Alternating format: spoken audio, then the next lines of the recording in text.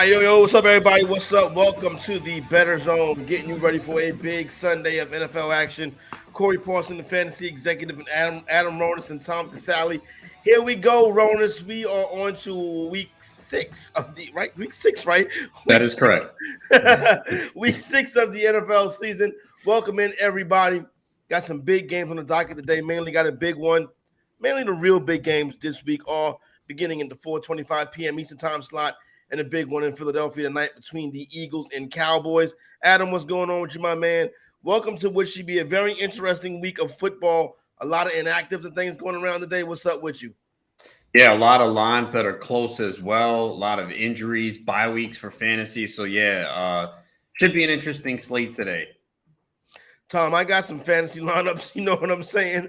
That I set this morning, and I was like, man, this doesn't look good. Going to be a rough week. How you feeling coming into week number 6? Yeah, well, last night, I always check my fantasy lineups, and in one league I looked and I saw Chase Edmonds. God Almighty, I got to get him out of. give me somebody with a heartbeat. So bye weeks are starting. Adds to the intrigue and the fun. And it's an interesting, like Ronan said, I think it's an interesting day. There wasn't a ton that popped out at me, like for betting wise. I think there's some kind of weird matchups here. So it'll be interesting. I know, hey, Corey, we said it yesterday on Homecoming, maybe shake up Saturday, baby. Yeah. We got a little shake up. Let's see what happens today.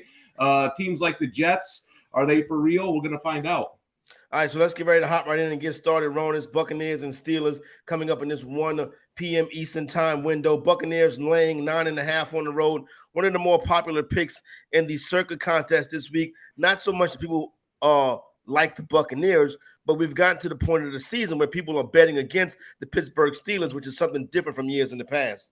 Yeah, and you can understand why their top 3 corners are out. Mika Fitzpatrick's out. And we've seen this defense without TJ Watt is just not the same. And they got crushed last week in Buffalo. We just haven't seen that big performance from the Bucs yet. I think we expected it last week, and it looked good early on with a 21-0 lead, but then the backdoor cover by Atlanta as it was only 21-15. We did see the offense get going against Kansas City 2 weeks ago. They have Mike Evans healthy and Godwin. Of course, no Julio Jones, but that's not a surprise at this point. But I do expect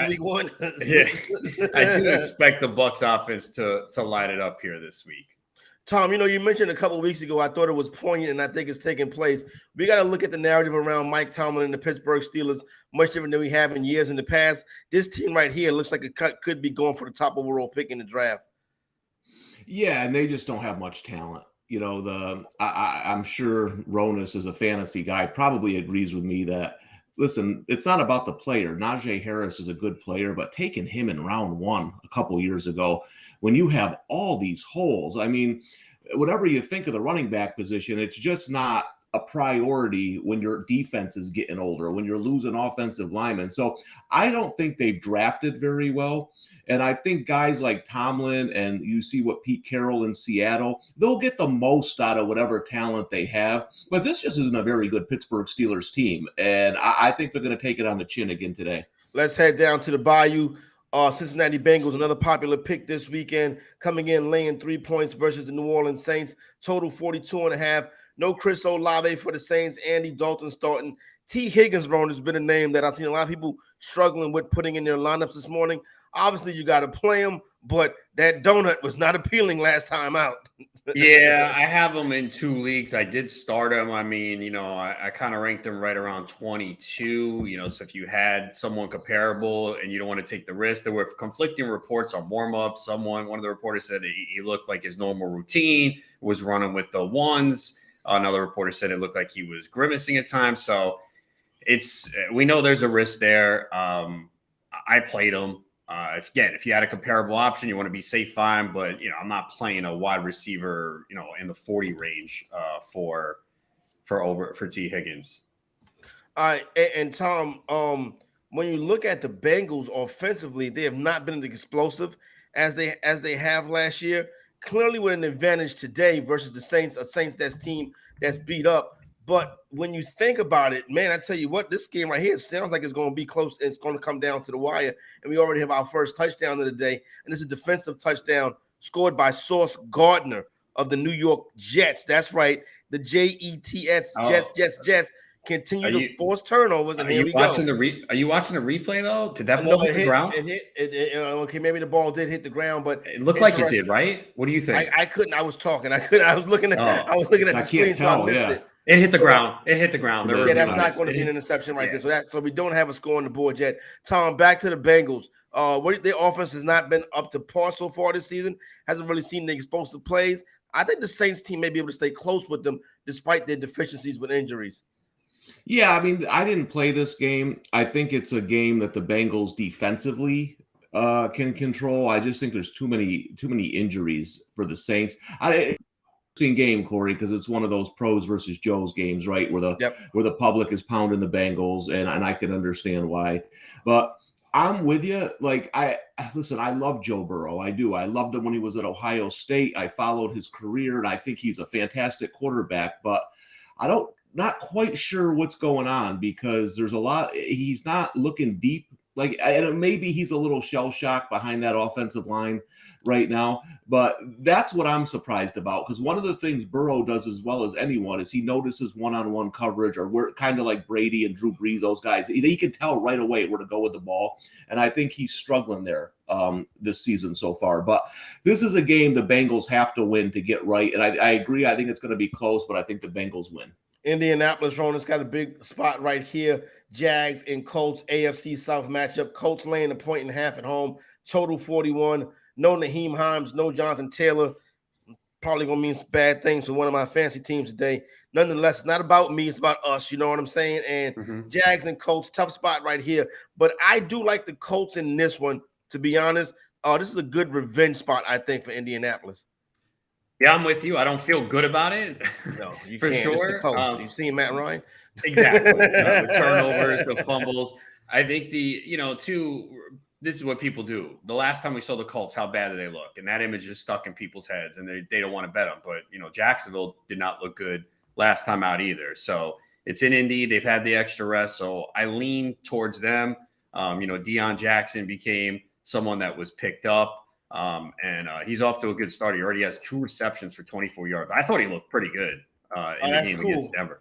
Yeah. I bet Deion Jackson over 14 and a half receiving yards. So that might be home already. It cashed already, baby. Yeah, bingo. Let's 2 go. for 24. Right. Let's go. We're just in just like that. So that's always. And here's the crazy part: they have come out throwing. They have not attempted a rush yet. Matt Ryan 6 of 7, and Pittman 3 for 16. As far as this game right here goes, Tom, total 41 real low. But I think the Colts has been one of the teams that you have seen struggle on offense. Like a lot of teams have struggled offensively this season. I've been noting that the points. I've been noticed that the scoring is down in the NFL this year. The Colts are a team that's really been a big part of that. We've seen them play these duds of a game or something like that. This one right here is expected to be a low scoring contest. But like I was telling Ronald, I do think Indianapolis can get in here and get a W and even up the season series. I agree. From a betting perspective, I always look at okay, when does it change from when there was value on a team to where the market is caught up and the value's gone? And I think that's the case today with Jacksonville. There's been some games early in the season where there's been value backing them, but now I think the overreact against the Colts gives some value to Indianapolis at home, and I think they win this game. That's going to be an interesting division going down the stretch. Could continue to say, do not sleep on the Tennessee Titans. I think they're going to end up coming out remaining the team to beat in that division, despite people writing them off this season, earlier this season, including myself. Cleveland Browns, Patriots. Man, I tell you what, Ramondre Stevenson, Ronan set up for a nice game. The only back, you know what I'm saying, that the Patriots have. The Browns can't stop the run despite laying 2.5 at home. I like the New England Patriots. I like Stevenson today. Bailey Zappi is the starter for the Patriots. Yeah, both defenses have been vulnerable against the run. Stevenson already has 3 carries for 9 yards. Jacoby Brissett has already thrown an interception, and that's what you worry about here in this Browns matchup here against New England. Both teams are 2-3 as well. I mean, it's the Browns, trying to stay in it and stay alive in the division until Watson comes back. And they've had some bad losses. Their defense, to me, has not been what I thought it was. And I know they have a lot of guys missing on defense today as well. That was one of the things that people said about this team coming into it. Obviously, one of the stalwarts of this team is that defense has not been living up to expectations so far this season. When you look at these two teams, one of the things that people have always said about Brissett is game manager, good against the spread. That hasn't been the case so far this year, Tom, turning the football over and losing games. Yeah, and see, the thing for me, and maybe I'm a little biased because I was in New England and used to hear some things on how we would game plan, but I think Bill Belichick is the best defensive coach to ever live. And I can promise you, he knows all the strengths and weaknesses when it comes to Jacoby Brissett because he drafted him, right? So I think that's a negative for Cleveland coming into this game. And you mentioned the defense is stopping the run. I think you're going to get a lot of running from the Patriots today. I just think, Belichick, I kind of like him in situations like this when he's down quarterbacks because he's able to scheme defensively, play the game a little close to the vest. It fits more of his personality than when he had Brady. I think this sets up well for New England today. I actually have them too, Corey, so we'll be rooting this home together. Yeah, we will be. Actually, I took this the Pats on the money line. So that's shocking, Corey. What? Me taking the Pats on the money line? Yeah. Hey, this is a good spot for them right here, Ernest. I'm trying. Trust me, I think about it. I've heard that for the last 5 weeks. Hey, they're playing better than the last time we saw Mac Jones throwing them in the Did you rip up that Mac Jones MVP ticket yet, or what? All right, relax, Ernest. I got to hear this from you too. You know what I'm saying? Everybody with this Mac Jones MVP thing. When he win it next year, then you'll be like, oh, and then you're gonna take credit for it yourself. You know what I'm saying? So okay, hey, Ronald, and nobody asked you anyway. Let's talk about Packers and Jets. I'm just curious, man. I've been hearing about it all the time. Let's talk about Packers and Jets. Jets playing well offensively. They're looking for their third straight win or fourth straight win, maybe. Yeah, the Jets getting it done. The Packers, though, on the other hand, have always been Aaron Rodgers historically good after a loss. Embarrassed last week, should get back on the ball this week. Should. I mean, it depends. I saw the line 7.5 earlier in the week. With that half, I take the Jets to keep it competitive. Packers just don't blow teams out either. Their offense is a mess. Like, I didn't understand what they were doing last week in the game against the Giants in London. They were running the ball very effectively, and Rodgers in the second half just came out, was chucking it deep. It wasn't working. It's like he was playing street football. So they need to get back to the run with Aaron Jones and A.J. Dillon here. What do you think about this one, Tom? Jets and Packers. I don't have a play on it. But if I would have, it would have been with the New York Jets. It sounds crazy. I have the Jets today. One of the things I look at teams so last week, they played the Giants. And one of the things about the Giants that I think went under the radar because people look more at head coaches, they hired Wink Martindale, the defensive coordinator from the Ravens, right? So they have a good defensive head coach. And I thought they gave the Packers problems last week.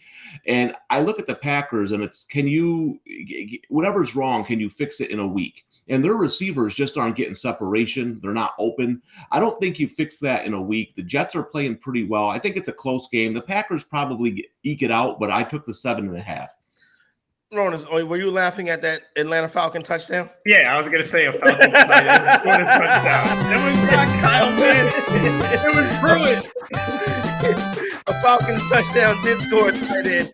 Hey, Rodas, I got the other tight end in that game, George Kittle. What do you think about that? 42.5 yards. The Falcons have kind of struggled against tight end. Do you think he breaks out at all today? Well, the touchdown for Atlanta is a good thing for you because you want San Francisco to maybe play from behind. Yeah. Look, Kittle is one of the best tight ends in football. The problem is they make him. He's such a good blocker. He blocks so much. I don't think he's had more than 7 fantasy points in a game this year. Yeah, no, that's going to be tough right there. New England Patriots right now down on the goal line. Anybody sitting on a Ramondre Stevenson anytime touchdown scorer, perk your ears up. It could be coming early in the first quarter.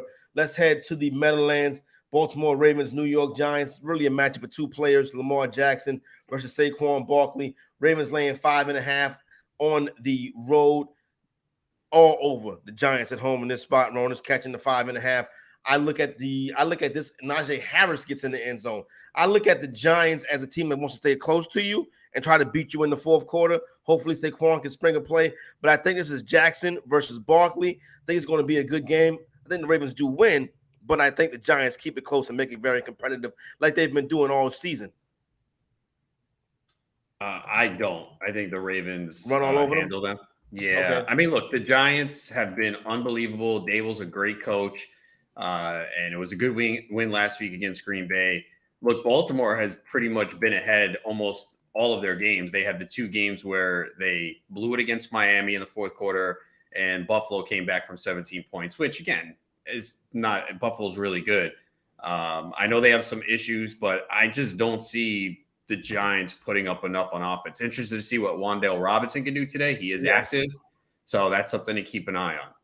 So I'm curious your thoughts, Giants and Ravens at the Meadowland. Yeah, this was a tough game for me to handicap. I know a lot of the smart guys are on the Ravens today. The thing, I think what you said, though, Corey, is correct. We always praise offensive guys when they're scoring 50 points a game. But for me, the sign of a good offensive coach is when he knows what kind of team he has. Dable knows he's not going to score 35 points a game with this team, right? I don't think he has the quarterback he wants. So I think you hit it right, Corey. His game plan for this team is stay close. Our defense is pretty good. Let's not turn the ball over. And those teams are hard to blow out. I lean the Ravens a little bit today, but I still don't think the Giants are getting enough respect in the betting market.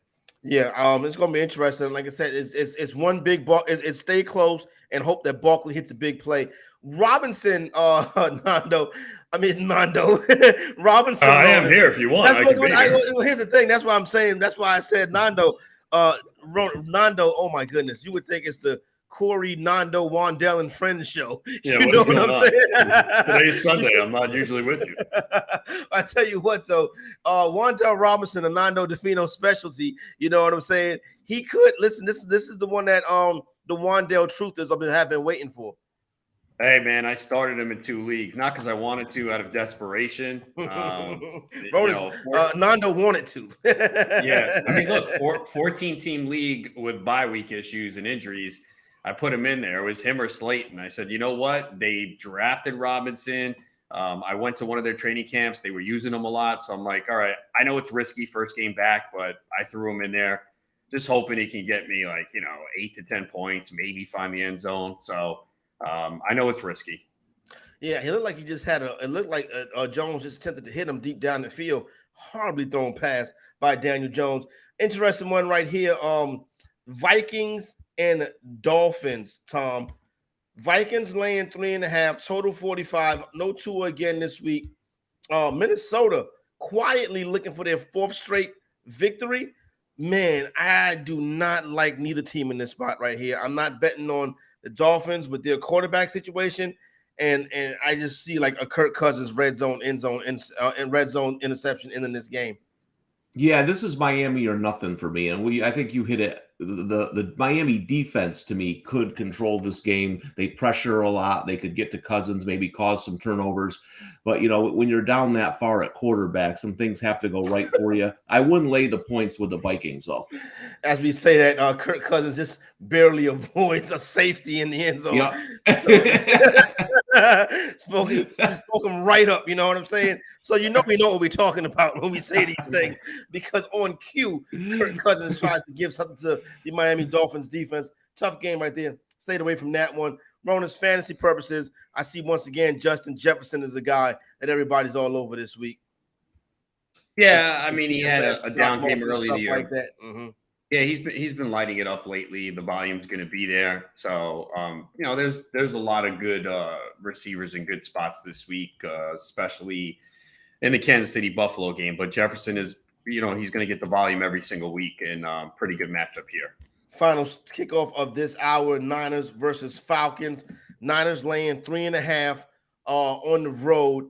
Tough spot for the Niners. Was in Carolina last week. Do not believe they made the trip back to the West Coast. They stayed on the East Coast. Believe they may have been in West Virginia before traveling down to Georgia, Tom. And we've already seen the Falcons. Not only was that number steamed down from 6, I think it may have closed at 3 or 3.5 today. Everybody, sharp money, respected money all over the Atlanta Falcons. Atlanta already with a touchdown on the board in this game right here. I'm on the Falcons big in this one right here. I think it's the play, and so far so good. What do you think, Tom? Niners and Falcons down there in Atlanta. Yeah, I got the Falcons at +5 earlier in the week. Good. For me, I think it's going to be hard for San Francisco to lay more than a field goal on the road with their offense, because unless they're running the ball down your throat, Just don't know if Garoppolo is going to make enough plays in the passing game to blow teams out. So I would expect San Francisco to play a lot of closer games on the road, defense, run the ball. When you play that style, laying 5-6 points is tough. So I took the Falcons. The Falcons have been playing spunky this year, right? They're kind of like Jason Voorhees. They're hard to kill, but so I think they can cover this number at home. Yeah, I was on San Francisco most of the week, but the problem I had continuing to back them is all the injuries they have on the defensive side of the football, and Bosa's out. And Atlanta is the lone team undefeated against the spread. So I switched as the week went on and saw that number creep down. But yeah, I did get it in my pool earlier in the week at 5.5. So yeah, I got Atlanta 5.5 there. Ronald, I know you do a article every week on Survivor. What were some of the Survivor plays you got your eyes on for today? I mean, Rams, Tampa, and who was the third one I gave out? Rams, Tampa. It was not San Fran. My goodness, who was it? I would hope it wasn't San Fran. No, it wasn't. I had San Fran last week. Was it the Ravens? It might have been, actually. They might have been the third one, yeah.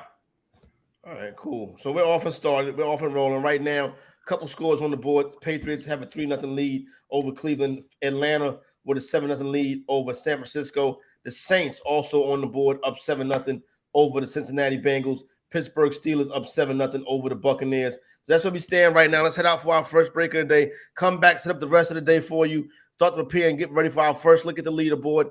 Get some live lines rolling. You know how we do. You got questions, concerns, comments about the games coming up later on this evening, you can pop them in the chat. You can hit that call button, hop on here with us. We head out for our first break. It is the Bettor Zone right here on the Bettor Sports Network. It's Moose and Keith with Mark Malusis and Keith Irizarry. Moose and Keith with you. Let's welcome aboard right now, Iron Eagle. One of the great stories that I have from doing notes on a plane, and you always get people looking over. They see color-coded uniform numbers, names, height, weight, age, background, hometown. And I had a woman sitting next to me on a flight, and I'm doing my notes, and she's kind of giving the look, then looking. And I can tell she's looking. And then finally, she'll say, so what is it that you do? Well, what do you think I do? She said, are you a wedding planner? I said, yes. I said, I have to put Rob Gronkowski at Tom Brady's table. I said, you know what? You're not correct, but it's the best answer I've ever heard. That's great. Corey Nando and Friends, presented by Mayo Media. Fantasy Life Fantasy Executive. It's going to be a football life. The fantasy executive is probably going to be the best football life ever. Who will be the guest? Everyone who was on yesterday, basically. Yeah, everybody that's on yesterday will be the guest. Scott Ingram, you know what I'm saying? Adam Ronis. Yeah, everybody, those people. Because what Nando, obviously you'll be there. You know what I'm saying? We'll go to the GST and shoot some scenes. You know what I'm saying? That'd be nice. We'll shoot some scenes in Midtown Manhattan. Antonio Brown can be on my football life, That'd right? be nice. Because that's a big part of my come up as a fantasy analyst. Everybody, the football life, the fantasy executive is going to be for the people. When they do the football life on the fantasy executive, I'm going to be hands on. Good. Yeah. You talking to you.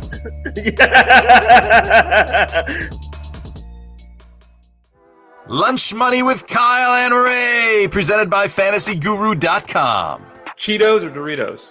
I truly love both. Cool Ranch Doritos. Wow. I grew up on Cheetos. I was a big Chester Cheetah guy. Oh, nice. But Ray, as I have aged into adulthood, I've moved away from the fun that is the Cheeto, and I've gone to the more cosmopolitan Cool Ranch Dorito chip. So I'm probably a Cool Ranch guy. How about you? I would go Doritos. I don't like Cool Ranch. The traditional, original, regular, whatever it is really good. But my favorite's actually the sweet chili, the purple bag. Oh, it's delicious. It's fantastic. Yeah. The one that sucks, and I think we can all agree on this, taco. Yeah. I know a lot of things, and I'm perfect at a lot of things. My Dorito trivia is a little shaky. Okay. A little shaky. But I think taco is the first flavor.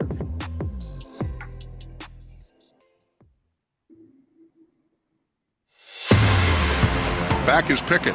Throws it to the flat. Najee's wide open. He walks in for that Pittsburgh Steelers touchdown. From 6 yards out, wide open. Pickett to Harris. We want to hear what you're sweating on NFL game day. Get into the Bettor Zone on Bettor Sports Network. All right, that Najee Harris touchdown, courtesy of the Pittsburgh Steelers radio network. Steelers up 7-0 versus the Tampa Bay Buccaneers. Buccaneers right now in the red zone. Tom Brady just missed Cameron Brate on a would-be touchdown pass. See if they can get it done right now. 2nd and 10 in Pittsburgh. So that's where we stand right here as the Buccaneers try to, as the Buccaneers try to tie this football game up or at least get some points on the board. Already have one game in the books this week. Washington Commanders 12, Chicago Bears 7. Ronas, I had a tough week this week. It's like, you can't criticize Justin Fields, right? And I understand he is just getting into his second year, but I took a beating for criticizing Justin Fields on Thursday prior to the game. He was okay in the game, but still not effective. If you was to ask me, can he get better? Of course he can. Anybody can get better. Your thoughts on what we saw in the Commanders and Bears game, and what's your feeling on Justin Fields? And I've had a chance to talk to you about that. I mean, he holds on to the ball too long. I know he takes a beat. He doesn't see the field well. He doesn't go through his reads. He wants to take off and run. Now, I know he doesn't have a lot of good wide receivers. I think Moody's good. They say he don't have no weapons. He doesn't, but, he made some good throws in there, hung in there, took a beating, but he definitely has a lot of flaws. I mean, Mooney should have caught that ball cleanly. He didn't. There was pass interference on Pettis that they didn't call. But still, man, those are two awful, awful teams. But, yeah, Fields has a lot to do to get better. Yeah, he does. So does Carson Wentz, Tom. He had 99 yards passing, did have a couple drop touchdown passes, hurt his finger in the game. Interesting to see what the Commanders do moving forward. But what was your thoughts on that game Thursday night, 12-7 victory for the Commanders over the Chicago Bears?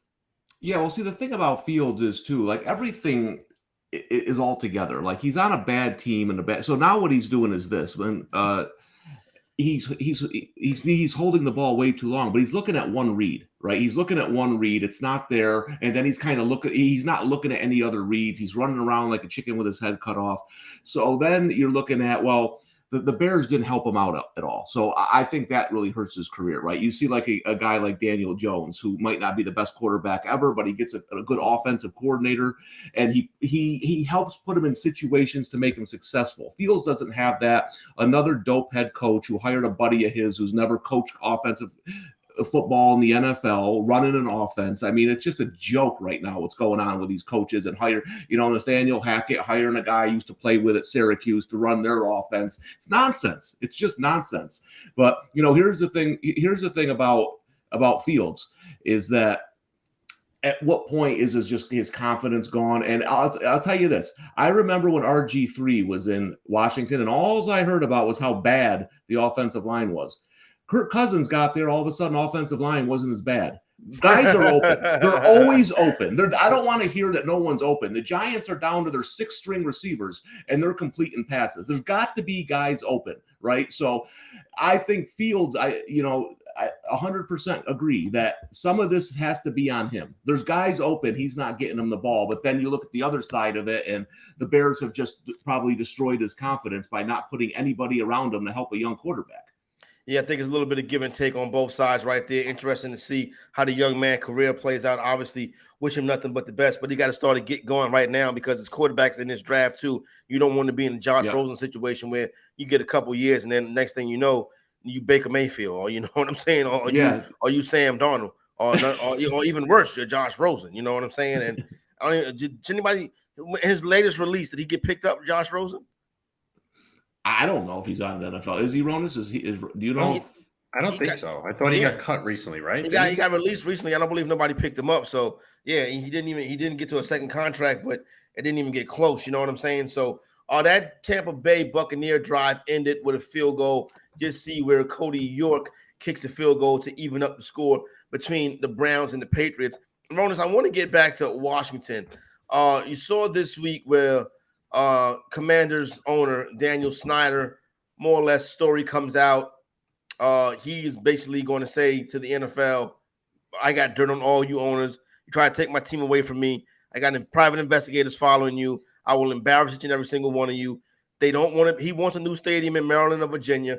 Nobody wants to build him a stadium. It's just a sad situation. One of the league's premier franchises can't get out their own way. The name change was a disaster. Everything they do seems to not work. What is your take? What's going on with the Washington Commanders? It's a disaster, man. On the field, off the field. It's just, I mean, they were fortunate to win that game. Now Wentz dealing with an injury. Maybe he misses time. It's just terrible. Even from a fantasy perspective, Terry McLaurin has underachieved. You know, Curtis Samuel, that was the prop everyone was on. And, of course, he dropped passes and only has 2 receptions. So, yeah, I mean, it's a mess all around for Washington right now. You know, Tom, as Cowboy fans, we want to see the Commanders at least be competitive. They don't have to be good or successful, but at least be competitive, for Christ's sakes. You know what I'm saying? And this is a disaster year after year after year after year. And it's like it's one of the most rabid fan bases in sports when they get it right. But what you're starting to see now is you're starting to see the building not sell out. Fans from the other teams pack the building. They got more Tennessee Titan fans was in their building last week than it was Commander fans. The Tennessee Titans, bro. It's the team with not too many fans they sell. Sad times in DC, Tom. Yeah, and I mean, it's listen, I'm a Cowboys fan, but I'm a football fan. I like to watch good football. Like, I'm more interested this year with the NFC East being so good, right? You know what I mean? Like, it makes for better games. I remember back even when the Cowboys won those Super Bowls, they went into RFK. Washington didn't have a ton of talent. Joe Gibbs, that place was, the camera used to literally shake because they used to jump up and down on the stage. And I remember Dallas lost a game there late in the season in Washington. And when I was growing up, and even when the Cowboys were good, it was the place I hated playing at the most. I hated when they went there because it was just so tough to win in Washington. And like you said, Corey, now you're going there and you got 70% Tennessee Titans fans. That right there, that always tells you, because that starts to, that really shows you, like last year with Joe Judge. Remember at the end of the year, nobody was at Giant Stadium. Listen, Giants fans bleed that team when they stop going to games. I mean, that really says a lot. So I always look at that stuff, and that's how far the Washington has fallen. But you're right. I wish they were better, but I think, how many teams are going to sign Carson Wentz? You're right. Is he the worst quarterback in football? No, but I don't know. Those are the types of things you got to look at. San Francisco 49er fumble picked up by the Atlanta Falcons, scooped up, fumbled again, but recovered by the Falcons in the end zone. Atlanta possibly with a chance to go up 14-0 on the San Francisco 49ers. So this is good for us. I mean, we got really the Falcons, and now, hey, listen, when you get down all these points, maybe you could just put in a blocking tight end and have George Kittle go out the passes. What do you think about that? How about that, Tom? Then that should be. I remember, I don't. Hire the new Dan Campbell. Let him block. Let George Kittle go out and catch passes. Oh man, I tell you what. Oh, I see where Bailey Zappi just fumbled, so I'm not sure what it was at on the field. But the Bailey Zappi love affair is going to end today. Is that what's going on, Corey? You and I are going to take a bath on Bailey Zappi. The Western Kentucky Hilltopper off to a slow start in this game right here. We do have 14-0 right now between the Atlanta Falcons and the San Francisco 49ers. That down there, that real, game down real there. Quick, Corey, Go ahead, Tom. I just wanted to get Ronus's thoughts on McLaurin. Obviously I have him in a league or two, and it hasn't been. I thought he might lead the NFL in targets, but it's not happening. What advice do you give to owners who own him? Cry. Well, I've already done that. What's next? Okay. Whoa! The foot goat missed the kick. Yeah, Justin Tucker. It was 56 yards, and the game wasn't on the line. If that was the fourth quarter, too. The Meadowlands is a tough place to kick. Yeah. The wind. We've been there at the wind. But if that was a fourth quarter game on the line, he would have nailed that down the middle. So no need to worry there. But yeah, look, you do have to worry if you have McLaurin right now because you got Curtis Samuel getting targets. I mean, this week should have been a good one, right? No Dotson again, no Logan Thomas. Obviously, Thursday night game We've just seen, I'm tired of saying it. I'm like, oh, the number's too low, 37.5. Everyone's on the under. Gotta stay away. And then it goes under easily every damn week. So said it the week before, Colts, Denver. Everyone's taking the under. Yeah, and it keeps going under every week. So we'll see this week. Thursday's Arizona and the Saints. We'll see how low that number is. But yeah, I think you got to be concerned right now. And let's see what happens too with this Wentz injury as well. Yeah, that is something to keep an eye on because that's we can go back to Tyler Heineke next week. And listen, to be fair, Wentz has not been playing terrible. Mm-hmm. He's putting up yardage and stuff like that. But it's just like the turnover is coming and he's not winning. That's what's important as well. Was it me or are they feeding Brian Robinson the football too much? Like it's like Rivera wanted to see him like this. I mean, it's a great success story, but like, shouldn't you be passing a little bit more when they're stopping the run? And Gibson looked better. He's better. Gibson is a better player. That's crazy. Ronis, it's funny you said that because they gave him the ball like 2 times, like in a 3-play span, and he must have gotten like 28 yards or something. And then they took him out, and they didn't see him again. Like, where did he go? And then Rivera said afterward that they got to get him more involved. I mean, really? Like people, and then someone on Twitter's like, "Oh, he wasn't good last year." I'm like, he played through an injury last year. I mean. Come on, man. I don't get it. Like, get him on another Don't you team. think something's going on there? Because out of nowhere, it's like it started like in camp. It's like all of a sudden everybody in the building hated this guy. He's clearly a better player. I don't understand it, but you don't understand anything that's going on in Washington. That seems to be the problem, right? So because you even look at the situation with Ron Rivera's press conference last week. Hey, okay, why aren't you up there with the rest of the NFC East? And he's like, because of the quarterback. Yeah. Bro, you brought them his shoes. You brought the dudes here. And also, do you realize that Cooper Rush and Daniel Jones are 2 of the other quarterbacks? Yeah, exactly. Exactly. You got a team throwing the football to Noah Brown and a guy named Wandale Robinson. Like, what are you talking about? There's one good quarterback right now in the NFC East, and he's pointing out the quarterback. Yeah, exactly. So, tough sledding. Another interesting thing that took place this week, Ron, is the Cam Akers situation with the Rams is very interesting, intriguing to say the least. I don't want to speculate on what's going on. They say it's it's not an injury thing, it's a personnel thing, but it's football related. So is it just like you think it's just like a matter of a disagreement, or you think he's going to be traded? Trade deadline coming up November 1st. I mean, what are you going to get for him? A guy coming off the Achilles injury that it really hasn't done much. We know how running backs are just not valued as much. Yeah, it does sound like there's something that he's not happy about. Because remember, early in the year, week 1, he didn't play much. And it was, he's not paying attention to assignments and this and that. So he probably has like a bad attitude in practice and in film studies and everything. I remember there was a play week 1 where he barely went to go block a defender. So, I mean, it seems like that's what's going on here. And it sucks if you have Akers. As someone who has a lot of Henderson, I'm pretty happy, even despite seeing some of the reports that they might split it today. I would think Henderson gets the first shot. And we've seen the Rams, when they go against the bad team, they have success. When they go against the good team, they don't. And today they're going against Carolina, despite the coaching change. And, Baker Mayfield being out, I think they win. I don't know if they dominate, but it's good if you have a guy like Henderson. On the milestone front, Myles Garrett just passed Clay Matthews Sr., for the most sacks in Browns franchise history at 62.5. So he gets it done early in his career. So shout out to Myles Garrett for that. That's interesting. Now that we talked about Rams, let's get into Rams and Panthers this weekend. Obviously, Carolina fires their coach, Matt Rule, out. Steve Wilkes comes in and he fires defensive coordinator. Like, I've never seen that before. Like, I wonder if Wilkes was like looking at him in the room, like, you know what I'm saying? If I ever got a chance to get this job, your ass is out of here, buddy. Like, he immediately gets rid of him. PJ Walker's going to start, you know what I'm saying?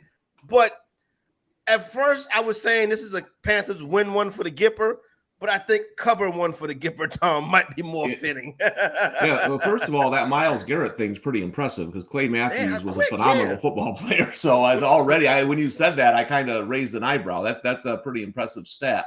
In terms of Carolina, I think it's a little different in college. Sometimes if you change a coach mid-season, because it's more of a rah-rah atmosphere. You get a guy in there, you get the troops all riled up. The NFL, man, it's a business. These guys know what it is. They know they're not going anywhere this year. I think a lot of them start to check out mentally. It's not like they don't show up to practice, but how invested are they in practice? Maybe that first game you get a little boost, but I don't know. I kind of think the Rams roll today. I'm with Rona. So you put a bad team against the Rams, and they're licking their chops usually. I think big days from their stars, and they win pretty easily. You know, it's like, Rona, it's a lot of times when you see a Ram game, right? And, you know, it happens with the LA teams, you know, no real big fan bases, no real big followings.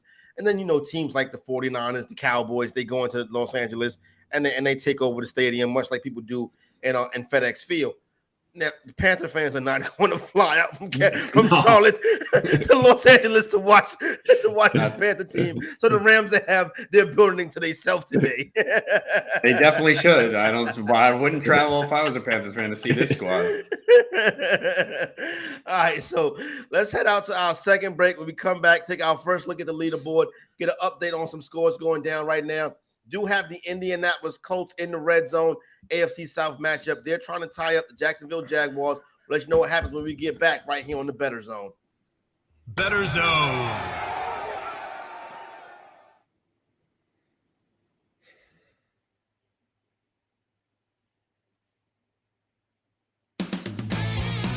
Talk about your picks, your fantasy teams, and your sports collectibles on Bettor Sports Network. By the way, if you are a commissioner out there, if someone does not pay, that's on you at the end of the day. It sucks.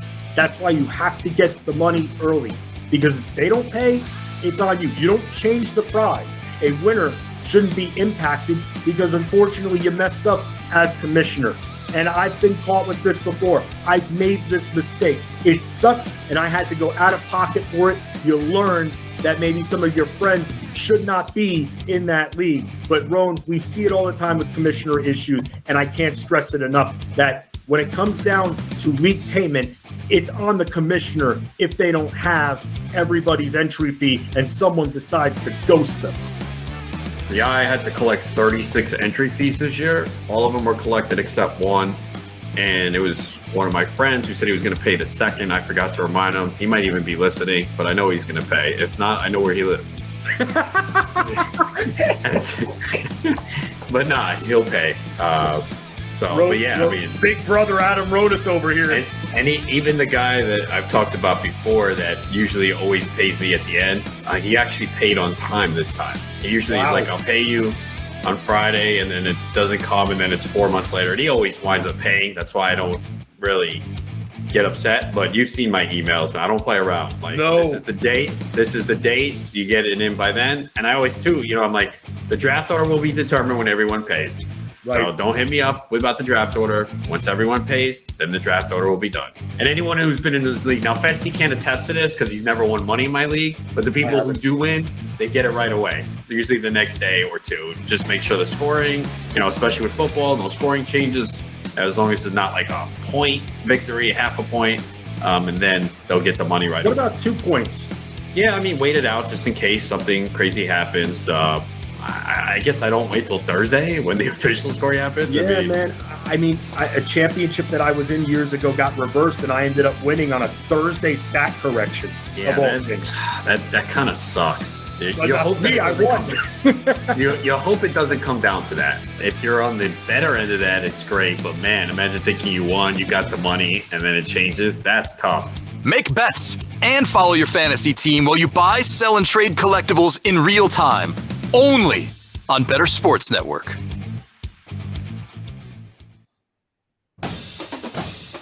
and goal here for Atlanta. Mariota floats towards the end zone. Hauled in. Touchdown, Michael Pruitt. Garoppolo under center. They're going to hand the ball to Wilson. He cracks the line and pushes through the ball. Locked down. Terrell's got it. AJ. Did he step out of bounds or score? They recovered in the end zone. What's going to be the call? It's a touchdown. You got to be kidding me. We want to hear what you're sweating on NFL Game Day. Get into the Bettor Zone on Bettor Sports Network. All right, the University of Atlanta Falcons 14-0 lead over the San Francisco 49ers. Audio courtesy of the radio, the Falcons radio network as they get on the board twice. 14-0 lead versus the San Francisco 49ers. Back-to-back weekends for the 49ers on the East Coast. Interesting to see how this one plays out. That's one that we're sweating right here on the Better Zone. Want to know what you're sweating as well. You can hit that call button. Let us know inside the chat what's going on with you. That drive in Indianapolis stalled. So the Colts kick a field goal, score now 7-3. Jaguars with the lead over the Colts. Tied up in Cleveland between the Browns and the Patriots. So tied up in Green Bay between the Jets and the Packers. Vikings and Dolphins also scoreless tie in that one. By the way, Skylar Thompson went to the locker room for the Dolphins. Ooh, who's the next quarterback? Bridgewater. He's active. Oh, he's active. So Teddy B is active. Okay. All right. So it could be tough. Minnesota could get lucky again. This Minnesota team keeps winning. This is still not a good team. I guarantee you, you'll be disappointed at the end. But Vikings, Dolphins right now, scoreless tie. Jets, Packers, scoreless tie. Saints 14, Bengals 7. I feel like I didn't see the second touchdown. Maybe I missed something. Maybe it just happened. Okay, it just happened. So so it just who scored, Ronas? Shaheed, a 44-yard run. Rashid Shaheed.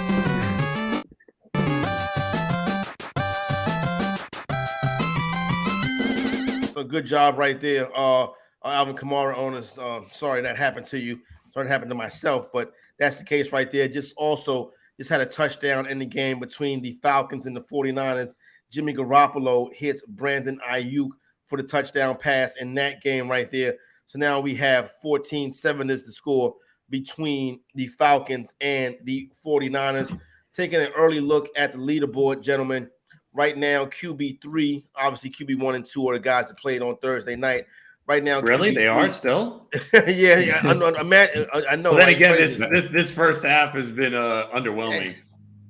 There ain't really too much going on. Tom Brady in the So spot. what do you guys think? Because I put this on Twitter last night after watching a day of incredible college football. Like, I get it, the NFL. Listen, a lot of players in college football on defense are going to end up in other jobs, right? The NFL has the elite of the elite, but where's the imagination? Like, you watch these, like, there's no way a Bears Washington game should look like that. I'm sorry. I don't care. You got to be able to have more offense than that. You guys agree? I just don't see any imagination from these teams like you do, like in Baltimore, where they get a guy like Lamar Jackson, or Buffalo, where they get a guy like Josh Allen. I mean, those teams have imagination on offense. They're using their skill position players. Some of these teams, I don't know what they're doing.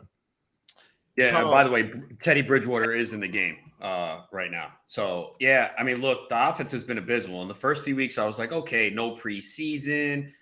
I mean, is it also that we have so many star players changing teams? I mean, this was an offseason where Devontae Adams, Tyreek Hill, Russell Wilson, we saw a lot. I don't know, but, man, I mean, this is abysmal. We got the Vikings-Dolphins second quarter scoreless, Jets-Packers scoreless, Patriots-Browns 3-3. The Tampa Bay has settled for 2 field goals on Pittsburgh. Ravens-Giants is scoreless. Like, what is this? We're in week 6 now. Yeah, right. And the Jets just blocked the kick of the Green Bay Packers, so that game is going to remain scoreless. And Corey, you know this. I've been going through it every week. And last week, dude, there's no good teams in the NFL. They all suck. I argued with Scott Engel last week about the Vikings. I guess you're on my side here when he's like, oh, well, they're 4-1. I'm like, Scott, who have they played? Well, they've won the games. Okay, but that's not the point. Are we looking at this Vikings team as a threat late in the year? I don't see so. I mean, the Packers always find a way. They're 3-2, but they suck. Any team in the NFL, can beat the Minnesota Vikings. You know what I'm saying? So any team can beat any team right now. I'm with you guys. I'm with you guys on the Vikings. I'm going to wait until they play a real team, and I'm going to back the Brinks truck up. That's let them keep racking up these hollow, meaningless wins. So here's my thing, right? Oh God, are you kidding me? Oh, I played them too. No, you didn't. Yes, I did play. I had to. Kenyon Drake. Kenyon Drake? I played him. I don't even know. Well, you played him. I don't even know what team he's on. Where is he? Oh my goodness, man. Oh, Yes. jeez, man. It's gonna pass Oh, I with see. Lamar. Now I see. He's on the team that with J.K. Dobbins, the guy I started. That's all right. Now I got it. I had a tough one, Ronan, so I had to throw him in the lineup, and it did pay off. But here we go. The reason why these things are happening this year, I firmly, truly believe this, is quarterback play across the NFL is down this season. Quarterback and play offensive line, right? Yeah, also and offensive line a lot play. of bad offensive lines across the NFL. Bad offensive lines and poor quarterback plays. That's why teams like Dallas, starting the backup quarterback, can stay in it every week. Dallas has the least amount of first downs in the NFL. Dude, and that's the thing. I'm a Cowboys fan. You guys are Cowboys fans, and I've been saying, I'm like, they're 4-1. We don't know how good they are. You don't. Nope. Rush has done nothing. It's all Right. the defense. Yep. Please don't tell me that's. Oh wow, what was? Oh man. So I can tell you. You gotta be. What is this with third string, fourth string running back scoring touchdowns today? Who scored? That's the Jacksonville Jaguars right there. They bust off a big run. I can't even tell you who this is. I know It's not ATM. Yeah, so Beastie, he runs it into the end zone, puts the ball down. 14. So they have two running backs that they give the ball to, and then the third guy scored a touchdown. Yeah, and they also give Agnew some carries, and they say, oh, you know what? Let's go to Jermichael Hasty here for this touchdown. Kenyon Drake, that's the worst part too. We have a little offense, and then we got these third and fourth string running backs putting up the points. But yeah, I mean, even with the Cowboys, I don't know how good they are, and they really haven't beaten anyone. And we're gonna find out about them tonight. I don't expect them to win. I know we'll get into that game later, but so it's not like I'm being a homer here. I feel the same way about Dallas. I'm surprised they're 4-1, but they're playing well defensively. It's not like Rush has done anything at all. Go look at his numbers. Even last week, they got the defensive touchdown early. He attempted 16 passes. Yep. Yeah, So and I can tell all our listeners, if you want to know someone who doesn't know anything about football, if they tell you Cooper Rush should be the starting quarterback of the Dallas Cowboys, you might as well unfollow that person because they're not smart enough to talk about football. They're not.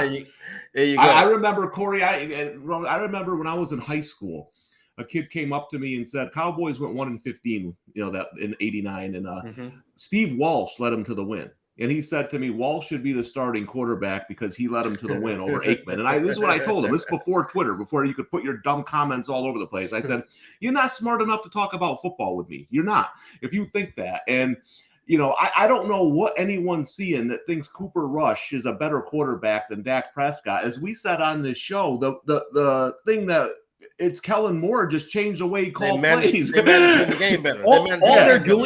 All they're doing is looking at wins and losses. That's it. That's all they're doing. Oh, well, they've won 4 games with him as a starter. He's 5-0 in his NFL career. Okay, what is behind that, though? I mean, this defense is playing lights I was going to out. say, if they're going by that, then they're saying Micah Parsons should be starting quarterback. He'd probably do a better job than a lot of what we're seeing out there. Speaking of the quarterbacks, let's get into it right now. Justin Fields, QB1. Are you kidding me, man? Right in QB1. By the way, so Thompson is questionable to return with a thumb injury. So he could get back in the game. Teddy Bridgewater holding it down right now for the Miami Dolphins. Fields QB1 right now with 19 fantasy points. Trevor Lawrence QB2 with 7 fantasy points, 40 passing yards, a passing touchdown. Joe Burrow QB3 right now, 77 passing yards, a passing touchdown, 5 rushing yards. Lamar Jackson is QB4. 98 passing yards, already 36 rushing yards for Jackson. Coming into the game, I felt this would be a big run day for Jackson, and that's happening so far. Yeah, it should be. He's done a good job all year. They're going to need him. Dobbins has kind of been limited in his return. That's the thing, too. The Ravens have really not had a great running game all year, and Jackson leads them. Dobbins has 7 carries, only 15 yards today. So, and we've seen the Giants really not do much yet. Barkley just 3 carries for 8 yards and 2 receptions for 8 yards. So Baltimore has kind of dominated play here. They've run 26 plays to 9 for the Giants. And here's the thing about it. The score, though, is still 7-0 Baltimore Ravens. They just got that touchdown. The Giants let's see if the Giants do what they like to do, which is stay close to you and then let Barkley take over in the second half. Marcus Mariota, QB5 right now. 71 passing yards, only 5 rushing yards, Tom. We haven't seen the rushing from Mariota the past couple of weeks like we want to. I almost feel like, Tom, like Atlanta wants to play the game without Mariota. So they try to do everything they can to not involve him, but he has been solid as far as a quarterback goes in 2022. Yeah, I'm a little surprised too. I thought he would run more this year. That they've decided not to. Maybe they don't want to get him injured. But like we said before, the Falcons are kind of one of those teams. They don't have a ton of talent, but they're sticking around. They're fighting hard. Now, I will say this: when teams are doing that, I think they can do it for about half a season. If they start to get a couple injuries, then I think it's time to bet against Atlanta, because those kinds of teams don't have the depth of some of the better teams. But again, as Rona said, I don't know who the better teams are, because there's no good football teams in the NFL except apparently the Eagles. So I don't know when to fade them, to be honest with you. Teddy Bridgewater just took a big shot just now too, so I wouldn't be surprised if they might want to take a look at Teddy Bridgewater. Oh boy, he's getting to the point in his career where he's he can't have too many more of those. Yeah, exactly. So I've always liked Bridgewater, but I'll be honest with you, he just doesn't look right this year. You know what I'm saying? Just even on that play where he takes the hit, he backs about the huddle, he falls down. You know what I'm saying? Takes a big shot, and I'm just like, man, I think Teddy. We've definitely seen the best of Teddy Bridgewater. I'm not even sure how much he can continue to be a backup quarterback in the NFL. I hope it does work out for him, because I want to see him make money. You know what I'm saying? Yeah. I wish I could Let me ask you guys. I mean, it looked like he got helmet to the head. So if he's out, who is playing quarterback for the Dolphins? Does anyone know? Because I don't. Did they have a third quarterback active? Oh, well, I guess they probably did, right? I have no idea, but you might be looking at a live betting situation for the Vikings, because I don't know who's coming in at quarterback for Miami if Bridgewater can't play. Well, right now for the Dolphins, Jason Sanders setting up for a 44-yard field goal down there at Hard Rock Stadium, and oh my goodness, another Brandon Ayuk touchdown. I think I benched him in a league. I'm sorry to hear that, Ronas. Man, is it setting up to be one of those Sundays? Feels like it already, man. Jeez. Back to the quarterback. I did start him in a couple, but I do have him on the bench in the league, because I had a lot of those backup running backs that wound up in big roles. You know, Benjamin, Darrell Henderson, Deion Jackson. You know, it's like, all right, I'm going to start these guys, and it was a good matchup though for Ayuk, and it helps that they fell down 14-0, but it looks like they'll tie it right up. Yep, right. They come right back. They're going to have a 14-14 score. That game down there in Atlanta between the Falcons and the San Francisco 49ers, former division rivals. QB7 right now, Kenny Pickett. Pickett has 16 rushing yards, 43 passing yards, a passing touchdown.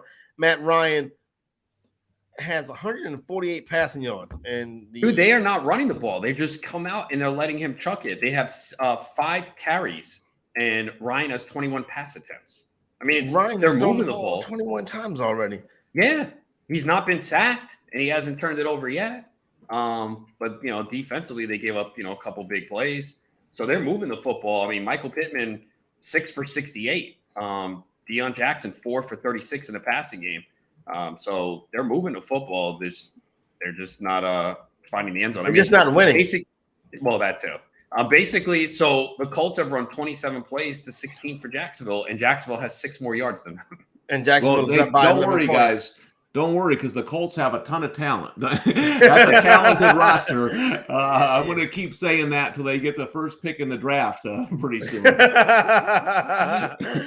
right, so there we go. Who was the last quarterback? Oh yeah, Andy Dalton. Actually, the Saints moving the ball pretty well. 26 passing yards, a passing touchdown for Dolphin. Skylar Thompson, we told you, already out the game, and Carson Wentz from the other night. What was you about to say, Ronas? No, so I've been talking about that Nick Chubb prop that I've been playing every week, and I did it again. It's over 18.5 rushing yards for as long as, and he doesn't have it yet. He only has 8. But the other guy that I've been looking at every week who continues to go, and I didn't play it this week, is Barkley. It was actually, I think, 16.5. He just had a 22-yard run. Like, Barkley's doing this every week, so I think that's something that you have to look at. Kind of regardless of opponent, because Barkley's going to get the ball. Yeah, every single week. So I think that's something that we can start to look at every single week as well, because he's just breaking off big plays. Yeah, That's that's a good I one. remember you said that last time I was on, and I completely forgot about it. So I'm gonna that's because you know what it is. call. I think a lot of people don't like. They're not popular, like longest reception. They're that's not as why, popular as the because I've been yards. talking every week, and Fency's like, "How come the Chubb line doesn't move?" And I'm like, I don't think a lot of people play it. Yeah, they don't get a ton of action on that compared to like just the regular prop bets. You know what else is interesting? It's something I'm going to keep my eye on here, guys. Is that Robert Saleh's had a lot of injuries since he's been there, and this Jets defense is healthy now, and they look good, man. They're rushing the passer. They look fast. That's something I want to keep an eye on moving forward. Tom, the Jets are playing with confidence for the first time in like forever. You see it in the body language of their players. You know what I'm saying? Where they've been the hapless Jets for so long. But I think that this team is now starting to come into these games thinking that not only can they compete, they can win. So I think if the season ended today, the Jets would be a playoff team. Does that mean it's going to be that way in January? No. But Ron, to see the development of a young football team is interesting. Well, I feel the same way about the Giants, right? Yep. Look at that team and the culture and the confidence they have, and they believe, and that's why they're in these games. And again, with the parity in the NFL, whether it's bad coaches we alluded to, bad quarterback, play offensive lines. I mean, these teams, when you have a good coach like Dable, it's giving you an edge. And yeah, the Jets too, man. They are, and they have talent too. It's just the offense, though, has not been the same with Zach Wilson. You think that's because the defense has been better and they've been in competitive games? I mean, Flacco was thrown the ball 50, 60 times. We're not seeing it. From a fantasy perspective, it's hurt the Jets wide receivers. Yeah, but they're managing the game better. The offense is actually playing better. They're not a top 10, but a top 15 offense in the league. This is a big test for them today. I think they're going to hang close in this one. Interesting to see how the rest of this game plays out right here. So right now, is anyone going to score? Is this game on Amazon? I was just going to say that the bigger concern is the Packers. That offense just looks bad. I've been down on the Packers every single year, and they roll through the regular season, and then I look smart when they don't do anything in the playoffs because they relied on Davante Adams so much. It gets you through the regular season. Is this a case, though? Do you guys think that it will take Rodgers time because he's got, outside of Lazard, a lot of new receivers? See, but I kind of feel like what Tom was saying earlier is you got guys like Wan'Dale Robinson.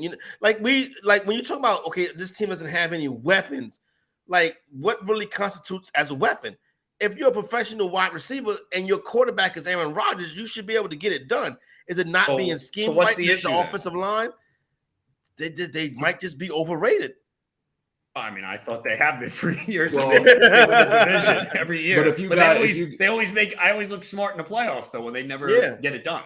But Corey, you make an interesting point because the game against the Giants on that fourth down, Romeo Doubs was open to the left, and Rodgers just locked on Lazard. Yeah. So is there a trust factor there where he's only going to trust one guy? You know what I mean? Like, it's guys like Rodgers usually know where everybody is and who's open and who isn't. And so that'll be something interesting to watch moving forward. Yep. So got the New York Giants in the red zone given what's going on with Davante Adams, maybe him and Green Bay were the right fit all along, right? Because the Packers are struggling without him, and we see what's going on in Las Vegas right now. I think he's going to be out a little bit for my fantasy team. Hitting the pockets. We'll see if they I haven't heard any word on any suspension, but he is going to be light in the pocket. But Tom, did you see the replay from the angle? Get in. Yes, baby. Who's that? Wan'Dale Robinson. Yes. Because I'm watching a replay of somebody dropping a pass. Yeah, so there you go, Wan'Dale Robinson. Sorry, I'm going to get reprimanded for that. Tie score in Baltimore. Between New York and Baltimore down there in the Meadowlands. Score 7-7.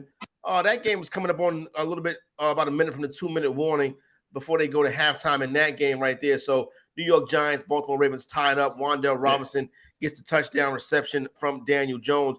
Tom, did you see the angle from where Davante Adams from behind?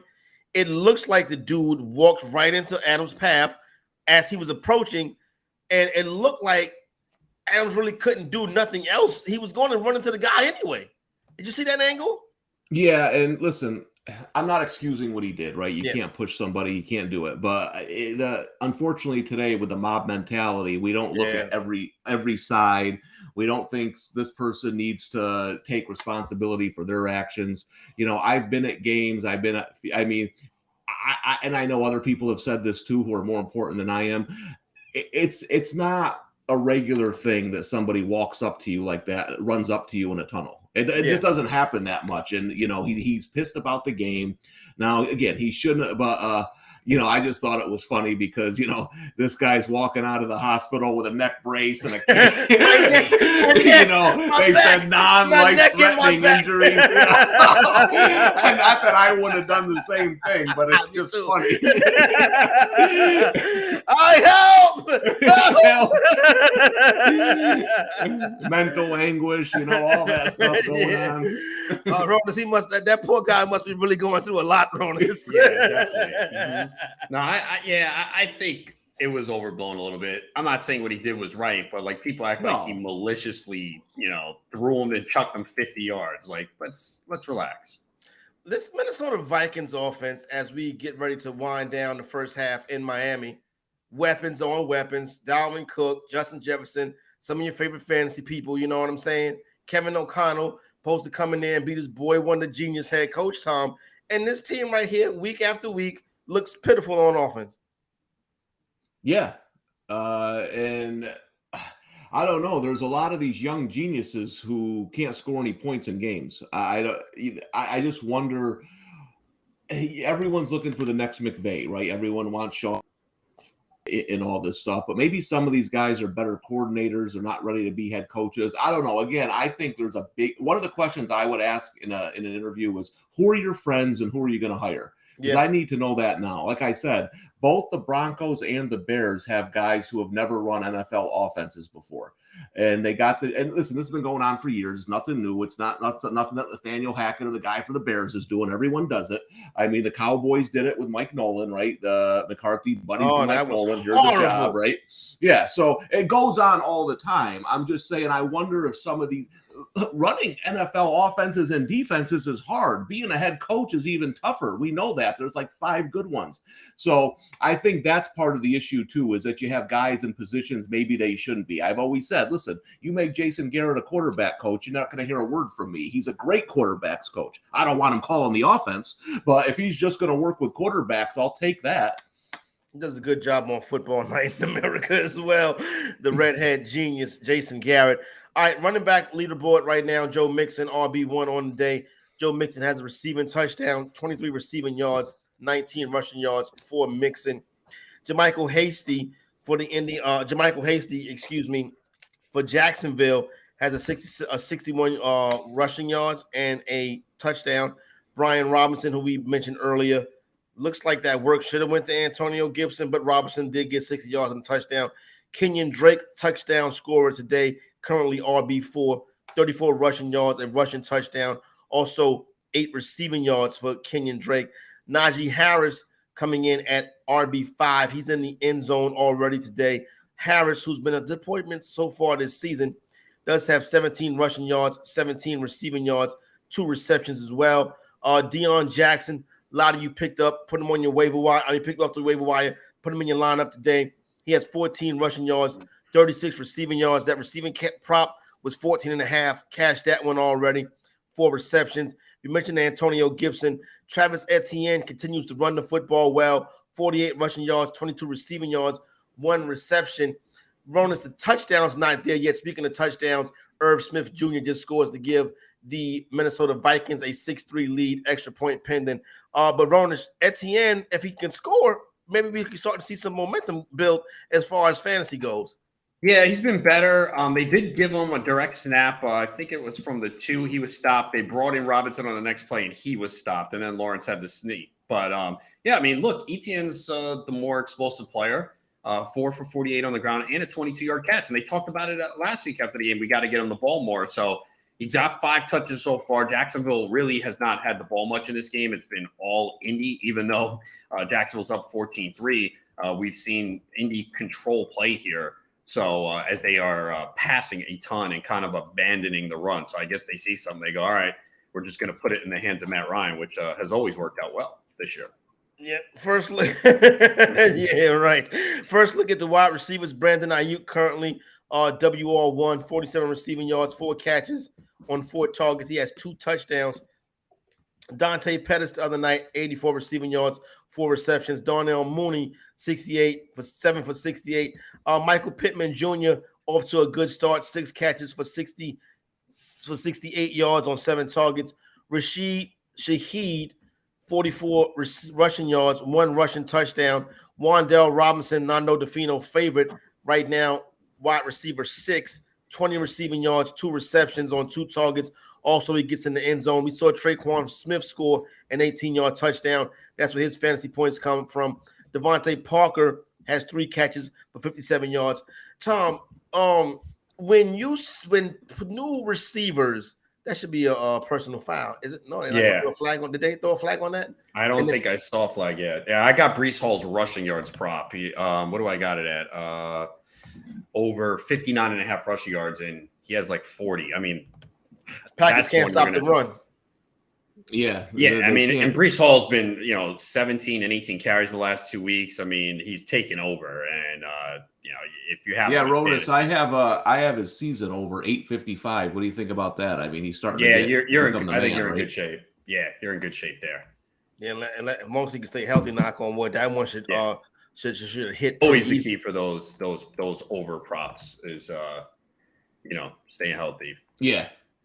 Tom, I want to ask you about Devontae Parker. His first season in New England, having a good game today, 3 catches, 57 yards. Now, in the past, we've seen talented wide receivers come into New England and struggle. Is it that hard to pick up the system? Why do we see so many talented players, particularly at the wide receiver position, struggle when they get to New England? Well, because I mean, at least when I was there, I know. Listen, they have Brady when I was there, but it's different. Yeah. They don't like guys who are going to freelance and do what they want to do. One of the things Randy Moss was there, and one of the things that I heard about him was, despite everything you hear in the media, Randy Moss is always where Randy Moss is supposed to be in the game. And they didn't make it complicated for Moss. They gave him like 3-4 routes, but Brady knew he was always going to be there. And I think that's a lot of their system is they prefer smarter receivers who are going to be in spots. That's why, Chad Johnson didn't last there long. What about Reggie Wayne though? That's the one that's interesting to me. Reggie Wayne, future Hall of Famer, very smart football player, smart offensive mind, smart wide receiver. Was it just to the top? Was he just past his prime? Was that I think that's what it was. Okay. I think he was just done at that point. And, that's what Bill does a lot is he'll take a shot on some of these older guys who may or may not have anything left in the tank. We saw it in Tampa Bay, right, with Julio Jones. Maybe he's got something, maybe he doesn't, but let's give it a shot. So he does that a lot too. So, yeah, I don't think the system is overly hard to pick up. I just think that they are set on having a certain kind of receiver that they want them to do. And listen, Bill wants you to do what he wants you to do. He ain't going to take guys who freelance. So if that's going to be your game, you won't last long in New England. So I think we can't hit the touchdown sounder. Probably missed this one, but I do see on my board where if you had Ramondre Stevenson as an anytime touchdown scorer, you can cash that one. New England 9, Cleveland 3. Have not seen. Oh, yeah, here we go. Nick Folk hits the extra point. So you have now New England has a 10-3 lead over the Cleveland Browns. Coming up on the 2-minute warning in that game. We get ready to head out to halftime. Wide receiver 11. Back to this right quick. Wide receiver 11 on the day. Jalen Waddle, 3 catches, 52 yards. Right now, WR12 is Deontay Johnson, 4 catches, 23 yards. Also has 8 rushing yards. Our first early look at the tight ends. I mean, who else? Mark Andrews right up there right now. Tight end 1, 4 catches, 62 yards. Had Andrews on jock market today. So we'll see how that plays out. Irv Smith Jr. has also gotten in the end zone. He is tight end 2. He has 2 receptions, one of them in the end zone. Michael Pruitt, that is correct. Michael Pruitt. They got, come on now. Let's do better than this, people. This is not how you're going to spell Michael, are you? Are we really spelling Michael like this? Remind me to bring this up on Corey Nando and Friends tomorrow. Michael Pruitt, spell M-Y-C-O-L-E.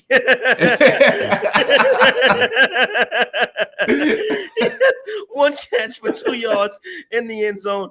David Njoku, Ronas, hey, you know what?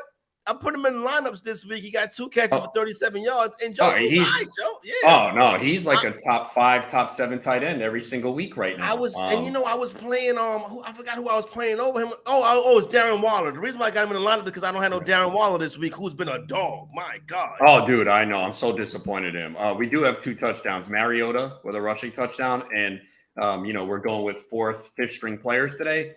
Paris Campbell. A Paris Campbell signing. Matt Ryan gets it done. The Indianapolis Colts looking to come back in that game right there. That score right now, 14-9, extra point pending, and that score in Atlanta, Ron, is 21-14, correct? That is correct, yeah. And, a lot of offense in that game. I wasn't expecting a lot of offense, a lot of points. Well, San Francisco's defense is so banged up. So they have a lot of injuries on that defensive side of, and it seems like it's every year at the 49ers they have a plethora of injuries every single year. Yeah, every year. It's amazing. I do think Arthur Smith is doing a pretty good job in Atlanta. He is. They are for bettors, like I said, 5-0 against the spread, looking to go to 6-0 today. And the thing is they look like a football team. You know what I mean? Like maybe they don't have the most talent, but they can play football a little. And I don't know, man. I watched the Bears play. I was thinking, what is this? This isn't football. Yeah. And you see that here's the thing, and that's kind of the thing with the Pitts people, right? And trust me, I want Pitts to be good. You know what I'm saying? I want him to do his thing. The problem is they're not playing. The game plan is to manage the game. Get to the fourth quarter and try to win the game, figure out a way to win the game in the fourth quarter. They're going to the open guy. They're game planning the game, and the game plan don't include Pitts. It's unfortunate, but as long as they're winning, it's kind of why would we switch it up? To satisfy fantasy owners? That's not how it works in the NFL, Adam. Yeah, at the same time, though, you drafted a tight end in the top 5. Like, was Smith the coach when they did that? He was coming in, right? Yeah, he was coming in. Yeah, so he was signed off on that. So that's what I don't get. It's not like they're, you have London and you have Pitts. You should be putting the ball in their hands. I don't understand why they don't use them enough. And I have Pitts in 1 league, so it's not like I'm sitting here heavily invested. But from an NFL perspective, and it's not like they've been ahead in every game. They've been trailing in some games, and we still don't see a lot of Pitts. Tom, tight end 5 right now is George Kittle. He has 3 targets, 3 catches for 25 yards. What did you play his prop at? I think was it 46.5? 40. I got it at 42.5 at DraftKings last night. You got it last night. Yeah, so I'm in the game here. I got a couple more catches maybe, and we'll get the game script is perfect for you. They're down 7. That's what I was worried about when I put it in, is if they get up 21-0 and just pound them. So I can't complain about what's going on. That's not Mark Andrews. I say another catch. Kenny Drake has another 30-yard run, bro. Like Kenny Drake, yes, he's having a what day. Is this? I needed it too, Corey's the greatest fantasy owner of all time. I told you to start Kenny Drake. You should have seen me earlier today. Like, oh my God, I got to play Kenny Drake. Like, I literally put Drake in the lineup and said to myself, I'm not going to check this score today. But sometimes it bees like that. Sometimes. Tight end 7, Mike. You need some breaks during these bye weeks and injury issues. We've all probably have starting players today that we don't want to, but just kind of have to based on injuries and the first week of buys. Yeah, and next week's going to be a tough one, right, Ronas? Because I know my son has a lot of Rams and Eagles, and he told me he's in for a rough week. And Buffalo. I mean, Buffalo. Yep. Yeah, it's going to be a rough week next week for buys. It's going to be a rough week for this show next week, too. I was going to say, those Eagles and Buffalo, those are the only 2 teams that score points.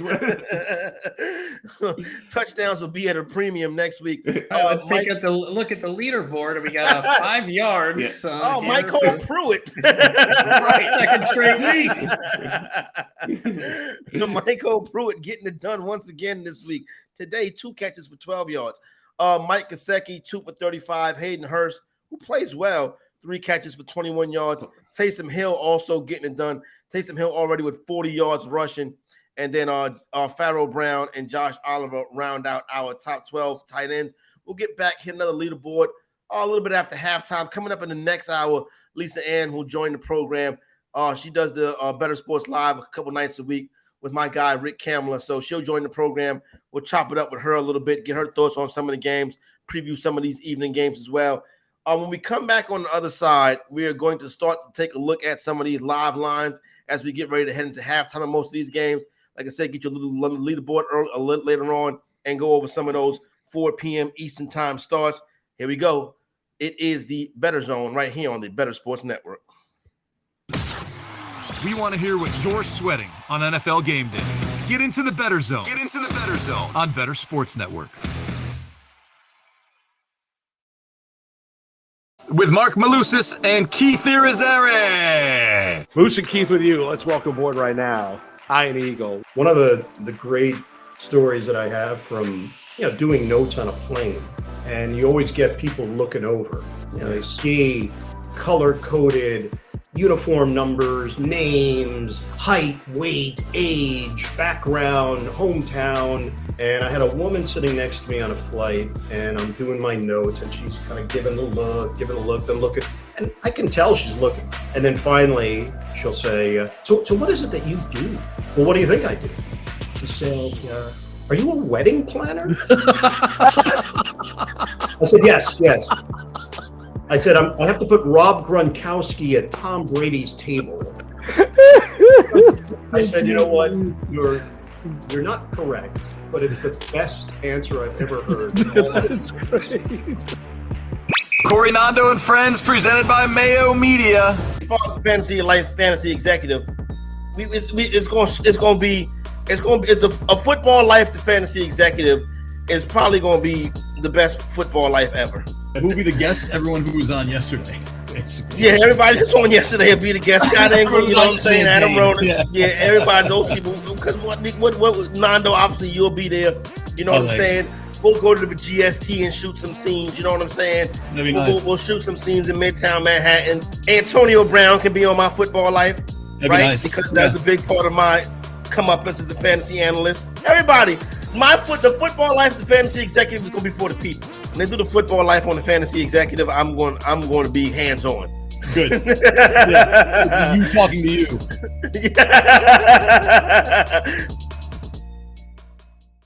Lunch Money with Kyle and Ray, presented by FantasyGuru.com.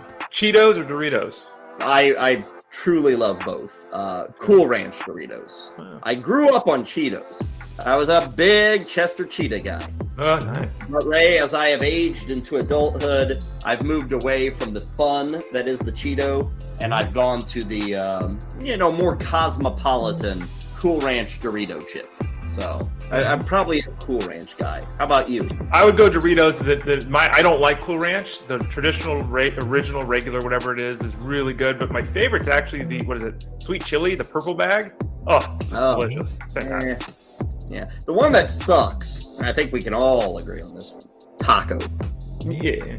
I know a lot of things, and I'm perfect at a lot of things. My Dorito trivia is a little shaky. Okay. A little shaky, but I think taco is the first flavor.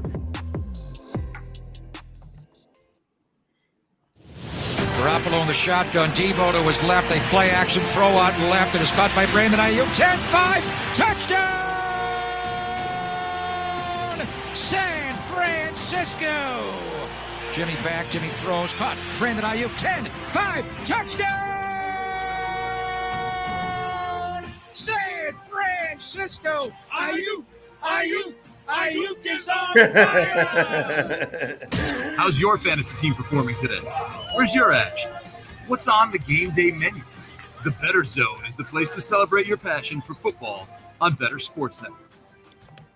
Back at them, Bettor Sports Network, Bettor Zone, Corey Parson, fantasy executive Adam Ronis, Tom Casale, coming to you on a Sunday afternoon, having a good time. That audio courtesy of the San Francisco 49er Radio Network. Brandon Ayuk is on fire. 2 touchdowns reception early going of that game. Atlanta Falcons, though, with a 21-14 lead over the San Francisco 49ers down there in the Dome. Ronis, if you want to hop in on that game, which is at halftime right now, Jimmy G threw an interception to end the first half. They go into the locker room. Atlanta is a 3-point favorite now. If you want San Fran, they're coming back on the money line at plus 140. I feel pretty good about the wager I already have in this game, so I'm not going to double pop it. But I wouldn't bet it none of these anyway. But San Francisco, you like their chances at plus 140, or just something that you would stay away from? I think they have a shot here. They're moving the football. They're not really running it well, but they just haven't had the ball a lot. But the defense is my concern with all these injuries, and I think another one of their corners went out. So that's my concern. Can I ask you guys something about the Packers? Because I can't figure this out. I need some help here. Dude, Aaron Rodgers is dropping back, throwing deep passes, okay? Aaron Jones is averaging 6.4 yards per carry this season. He has 3 carries today. A.J. Dillon has 7 for 19. He's averaging 3.9. Why doesn't Aaron Jones get the football more? We talked about this in week 2. I was all over Aaron Jones over receiving and rushing because I'm like, week 1, they always come out flat. They did the same thing last year. They go to Aaron Jones. He has a big game. Why isn't Aaron Jones getting the football here? I don't get this. Well, I don't have Aaron Jones on my fantasy team either, so it's not selfish. I just don't understand. He's an explosive player, averaging over 6 yards a carry this year. You saw your passing game was terrible in the second half last week. Why aren't you getting the ball in his hands? Whether it's on the ground or through the air. Who do you think's running this offense, LaFleur or Rodgers? Rodgers. There you go. It's all about him. Well, I can tell you one thing. Offensive coordinator Rodgers better start running the ball or he won't make it out of this game alive. He's getting eaten up. Salah's sending blitzes after him. He's already limping. I agree. I was actually just thinking that, Ronas, before you said it. Like, every time they go there, they're showing me Rodgers throw a deep pass. He's getting killed. It was the same thing last week, bro. I'm like, what is this, street football? I'm going to drop back and go deep, deep, deep, deep. Yeah, and, it's interesting because I had put wager on the Packers to win the Super Bowl before the season, and I bought out of it. I lost like $25 on it. I said I'll take that because they're not going to win it. But what you're saying was my reasoning. I thought they were going to be a running team, their defense, and in the NFC, I thought that'd be enough to get you to the playoffs. And then it's kind of like the Broncos back in the day. Then the quarterback can start making you plays later in the season with the receivers, a little seasoning in them. But I'm watching this team at the first month of the season and not running the football. The defense has struggled against better teams, but I don't get what they're doing. He's running the same offense he was running when he had great receivers. Yeah, no, it's definitely problematic. Also, let's bring up another future Hall of Fame quarterback whose offense is struggling, Tampa Bay Buccaneers. They are down 10-9 at halftime to the Pittsburgh Steelers. Everybody was on the Buccaneers, mainly betting against the Steelers in this spot right here. You still have to lay a number with the Buccaneers if you want them at 3.5. Pittsburgh coming back at plus 185. So people still feel pretty good that the Buccaneers will win this game. But Tom, the offense in Tampa doesn't look good either. I'm looking at Tom Brady throw the ball out of bounds just about every play. No, you're right. And yeah, listen, they have Brady. They'll probably find a way to win the game, but it's not looking good. And one thing I just find interesting is that he's on the sideline screaming at his offensive lineman, right? When Brady does it, it's he wants to win. When Cam Newton does it, it's he's a bad teammate. You know what I mean? When I've seen multiple quarterbacks leave the Super Bowl press conference because they lost. When Newton did it, he was a baby. I think it's funny how everybody looks at different players because I saw that on Twitter. He's yelling at his lineman and they're like, boy, Tom Brady, he'll do anything. And it's just a different narrative for different players. People betting into that. A lot of frustration with him going through divorces and everything, So breaking tablets and stuff like that. The thing is, it's just that team is beat up. They're injured. Mind you, Bruce Arians is not there. It's going to be a difference when the head coach is changing. And listen, everybody loves Todd Bowles. You know what I mean? He's a fantastic head coach, but they still got a lot to work out in Tampa Bay. Really no good team outside of Philadelphia in the NFC right now, unless Taysom Hill is running for the New Orleans Saints, and then they look like world beaters. How about the Bengals, though? Jeez. All right. This is a game the Bengals need, man. They can't lose this game to the Saints with all the injuries they have. It's before the season, one of my writers wrote for the Post looking at the Bengals as the Super Bowl loser, and he went back in history and just looked at the Super Bowl loser and their win totals and how many of them won the division, and it's really eye-opening on how many of the teams that lose the Super Bowl struggle the following year. I don't really know what it is, because the Bengals to me are a good football team, but here they are. They're losing games they probably should win. I mean, listen, if you were in the Super Bowl last year and you got most of your team back, you got to be able to go into New Orleans and beat a second team quarterback, a team that's struggling. I just don't get it. You know, it's a good point. And you know what? Where's the point where you go, you know what? Last year was last year. This team's not any good. Let's not forget. They lost to the Steelers in overtime in week 1. Now, they outgained them. It was all turnovers. They lost to Dallas with Cooper Rush. Okay, they beat the Jets. They beat the Dolphins when Tua got hurt early in that game. Right. And they lost to the Ravens in an ugly performance. It was a close game last week. But, you know, and if they lose this game with the Saints with all these injuries, it's time to panic. That game in that division. That game has not gone to halftime yet, but the New Orleans Saints are in the red zone right now. Andy Dalton drop off to Alvin Kamara. So they're down just outside the 10-yard line, 46 seconds left before they get to half. New Orleans currently up 17-14, could be tacking on some more points, could go up by 10 going into halftime in this game right here.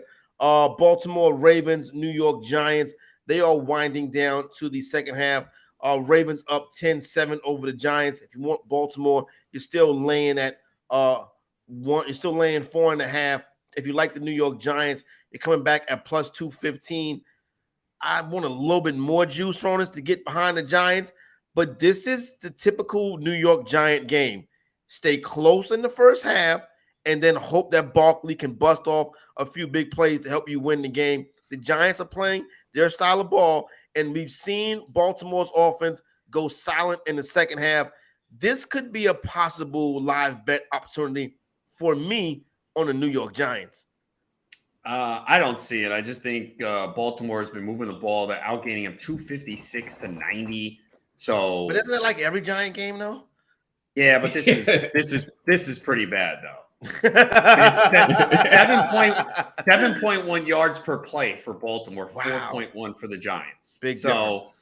Yeah, I know, but listen, the Ronas, I don't know how much you follow college basketball, but Corey, you know they like the luck ratings, like the luck rankings, and the king of all luck ratings last year was the Providence Friars, right? according to nobody can figure out how Providence ever won a basketball game. The Giants are the Providence Friars of the NFL, man. I'm with you. Every time I look up, the Ravens have the ball inside the 30, and then you look at the score and it's not equaling what the game looks like. So I don't know, man. The Giants they're just sticking around these games. I think, Corey, you're right. That's their game plan, is give us a shot in the fourth quarter and we'll make a couple of plays.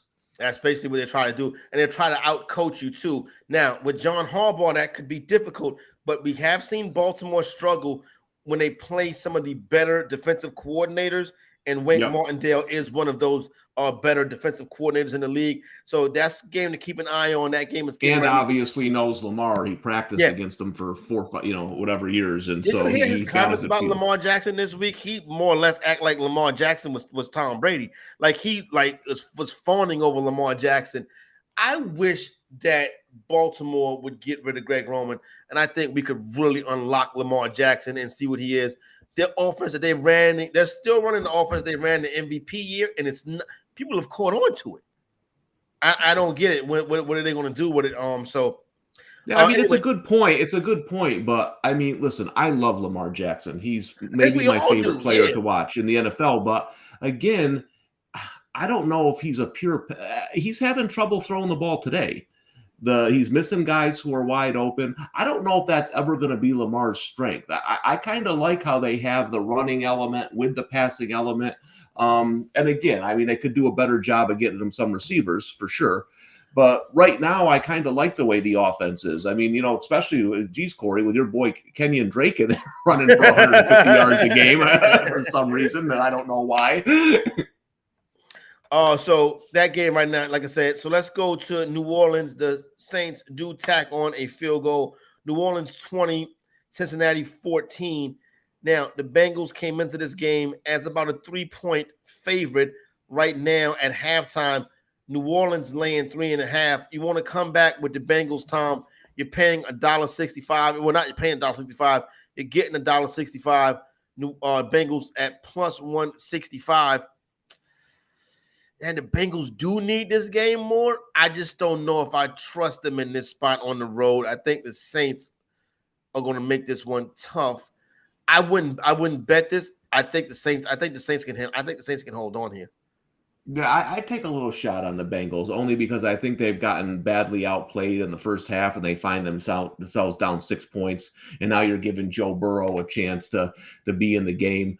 I would probably right now looking at these halftime scores, I would give a shot if I was looking for a live bet on a dog, the Bengals and the 49ers. All right. What do you think, Lawrence, about the Cincinnati Bengals, this situation right here against the Saints today? Yeah, I mean, their defense is getting manhandled. So, if they can make some adjustments, and I mean, they're allowing 7.4 yards per play to the Saints offense, which again, no Olave, no Michael Thomas, no Landry. But they got Taysom Hill. That's the difference. Yeah, I mean, Taysom only has 4 carries, 39 yards, and a 7-yard pass. But it's still surprising. And Jamar Chase, only 2 for 16. I thought this was his big game here going back home. Yeah, I thought so too. That's what everybody was saying. Yeah, Mixon only 4 carries for 19 yards. So Higgins 2 catches, 8 yards on 5 targets. If you use them, that's better than a 0, but it's still not good enough. So, it's better than a 0. That should be the name of this show. Better than a 0. Better than a 0. Speaking of 0, guys, I wanted to look up quickly on our Vikings and who they play. So we might have to wait they got the Cardinals at home, then they got the Commanders. But then is when business starts to pick up a little bit. The Bills, the Cowboys, the Patriots. So I do think let the Vikings get these wins the next couple of weeks. Maybe there's going to be some shots down the road where we can bet against them. And they've all, 3 of their first 5 games were at home. Look, I actually thought they had a chance to win the division, but and they do. They do because it's a bad division. Yeah, but if you're going to tout this team, okay, they beat Green Bay week 1. Again, Green Bay always comes out flat. They got absolutely destroyed by Philly. They weren't in that game. They had to come back in the fourth quarter to beat the Lions. They barely beat another banged-up Saints team in London. They should have lost that game. And they beat the Bears by 7 last week. So, and now they're up by 7 at halftime on the Miami Dolphins. Right. So with Skylar Thompson. Yeah. So it's do you give these teams credits for getting the wins? Sure. But when you're looking at them long term, it's okay, well, let's look at the resume. It hasn't been that impressive for them. Again, these teams that are 4-1, you give them credit because we see a lot of 2-3, 3-2. We just talked about the Bengals and their struggles, but again, there's just a lot of parity and a lot of bad play. And, if you get some good coaching like the Giants are, you're able to win some of these games. There you go. So there you have it. Right now, Vikings 10, Dolphins 3 at halftime. If you want to get in on this, it's probably a bad idea. But Minnesota's laying 6.5. Well, then again, with Brit, 280 on the Dolphins. I mean, with Bridgewater, do you feel better or no? I mean, he's 3 for 8, 50 yards, and throwing a pick. I don't think Bridgewater looks right this year. Okay. Yeah, Ronas, I saw, Tua's obviously clear. Do you think he plays next week? Yes. Okay, because they need him badly. And I think they're in prime time. They're in prime time, too. So, yeah. Who they play, the Broncos? They host the Steelers. I know, right? Oh, the Steelers. Broncos, 4 prime. Dude, it had to be the Broncos, the Steelers, or the Bears. The Bears are in prime time next Monday in New England on Monday night. And the Broncos, of course, this week, 4th time in prime time in 6 weeks. Really? And again, guys, listen, I listen, the king of prime time is our team, right? The Cowboys. Yeah. And I understand, but I wouldn't put any team on four times in the first 6 weeks. To me, that's just stupid. I don't care what the team is. What if there's an injured quarterback, right? What if they're not as good as they are, like the Broncos? Or then, and the final point is, who the hell wants to see the same team over and over again in prime time? And then we hear it all the time as Cowboys fans, right? Like, Jesus, I'm sick and tired of seeing they're on 12 times a year. Especially early in the season. People are into it anyway, and they're going to watch anyway. When they're going to watch the NFL, period. You know what I mean? So you don't even have to have the Dallas Cowboys on TV as that big root every week, unless it's like a situation like tonight where it is a truly big game. So there we go. Where we at? Oh, Jacksonville and Indianapolis. This game was at halftime. When the game kicked off, the Colts were a 1.5 point favorite. Score now, Jacksonville 14, Indianapolis 13. The Jags now a 1.5 favorite. You want Indianapolis, Ronis, you're coming back at plus 105. The Colts will win this game on a kick. Yeah, they're outplaying them big time. 257 to 166 in yards. We've talked about it, how they're really moving the football via the pass. You might be starting to see that Jacksonville defense wear down if this continues. Yep. I mean, and Deion Jackson, man, 6 carries for 22 yards, but 8 receptions for 76 yards, man. Killing it in PPR. Check, baby, 1-2. So if you picked up Jackson and threw him in your lineup and the PPR, you are getting it done today. New York Jets, Green Bay Packers tied at 3 at the half. Packers laying 4 at home. You want the Jets, you're coming back at plus $1.90. The total is 26.5. Patriots and Browns. Pats up 10-6, laying 3. You want to get in on Cleveland. You're coming back at plus 150. And we are back underway between the 49ers and the Falcons. San Francisco down 14. Atlanta has 21. Falcons laying 3.5 at the break. Now in the third quarter, you want San Francisco. You're coming back at plus 145. I had like Atlanta in this spot anyway. I feel good that 5.5 will cover. Is it worth double dipping and hopping on the Niners live number, Ronis? I think it is. I think they can win this game. My concern is the defense, but I think they should be able to move it offensively and put up some numbers. So I think it's worth a shot. What do you think, Tom? This one right here, is it worth a shot with the 49ers in the second half? Yeah, I mean, we've seen the Falcons blow leads already this year, and again, I don't think they have a ton of personnel on defense. So I agree with Ronis. As much as Jimmy G can struggle in these games, I think they can get the offense rolling in the second half. And if you're looking for an underdog, that would be the one, considering they had opened at a 6-point favorite. Yeah, so there we go right there. That's where we stand as we start to push into the third quarter, second half of most of these games. Don't forget, about 30 minutes from now, Lisa Ann will join the program. Preview was coming up a little bit later on, and our 4 p.m. Eastern time starts. Also, she'll help us look at a big game for tonight as you have 4 Dallas Cowboy fans talking about the Cowboys and Eagles. That game getting ready to go down in the link. Ronis, before we go to break, I do not know what happened. I saw somebody running and some players jumping up and down, but I do see where the Pittsburgh Steelers are in the red zone. It is 4th and 4 now.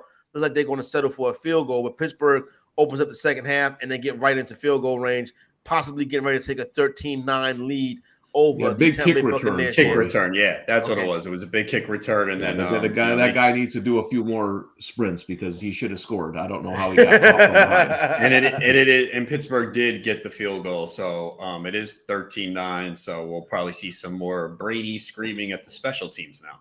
All right, so here we go now. Come back on the other side, get you caught up to date with who our leaders are right now at halftime. And like I said, we push to that 3 o'clock hour. Lisa Ann joins the program, and we start to sweat the end of the 1 p.m. Eastern time starts. Stay right here. We'll be coming back in just a few moments on the Bettor Zone right here on the Bettor Sports Network. We want to hear what you're sweating on NFL Game Day. Get into the Bettor Zone. Get into the Bettor Zone on Bettor Sports Network. The Playbook with Fensty and Ronis, presented by FantasyAlarm.com. The only person, I've said this to you before, who I believe back then, of all those power hitters who truly was clean, Ken Griffey Jr. I mean, I think so when he got Body hurt. didn't change. We'll never know that for sure either. No, dude. We've seen guys who were not big take substances. That's true. I just get busted. So it's not about that always. I hear you. It's just, don't you think with the way his career kind of went, you would think that he didn't take anything? I don't think he did, but we'll never know 100%. I'm going to keep telling myself that he didn't. The 1 year player, I mean, he's my favorite baseball player of all time. In the 1990s, Ron, as a kid, as a 5-year-old kid who plays video games and collected cards, there was no one cooler than Ken Griffey Jr. I still wear my hat backwards because Ken Griffey Jr. did it, and he looked really cool doing that, wearing a backwards baseball cap. Like, he made everything the guy did looked cool. Even the home run in the movie Little Big League, it's acting, it's all, I guess, fake, but even he made that look cool.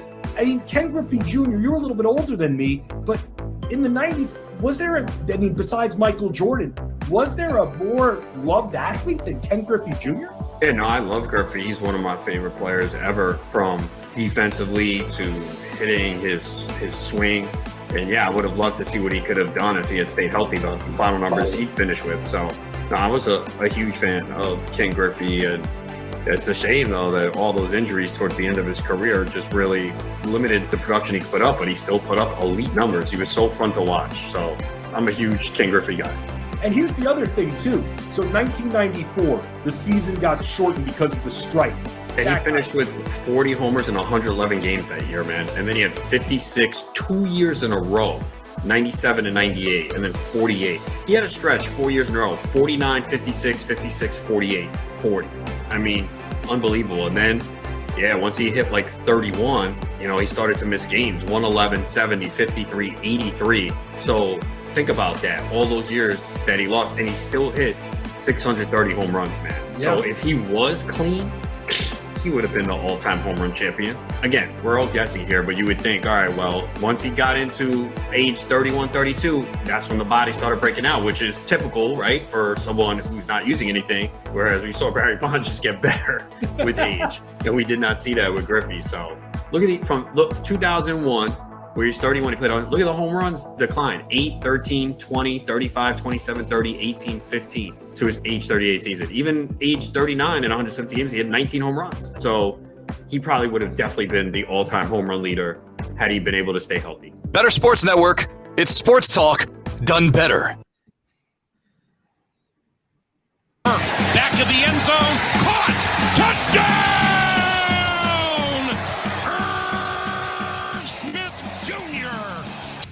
How's your fantasy team performing today?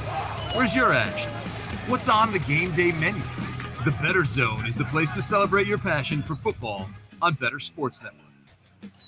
That Irv Smith Jr. touchdown, courtesy of the Minnesota Vikings radio network. Vikings now up 10-3 on the Miami Dolphins down there in South Beach. Third quarter is underway in that game. Matter of fact, Miami got the football right now. Teddy Bridgewater on the center. Looks like they got a 4th and 1 coming up right here. So we'll keep you abreast of what's going on down there at Hard Rock Stadium. I got to do have, before we get into the leaderboards, I do have a question. Well, Ronis, I know you probably have some box scores up in front of you. Who is getting it done for Atlanta? Why have they're dominating this? Even the score is only 21-14. They're in the red zone now. They're dominating this game. They're dominating the 49ers right now. They're probably going to go in and go up 2 touchdowns. Is it Mariota? They got the red helmets on today, too. I love those red helmets. They have some nice helmets. But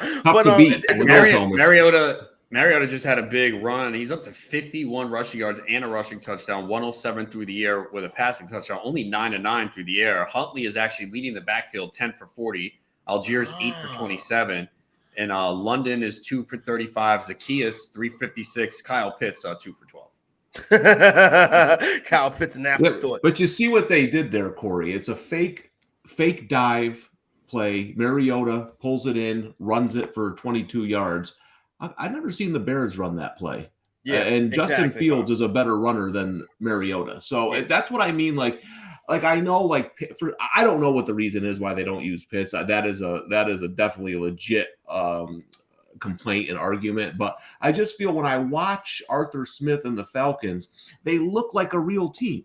You know what I mean? Like they're doing things that help their personnel outside of Pitts. And when I see some of these teams, that's not what I'm watching. We just watched the Miami Dolphins try a fake punt to no avail. Minnesota now set up an even better field position. See what they're able to do with it. Told you the Falcons are in the red zone, so we'll see what happens with that. But this may be the most shocking thing of all time. We are into the third quarter of the 1 p.m. starts on Sunday, and Justin Fields is still QB1 on the week. Right? I mean, show you what kind of week we're Corey, having. you want to hear a funny story on that? I had over 170 3 yards passing. Wait, I think I saw something. Not a Kyle Pitts touchdown. Oh my God! Does it count? Are there any Kyle flags? Pitts. Yeah. See, Arthur Breaking Smith. news! Arthur News! Smith. Kyle Pitts has scored a touchdown. Hit the touchdown sounder. Kyle Pitts is in the end zone. He does the dirty bird. It's amazing. The goalpost says, "Stop hating on Kyle Pitts, Arthur Smith." Oh I man, hope people started him. I mean, I had him ranked as I don't know, 8th at tight end. I mean, you had to play him though. Like, you just got to keep running him out there every week, and you hope that you have games like today. So I know it's been a slow start, but you got to just play the guy. yeah, no doubt. You got to keep going. You got to keep going back to him because, I mean, it's tough. If you drafted him, you got to play him because a lot of people drafted him over Mark Andrews. That was the crazy one right there. You know what I'm saying? I had him 3rd behind Kelsey and Andrews. But yeah, look, I get why the expectations were so high for this guy. And it clearly he has not lived up to it, but there's still a long season to go. But yeah, I mean, man, I'm so glad I changed that pick. I was on San Fran all week and I looked at their defense. I said, yeah, they could be in trouble here. Again, I think San Francisco is a good team, but they lose this, they're 3-3. Yep. But here's the thing with San Francisco is you kind of feel like they're going to get back in it. You know what I'm saying? Oh, they will. Yeah. Yeah, and you feel like they'll be there in the end. And when San Francisco gets to January, you're not going to want to play them as they could start to get healthy and stuff like that. And that they sit that running game on you. So, see, a team like San Francisco can, they've been to the NFC Championship game, twice in the last 4 years. So you know that they can make it there. But, some of these other teams, you got to see them play well from the start. Now, with that being said, we do have a new QB1 on the day. It is Marcus Mariota. Mariota getting it done on the ground and in the air. 2 passing touchdowns, 1 rushing touchdown for Mariota. Justin Fields, QB2. QB3, Tom, is your boy, Joseph Burrow. 126 passing, a passing touchdown. He's also run for 24 yards and a rushing touchdown as the Cincinnati Bengals try to get back into it in this road game versus the New Orleans Saints. Yeah, I mean, it's weird because he's got some good numbers, but I don't believe Chase does, right? The defenses are starting to really take him out of the game. What's Higgins doing? He's playing, right? Yeah, 2 for 8 is what I last saw. Yeah, I mean, geez, that's an odd stat line, huh? That Burrow is one of the top fantasy guys, and his 2 top receivers aren't doing much. They got to figure that out because this is my theory on the Bengals. No defense in the NFL is good enough to take away those 3 receivers. Not good enough. So figure it out. And what you got there is you got another guy in Zach Taylor. Got lucky to go. Lattimore's out too. No imagination. Out too. Yep. No imagination. I mean, listen, guys, football can't be that difficult. You got 3 quality receivers, and none of them can get any catches. No, I'm not buying that for a second. The New York Jet defense is continuously in the backfield. Yeah. I hope they got the ambulance close by there in Green Bay, Corey, because somebody's going out on a stretcher for the Packers. Every time I look up, there's guys like limping. And all right, QB4 on the day is Matt Ryan. Matt Ryan has already 30. Matt Ryan going into the 3rd quarter, 26 of 37, 232 in a touchdown pass. I guess Ryan says you're not going to be able to blame me today. We hope that is the case later on today. Well, for now, there's still time. For now, we're not going to be able to blame you. Yeah, that was like, guys, last week, I was too bad I wasn't on the show. I had the over in the Titans-Washington game, and I needed the touchdown at the end. Yeah. And then I didn't even have to watch, right? You knew Wentz was going to throw an interception. So be careful when you say you can't blame Matt Ryan. They give it the whole game. Yeah, you're right. QB5 right now, Jimmy Garoppolo, 127 and 2 touchdowns for Jimmy G. Bailey Zappi, who a lot of people think is just as good as Mac Jones, 209, a touchdown and a fumble. He just threw a touchdown as well. Listen, 17-6. New England up over Cleveland. Zappy, listen, one thing we can say about this year, the backup quarterbacks have performed well in most situations.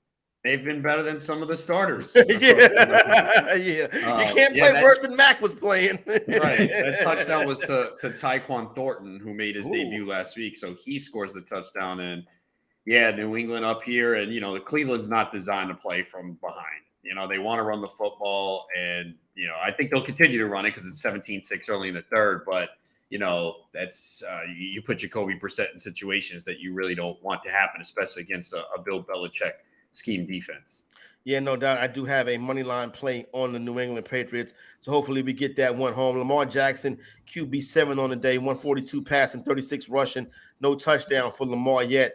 Giants in Baltimore getting it on in the Meadowlands. Trevor Lawrence, sunshine. Is that only 8? Trevor Lawrence, 8 for 9, 67 yards in a rushing touchdown. Rushing touchdown saving his day. Lawrence, he's not a starter in fantasy, right, Lawrence? No, he's a high QB2. There is a league though where I am starting him because it's one of those situations where I think that one I drafted Trey Lance and had Lawrence as the backup, and it's 20 roster spots, so a lot of quarterbacks already are rostered. Yeah, so but Lawrence does have the Jaguars in the red zone right now, but they are actually going to be backing up. But that was a false start, so interesting to see if they can get some more points on the board. Kenny Pickett, QB9 on the day so far, 68 passing yards and a touchdown. Also 16 rushing yards for Pickett. Kirk Cousins, QB10 on the day, 94 passing yards with a touchdown for Cousins. Andy Dalton is QB11, 93 passing yards, a passing touchdown for Dalton. QB12 is Daniel Jones, 90 passing yards, 1 passing touchdown. QB13 is Tom Brady, 156 passing yards, 13 to 25 for Brady. Not a good performance for Brady in this game so far. He's getting the yardage. Indianapolis defense stinks. He's getting the yardage, Tom, but man, it's just like meaningless. You know what I'm saying? Yeah, well, Rodgers sacked again. Give the Colts some time. They got all that talent on defense. I'm sorry. Yeah. Everything will work out in the long run. Well, Trevor Lawrence, a 2-yard rushing touchdown. So he's not getting it done with the pass, but 2 rushing. I feel like I'm sweating the Colts in the second half every week, right? We might have to start bailing on them too. And you know what I feel like is going to happen? They're going to get close, and then they're going to do something stupid, right? So that's probably how this is going to end up. I don't know how they're losing this game when you look at the stats. It's one of those things, right? All right, well, we'll see what Matt and Ryan can get done. Right now on the day, the wide receiver 1 is Brandon Ayuk. Brandon Ayuk already with 2 touchdowns on the day. He is having a pretty big game so far for the San Francisco 49ers as they are down 2 touchdowns right now versus Atlanta. Dante Pettis from Thursday night, 84 receiving yards on 4 receptions, also scored a touchdown. Michael Pittman of the aforementioned Indianapolis Colts has 10 targets. He has 81 receiving yards on 8 catches. Darnell Mooney, 7 for 68 on Thursday night. Paris Campbell did get into the end zone, 4 catches for 23 yards and a touchdown for Campbell. Chris Godwin has been Tom Brady's favorite target today, 4 catches, 74 yards. He's been targeted 9 times. Traquan Smith was able to get into the end zone for the New Orleans Saints. He has 2 receptions on 2 targets, 33 yards in this touchdown. Dalton to throw. Does throw. Near side, that is going to be a touchdown to Traquan Smith. That's how you do it. Bing, bang, boom. Traquan Smith, touchdown. Bang, bang, boom, 20-14. New Orleans Saints over the Cincinnati Bengals. New Orleans down in the red zone right now, so they're looking to add on to that score. Just so it looks like a big stop by Pittsburgh down there, but still, so we're going to they'll throw a flag. They'll throw a flag to give Tampa another chance. There's already been like a couple on this drive. I mean, so we're going to 3rd and goal right now in that game. Jalen Waddle, 4 catches, 66 yards. Wan'Dale Robinson has 2 catches for 20 yards. Justin Jefferson not playing up to expectations right now. Well, he does have 4 for 52. We normally expect bigger performances. And Tyquan Thornton, who we mentioned earlier, 2 catches for 14 yards right there. So everybody's getting it done. Ronas, you Hill and Waddle concerning going down the stretch as long as they don't have Tua. But yeah, I expect Tua back next week, so I think it'll be better for them. So I don't think you need to worry. Did you say you played the Mark Andrews receiving yards prop? No, I didn't. I was looking at it, but it was juiced too high. What was it? Was it in the 60s or 70s? It was in the 70s. Okay. Yeah, I mean, that might be an auto play every week at this point, man. Yeah, I was worried. It was one of the first ones I look at today, Ronas, to be honest with you, but I thought it was too high. Why? Even though it was too heavily juiced. That's what it was. The juice was too high. I wasn't going to pay $1.67 if it was $1.67. When mind you, I'm offshore. You know what I'm saying? So it's different. But I was looking at it at $1.67. Yeah, I mean that's like the go-to guy every week, man, and especially with Bateman being out. I mean, he's got 76 right now. Yeah, and the Ravens have to score here because going back to Corey's point, they get a field goal. They're up 13-7. That's kind of with the Giants, how they play. Yeah, they do need a touchdown here, man. They've been controlling play. And, like you said, you leave this Giants team in the game and, Barkley can break a play or even Daniel Jones with his legs.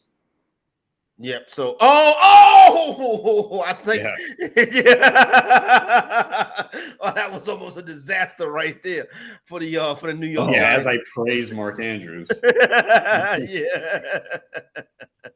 He almost gives it up on that one right there. Did the Steelers just miss that field? I mean, that was a flag on that play. All right. They keep throwing flags on Pittsburgh. They wait, Tampa can't lose this. Throw a flag. Yeah, we can't have Tom Anything? Brady. Wait, someone breathed on Brady? Roughing the passer. Yeah, there you go. Last week. About 15 minutes from now, Lisa Ann will join the program. We'll look at some of these second half games, get her thoughts on what's going on. She is the host right here on the Bettor Sports Network. A couple nights a week, you can catch her on Bettor Sports Live with Rick Kamler. Got the Baltimore Ravens in the red zone. They're going to throw a flag on that. No, they don't. So we are going to 4th and goal now, right, Ronas, in that game at the Meadowlands? Yes, 4th and goal from the 5. And there's the Giants. One play away. One play away. Yeah, man.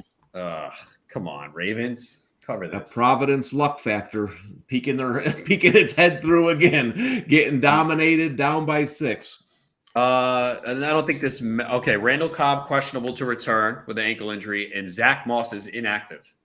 Oh, Zach Moss inactive. James Cook.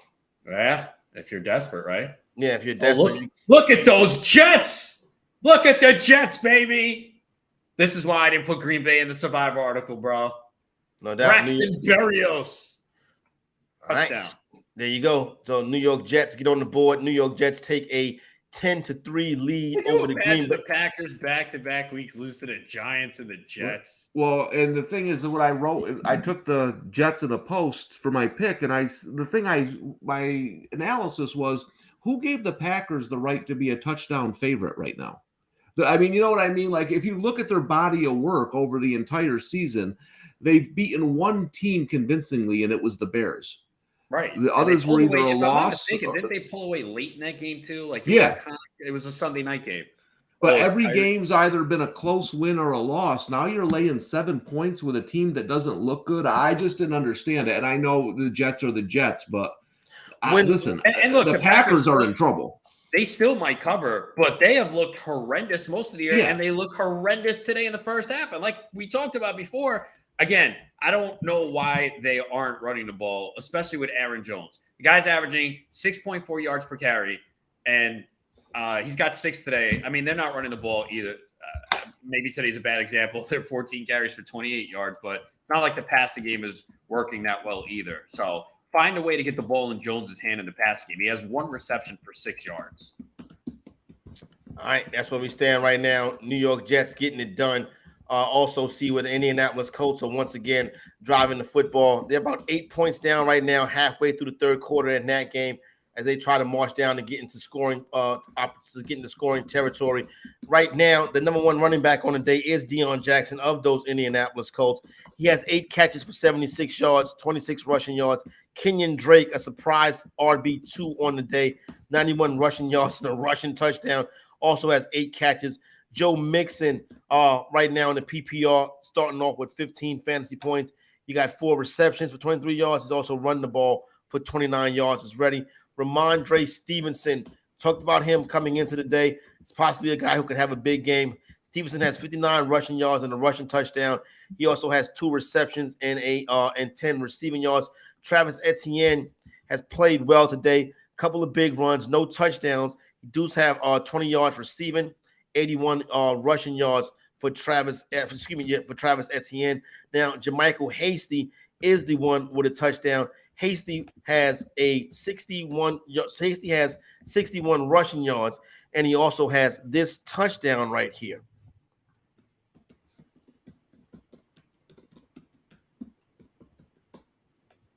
Jermichael Hasty's now the running back on 3rd down and a yard from the 39-yard line. It is Hasty in the game as the running back. They give it to Hasty, tries the right side into the open field. 45, 40, 30. No one's going to catch him. Inside the 10, inside the 5, into the end zone. Touchdown. Are you kidding me? Jermichael Hasty just exploded for the score. There you go right there. Jacksonville Jaguar, Jermichael Hasty gets on the board. Jacksonville with an 8-point lead right now. Indianapolis is driving and looked like I saw a play that could have been a hands to the face of Matt Ryan. I don't know if they made the passer they called. They did call roughing the passer. Okay, so there you go right there. Drive extended. Brian Robinson, RB7 on the week. He had a rushing touchdown, 60 yards rushing. Najee Harris gets it not really going. He does have the receiving touchdown, but only 20 rushing yards. Hey, look, if you have Najee Harris, you will take this. Yeah. You've got to take it with what we've seen. Yeah, I have Alvin Kamara, who happens to be RB9 right now, and I'll take it with what I've seen. You know what I'm saying? Kamara, 76 rushing yards. He also has 5 receiving yards on 2 receptions. David Montgomery played well the other night, 13 carries, 67 yards. He also had 1 catch. Big Leonard Fournette, 13 receiving yards, 52 rushing yards. And Antonio Gibson, who we agree is the better running back in Washington, 35 receiving yards. So right now, he is QB 12. When you look at the tight ends, I want to go through these right quickly. Mark Andrews, tight end 1 on the day, 6 catches for 94 yards for Andrews. Bobby Tunyon, tight end 2, 6 receptions, 61 yards. Kyle Pitts, yes, right, you heard me right. Kyle Pitts is tight end 3, 3 catches, 19 yards and a touch. Tight end 4 is Irv Smith. He has a touchdown with 3 catches. Keelan Granson is tight end 5, followed by Michael Pruitt, Jonnu Smith. David Njoku has 2 catches for 37 yards. George Kittle is tight end 9, 3 catches for 25 yards. Mike Gesicki, tight end 10, 2 for 35. Hayden Hurst, tight end 11, 3 for 21. And then we have Hunter Henry at tight end 12, 2 catches for 25 yards. I see a Cincinnati Bengal doing the gritty on the screen. Joe Burrow just connected with Jamar Chase. New Orleans up 23-20 over the Bengals. This game coming down to about 3 minutes left to go into the 3rd quarter. That's where we stand right there. Let's take a break before we head out and bring Lisa Ann in and start to get ready to break down some of these 4 p.m. Eastern time starts. Got the possible game of the year coming up tonight, or at least the regular season version with the Bills and the Chiefs. Want to get her thoughts on that. Also, 4 Dallas Cowboy fans discussing what's going to happen tonight between the Dallas Cowboys and the Philadelphia Eagles and this NFC East battle. All that when we return right here on the Bettor Zone on the Bettor Sports Network. We want to hear what you're sweating on NFL game day. Get into the Bettor Zone. Get into the Bettor Zone on Bettor Sports Network.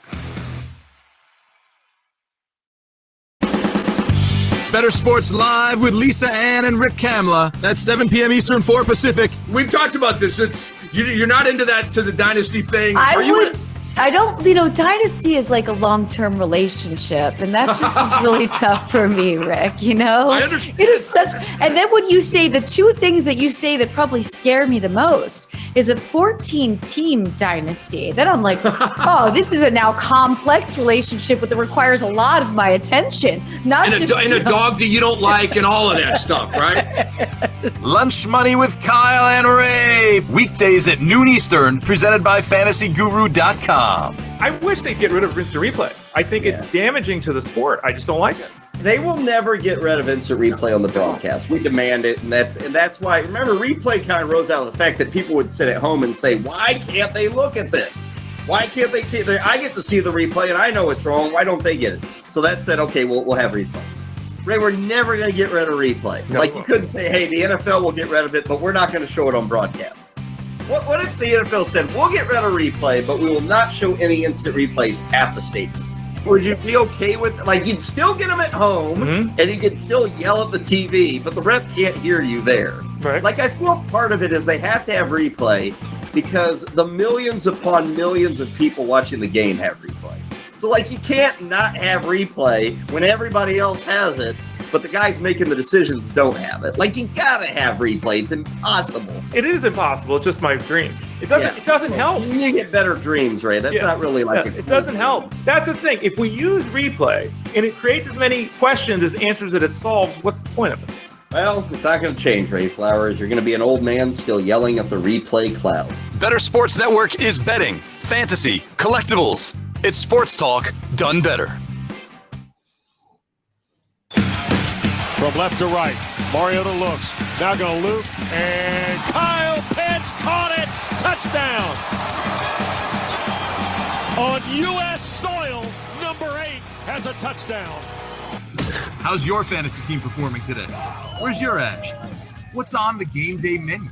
The Bettor Zone is the place to celebrate your passion for football on Bettor Sports Network. All right, that was the Atlanta Falcons Radio Network. Kyle Pitts gets in the end zone for all his fantasy owners. It's been a day that you've been waiting for. While we were away, guess what? The Indianapolis Colts tied the game up. Deion Jackson gets a touchdown run, 2-point conversion from Matt Ryan to Michael Pittman. Also, while we were away, while targeting David Njoku, Jacoby Brissett throws an interception. So that game still New England 17, Cleveland 6. Lisa Ann will be joining the program about 5 minutes from now. Help us break down some of these evening games. Right now, I want to go through a quick scoreboard run. Atlanta 28-14 late in the third quarter. Falcons up 2 scores, laying 8.5. You want the 49ers coming back. You're paying 5.7. You got it at plus 575. New England Patriots 17, Cleveland Browns 6. The Jets just blocked them. Yeah, they blocked the punt and scored. 17-3 Jets over Green Bay. Jets, Jets. By the way, I think they took that Pittman 2-point conversion off the board. I think they ruled it incomplete. Oh, scored. I did. 21-19 now. Jacksonville 2-point lead over the Indianapolis Colts. Going to be interesting to see. I'm almost certain that that's going to be something that's going to affect the outcome of this game. Exactly. I'm quite sure that's how this game is going to end because of that. Now, right then, next up we have New England Patriots 24, Cleveland Browns 6. Somebody must have just scored because that was 17-6, right? Bailey Zappi hits Hunter Henry for a touchdown. New England goes up 24-6. New England laying the wood to the Cleveland Browns. Right now, up 15. Right now, you want to get in on this game with the Browns. Yeah, don't bet the Browns money line right now. Yeah, the Browns money line is plus 1,700. For a reason. Jacoby Brissett's the quarterback. Probably not going to happen. Jets 17, Packers 3. Tom, if you want to get in on the Packers, you got plus 360. Yeah, I mean, I haven't seen him get a first down all game, so I don't know if it's probably not a good bet. Listen, I took the Jets thinking they could keep the game close, but I wasn't expecting them to completely dominate the football game, especially I don't know, man. Again, this is a winner. Whoever wins or loses this game, there's a lot of problems in Green Bay now, and as I pointed out when I took I don't know if it's fixable in 1 week. They have a lot of problems there, and. I'm with Ronas. I think they got to sit down and say, okay, where's the strength of our football team? We got 2 running backs any team in football would love to have and feed them the football. These guys aren't getting. Meanwhile, the 4th string running back for the Colts is getting 1,000 more touches than our 2, elite. It doesn't make sense. So I think they got to sit down and figure out what kind of team they are because this isn't the old Packers with Aaron Rodgers throwing it all over the field. He's getting murdered today. All right, right quick, couple things. Kenny Pickett took a shot and is out. Trubisky is in for Pickett. And then if you listen to Corey Nando and friends this week, I will cover one for the Gipper parlay. We had a parlay where we wagered $5 to win $1,300. We bet the Steelers to win, the Falcons to win, the Patriots to win, and the Jaguars to win. So that's where we're at right now.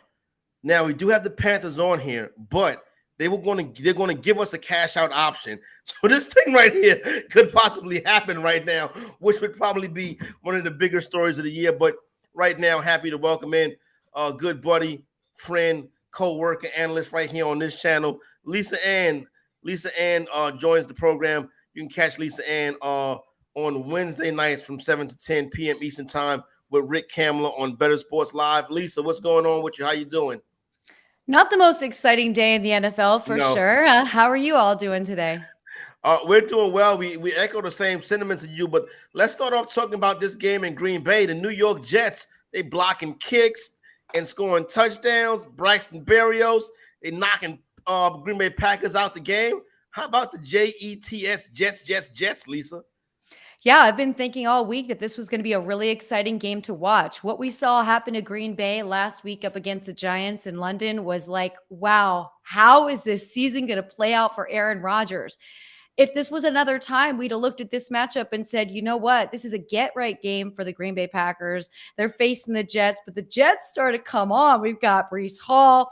Things are starting to happen for the Jets, and now here we are.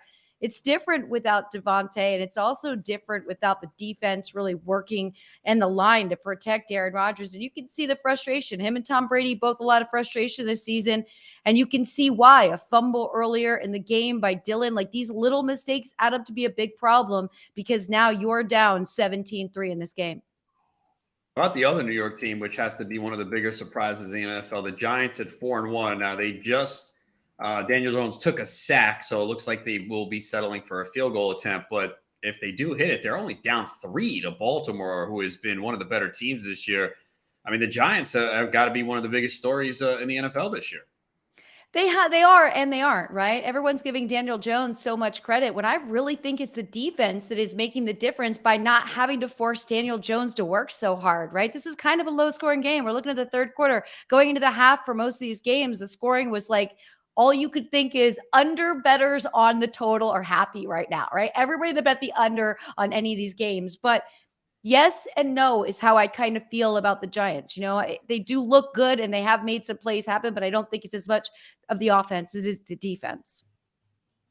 Yeah, Lisa, you mentioned that it's been kind of a sleepy early slate of games. Hopefully business is about to pick up in about an hour. We got a couple of good games coming up. We got the Chiefs and the Bills. The Chiefs have really struggled to stop Josh Allen.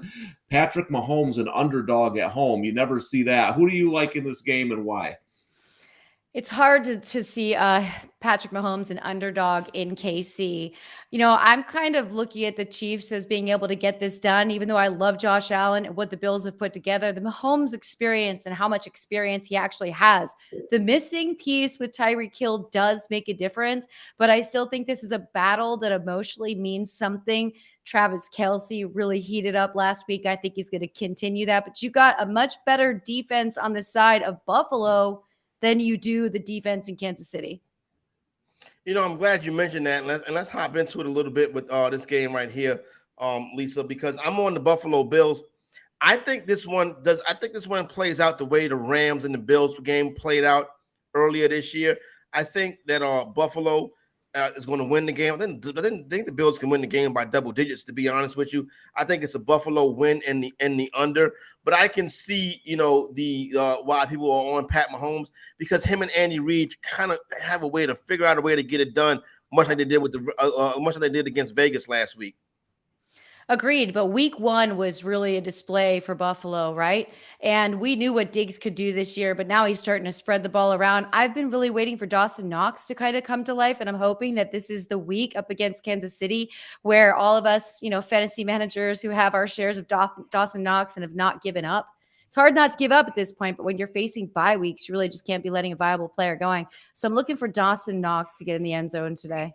All right, Lisa, let's get right into it right quick. You know what I'm saying? Let's get right into it. Let's cut the chase. You got 4 Dallas Cowboy fans here. You know what I'm saying? I, for one, do not have a way. I'm not wavering on this game because let me tell you something. I've been here enough. You know what I'm saying?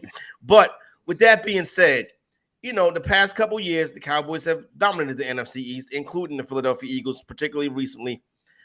This game opens up 5.5, pushes up to 6.5. I did not see that coming, but no Dak Prescott. Cooper Rush continues to get the start. The Eagles home. How do you feel about this game tonight?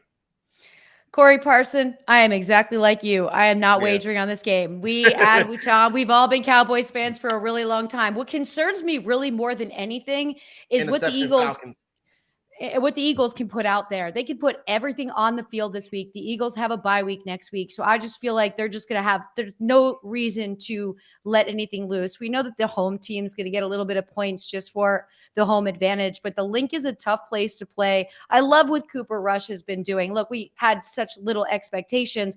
I think many of us wrote off the season as soon as Dak Prescott was injured. So that's been a nice recovery story. But in this week, you got two really good defenses. Dallas's defense is really pulling through as well. It's going to be interesting to see how we're working our coverage, who's going to be, shadowing CeeDee Lamb, who has been dealing a little banged up there. That's not awesome, but Michael Gallup came back and is looking great. So this is the 1 week where I decided in the league, I'm going to bench Zeke and I'm going to play Breece Hall. And I've been a little bit on opposite weeks with Breece. You know how you go for that? That's an easy call. You really think that's debatable, Corey? To bench him altogether? For Breece Hall?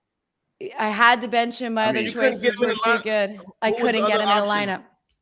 Man, I'd have to go to this league right now, Corey, which I will do. But there's so many. Yeah, don't worry about that. The options were too good. I wasn't gonna not play Kamara because look at how many missing pieces there are in New Orleans, right? It just came down to me just going back and forth, but. This is going to be a great game to watch. I'm glad we get a nighttime standalone game with two teams that are going to go out there and play some really good football. I just wonder what the Eagles will have prepared for Cooper Rush. I mean, Elliott is absolutely benchable right now. He really hasn't done anything this year. He has one rushing touchdown. He's barely involved in the passing game, and he's averaging 3.8 yards per carry. I mean, I rank Breece Hall over Zeke every single week going forward. How many touchdowns has he scored this year? One, Zeke. He has one touchdown. That's it. And he's gone over 55 yards 2 times. And he's not involved in the passing game. He has 5 receptions on the season, man. Is he washed up? What do you think, Lee? I don't think he's washed up, but he's clearly not what he was. I mean, you see Pollard has more juice, but I mean, look, he's had a lot of touches in his career. I mean, it's not age, it's touches. All the touches in college and all the touches in the NFL. And he's one of the he doesn't miss games. He doesn't miss games, exactly. I agree with that. I don't think he's washed up, but I think his best football is behind him. And I think maybe there's been times where he hasn't 100% focused on his body the way that he should to really elongate that career. It really takes that dedication, that lifestyle, all of the little pieces there. But I did think it was debatable. Why did we come to you for advice? You could help him with that. Well, I could, but I know. I'm right now. I'm trying to find which league it is. I made this move so I can tell Corey. But look, too, Saquon, look where Zeke was drafted compared to where Saquon drafted. For you three, Tom, Adam, did you guys, Corey, did you guys draft Saquon? And in how many leagues did you take the chance? Because I went in heavy on Saquon. I'm so glad that I did. I did as well. I felt like the year after his injury, and I thought the Giants would be a little bit better than some. So I'm with you. I took a shot, and if you watch the drafts that we were in, I'm sure you guys as well, that he was slipping a little bit sometimes. Not to round 5, but through Cam Akers was going ahead of him in a couple of drafts that I saw. So I think we did get some value there. Yeah, the reason why I liked him was partly what you said. He said last year he never felt 100% confident. Then he had the injury where he stepped on the Cowboys defender.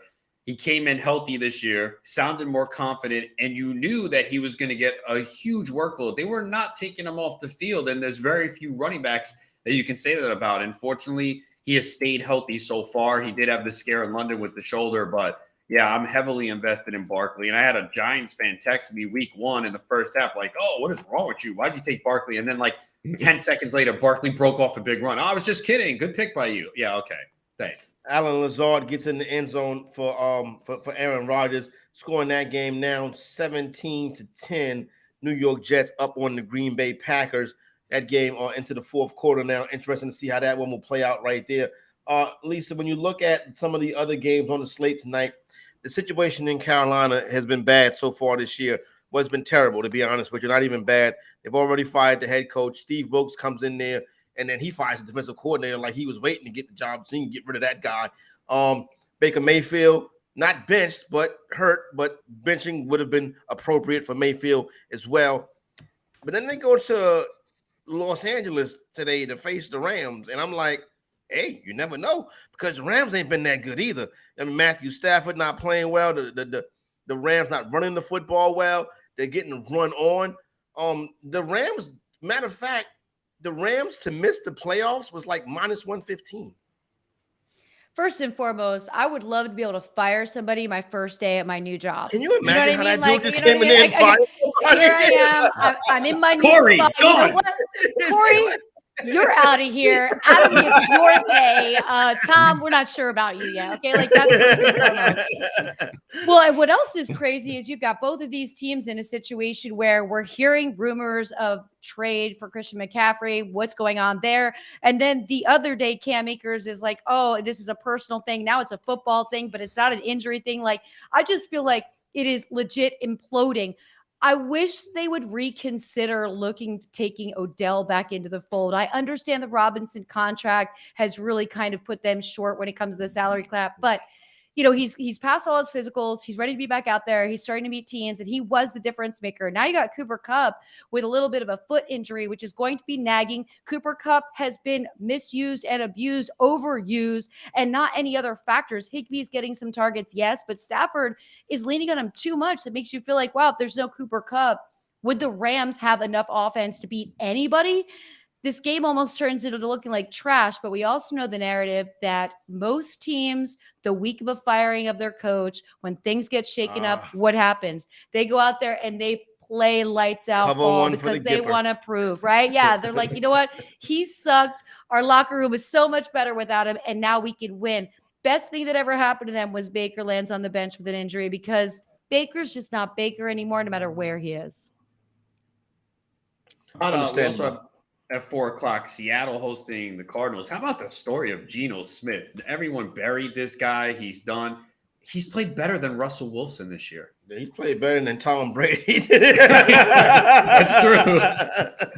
And not only has he played better than Russell Wilson, he's getting paid a lot less than Russell Wilson. And Russell Wilson made us believe that it was Seattle that was in the wrong, that he couldn't cook because they wouldn't let him cook. You know, let Russ cook. Like, Russ can't cook. I've heard this expression. I love it. He's microwave only at this point, right? Because he just can't cook.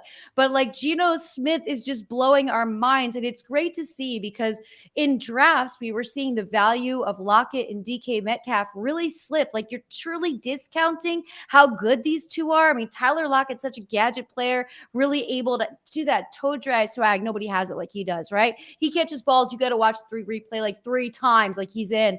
So Geno's just blowing us away and also emphasizing that Russell Wilson's best football may be behind him as well. Well, Lisa, I'd like to get your opinion on this because before you came on, we were just talking about how like there's no good football teams. Like, you know, the Eagles, maybe, I guess the Bills. But if there was a team right now that you could buy for the rest of the season, who would it be? I'd probably let Adam Ronis draft it. You know what I mean? I'd probably just go into one of his leagues and I'd be like, put this team together for me. But if I could buy a team, it would probably be the Buffalo Bills. Even though I'm a Dallas Cowboys fan, I love the energy that their fans bring, not just the white tables, but also the Bildos. Like, I think the Bildo thing is hilarious. Also, I love it so much. Okay, I love it so much. And also the fact that if you've ever noticed, like, they are so big in charity. And whenever something happens to an opposing city or to an opposing team, or they helped out Andy Dalton's, they raise so much money, Bills Mafia. They are just great people. And it's been so cool to see their fans actually, they've been so loyal, even though they were horrible forever. And now here they are. But, you know, they just bring it. They just bring it. Like the Home Depots in that area have to order more of those white tables than any Home Depots in the U.S. And I'm like, you guys are amazing. Like, you want to jump through tables for your team. Like, you want to throw Bildos on the field. Like, I love all of this. Bring it all. You've never been to that stadium, have you? No. Okay, because I don't remember you talking about that. But, yeah, that would be a good environment to go to one day. The big game for Mark Andrews continue. He just caught a touchdown. So now the Baltimore Ravens with a chance to go up 20-10 on the New York Giants as they get into the fourth quarter of that game right there. But if you do go real quick, I have been to that stadium back in the 90s, and I wore a Cowboys jersey. Maybe about the best decision of my life, just so you know, when you do go to the stadium. You can't do that at a lot of places. You can't do it in the link. And what's crazy about it is when people would argue with me about it, I go, you do realize that it takes an opposing team to actually have a game with your team, right? You do realize that. Like, I should be able to wear whatever I want, but they're not down with this. So you wear, you know what? You do the little chonies and some socks with your team on it underneath your pants and your shoes, and you're good. Lisa, we know you got to get ready to get up out of here. Let me ask you a question. Let me ask you a question right quick. What do you think of the situation with Davante Adams from Monday night? You know what? Davante Adams has never showed us a sign of him that was disappointed, right? He's never had off-field issues. He's never really made a mistake. He was very frustrated. It was a really tough loss, and he was running at the tunnel. You could see, if you watched it from multiple angles, that his eye line was straight up looking at the tunnel. And in his mind, I imagine he was thinking, just get me out of here. I need some space. I need a shower. I need it's very upsetting to lose the way that he has. Their record is absolutely horrible. And the camera guy running out in front of him, like, wait a minute, buddy. Like, do you know the speed and the size of a player who's running with this much intensity? I feel like it was the camera guy's fault 1,000,000%. You have to be aware of your surroundings. And as somebody who's had people shove photos in my face, and I've had a black eye over somebody just insisting they get their phone in my face to get a photo, like, I can relate on both sides. I don't like the negative conversation about a player like Davante Adams that hasn't been on the wrong side of law. And I also don't love that these people can just sue. I mean, you guys saw Kamara. It's going to be a $10 million lawsuit for Alvin Kamara. It was released on Friday. Like, $10 million. Like, come on. Everybody on their cash grab. Like, stop with your come up this way. I think the NFL should definitely have waivers in place, because let's face it, there's a lot of sound guys and a lot of broadcast guys on the sidelines that get hit by accident and they never sue. Why is this guy going to make Davante Adams look like a bad human being? All right, so there we go right there. Good stuff. Good answer. Thank you a lot, Lisa. Really appreciate you, and good luck to our Dallas Cowboys tonight. Good luck to our Cowboys. I'll be watching that game. And also, Adam, I saved power. I'll be watching it tonight. Adam got me on. Don't even tell me, but I love it so much. Have a great day. Thanks for having me, guys. All right, thank you. That's Lisa Ann right there, co-host of Bettor Sports Live with my man Rick Kamler on Wednesday nights from 7 to 10 p.m. Eastern Time, right here on the Bettor Sports Network. Before we head out the break, tell you about that Alan Lazard score. Adam Thielen also scored in that game right there.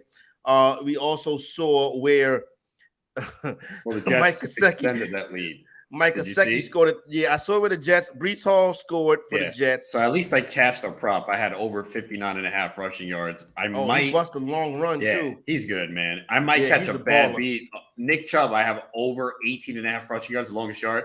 He had an 18-yard run. If I lose on a half, man, that is just the worst. But hey, Ronas, let me ask you: have the 49ers ever had the ball in that game? In the second half, it feels like in they the second half, yeah. They I know an interception. That was it. I've only seen them on offense once. Yeah, it's crazy. And they haven't really run the ball much today. Jeff Wilson, 7 for 25 on the ground. We're not used to seeing that, but they were down 14-0 after the first quarter, and that put them in a situation that they really don't want to play. They like to run the football a lot, but they've kind of had to abandon the run. But yeah, I mean, it's 51 plays for Atlanta, 42 for San Fran, but Atlanta's had the ball for 32 minutes, 20 for San Fran. So that's why you don't see them. This was a terrible spot right here coming into my opinion for the San Francisco 49ers. We'll see how it plays out. Speaking of terrible, Mike Gesicki scored a touchdown. A pretty terrible gritty. We talked about it, Tom. The gritty, he was coming to cha-cha slide. He looked like my 7-year-old son. He looked like my son's trying to do it. And just so you know, my kids play center, so they're not the gritty kind of people. So yeah, we've jumped the shark on that one, Corey. Yeah, we really have with the gritty. Let's get another dance for everybody to do, because I can't. I thought Mac Jones took the cake, but Gesicki, my goodness. Yeah. Dude, what do you think about the Bucs and the live money line with them? I mean, are they really going to lose this game? This is not embarrassing. playing good. I know. Well, they haven't really all year. And I think we're doing this every week. Oh, this is the week the Bucs offense breaks out. It's not happening, man. Right now, Steelers plus 130 on the money line. Steelers are in the lead, and they're plus 130 on the money line. If you want the Bucs, you're paying 155 on DraftKings. I'm not doing that. That's whack yeah, I see that too. And the Steelers just got the ball back. Yeah, I mean, Brady will probably lead them down. Okay, I mean, how we've seen this 10 million times in our lives. I mean, if the Steelers got to score again. They got to score again. Kenny Pickett is out for the day with a concussion, so we probably won't see him next week. I mean, that's what you guys think now with all these concussions, right? We're not seeing guys. And it's like they're automatically out that game and another week, essentially, what we're seeing at this point. You know what? Let's get into that, and let's get into roughing the passer. When we come back on the other side, we'll also hit a leaderboard and get you some live lines. We are into the fourth quarter of most of these games right here. So shout out to Lisa Ann once again. And that's it right there. It's the better zone, Better Sports Network. We'll be right back with Corey, Tom, and Adam. We want to hear what you're sweating on NFL game day. Get into the Bettor Zone. Get into the Bettor Zone on Better Sports Network. Corey, Nando, and friends. Presented by Mayo Media on Better Sports Network. I'm convinced that Babe Ruth is a fictional character. Babe Ruth is not real. No, it's not. Babe Ruth is not real. We've been hoodwinked. We've been bamboozled. We've been led astray. We've been run amok. Keep going. Babe Ruth. I don't know the rest. Babe Ruth is a fictional character. I'm dead serious. Babe Ruth is a fictional character. Y'all are never going to get me to believe that Babe Ruth is real. Babe Ruth is like a baseball Santa Claus. I'm not buying it. After I saw those highlights last night of Babe Ruth, I'm like, there's no way you can tell me that Babe Ruth is a real person. Who do you know? There is nobody under the sound of my voice that has ever seen Babe Ruth play. I asked my pop, you ever seen Babe Ruth play? He's like, no. Nobody's ever seen Babe Ruth play. I mean, come on. I'm telling you, Babe Ruth is a fictional character. Even Babe Ruth baseball cards, it looked like it's drawn. Like, Babe Ruth is not real. Y'all trying to pull a fast one. Listen, I don't know who made this up. Maybe it was Phil Rizzuto. Maybe it's the Lenny Melnick. But Babe Ruth is not a real person. There's no way. Everything about Babe Ruth is sketchy. If you didn't go to the games, how do you know that it really happened? Or I listened on the radio. You listen to Ovaltine on the radio. That old school radio was all fiction. Everything on old school radio was fake. But you think Babe Ruth is real? Look, he lived until 1948. So if you find someone who's like 85 years old, they might have remembered him when he was little, when they were a little teenager. Babe Ruth was made up by baseball purists. I am certain.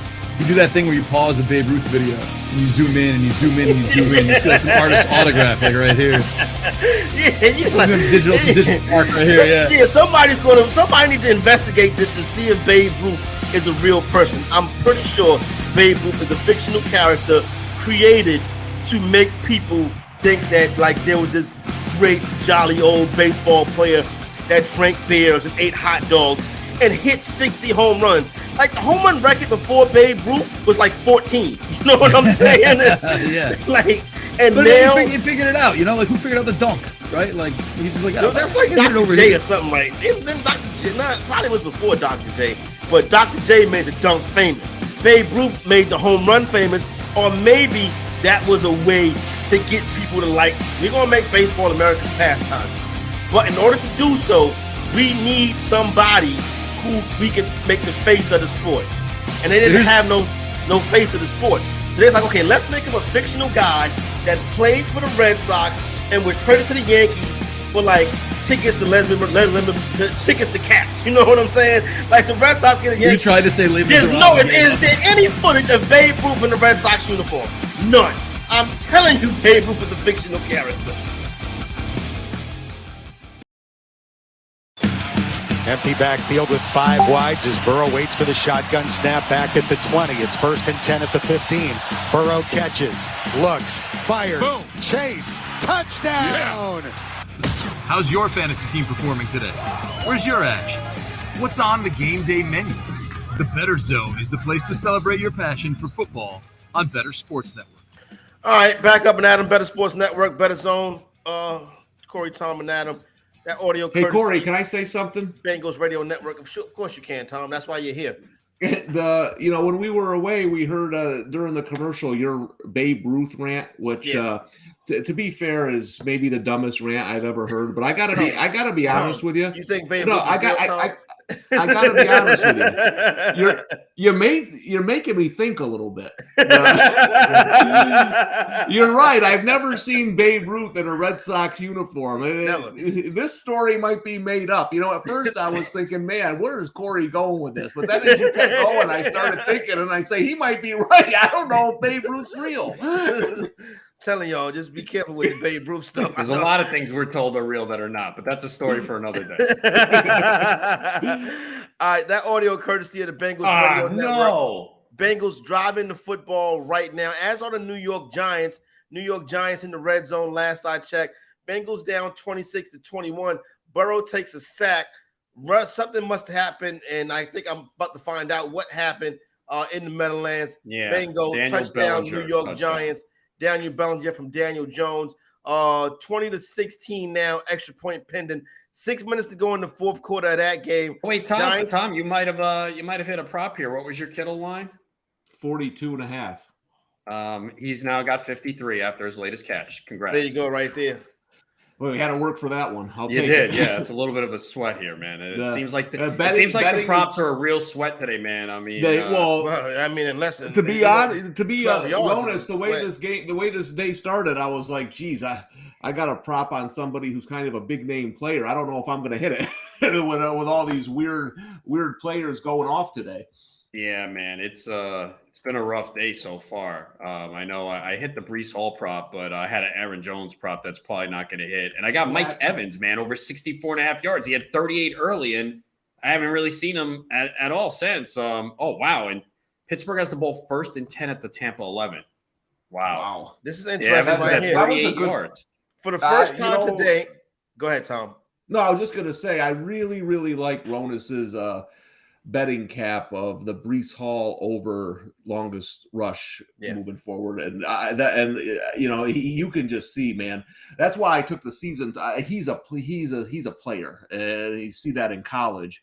But now that he's starting to get fed every week, I think you're right. I'm going to be watching that next week to see what it opens at. I know there was talk about the Jets having the best defensive rookie and the best offensive rookie. We'll break that down tomorrow on Corey Nando and Friends. That Buccaneer spot is interesting. For the first time today, the Pittsburgh Steelers are now the favorites. As a matter of fact, the Pittsburgh Steelers just scored. I saw where the live board went up 19-12.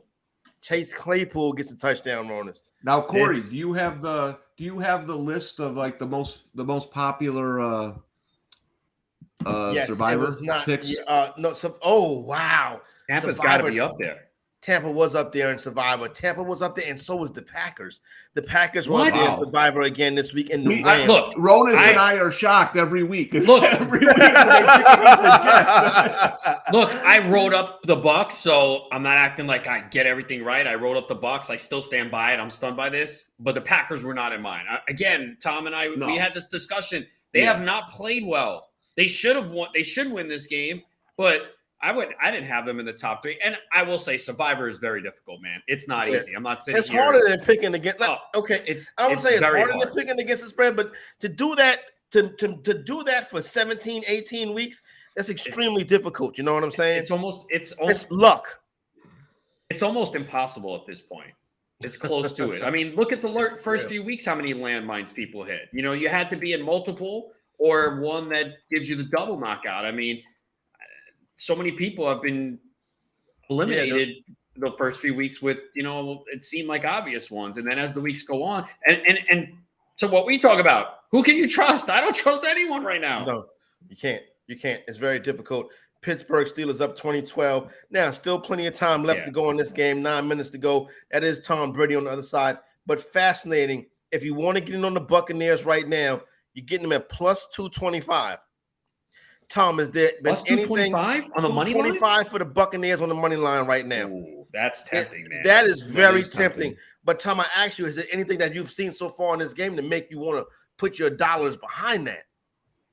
No, but I think now, like before you're going off history. It was like Yeah, like sometimes you mention it and the value isn't there. I mean, if you, that there's some value there now if you want to take the Bucks to win this game. But wow, yeah, that's I'll be honest, I'm stunned. I'm stunned that the Steelers are winning this game. And I know in the NFL there's not a huge difference between they're all, but I thought the Steelers were kind of done. It just goes to show you, man. So these coaches, like I know, like Pete Carroll and Tomlin, they're not on the cutting edge of analytics. Either is Belichick, let's be honest.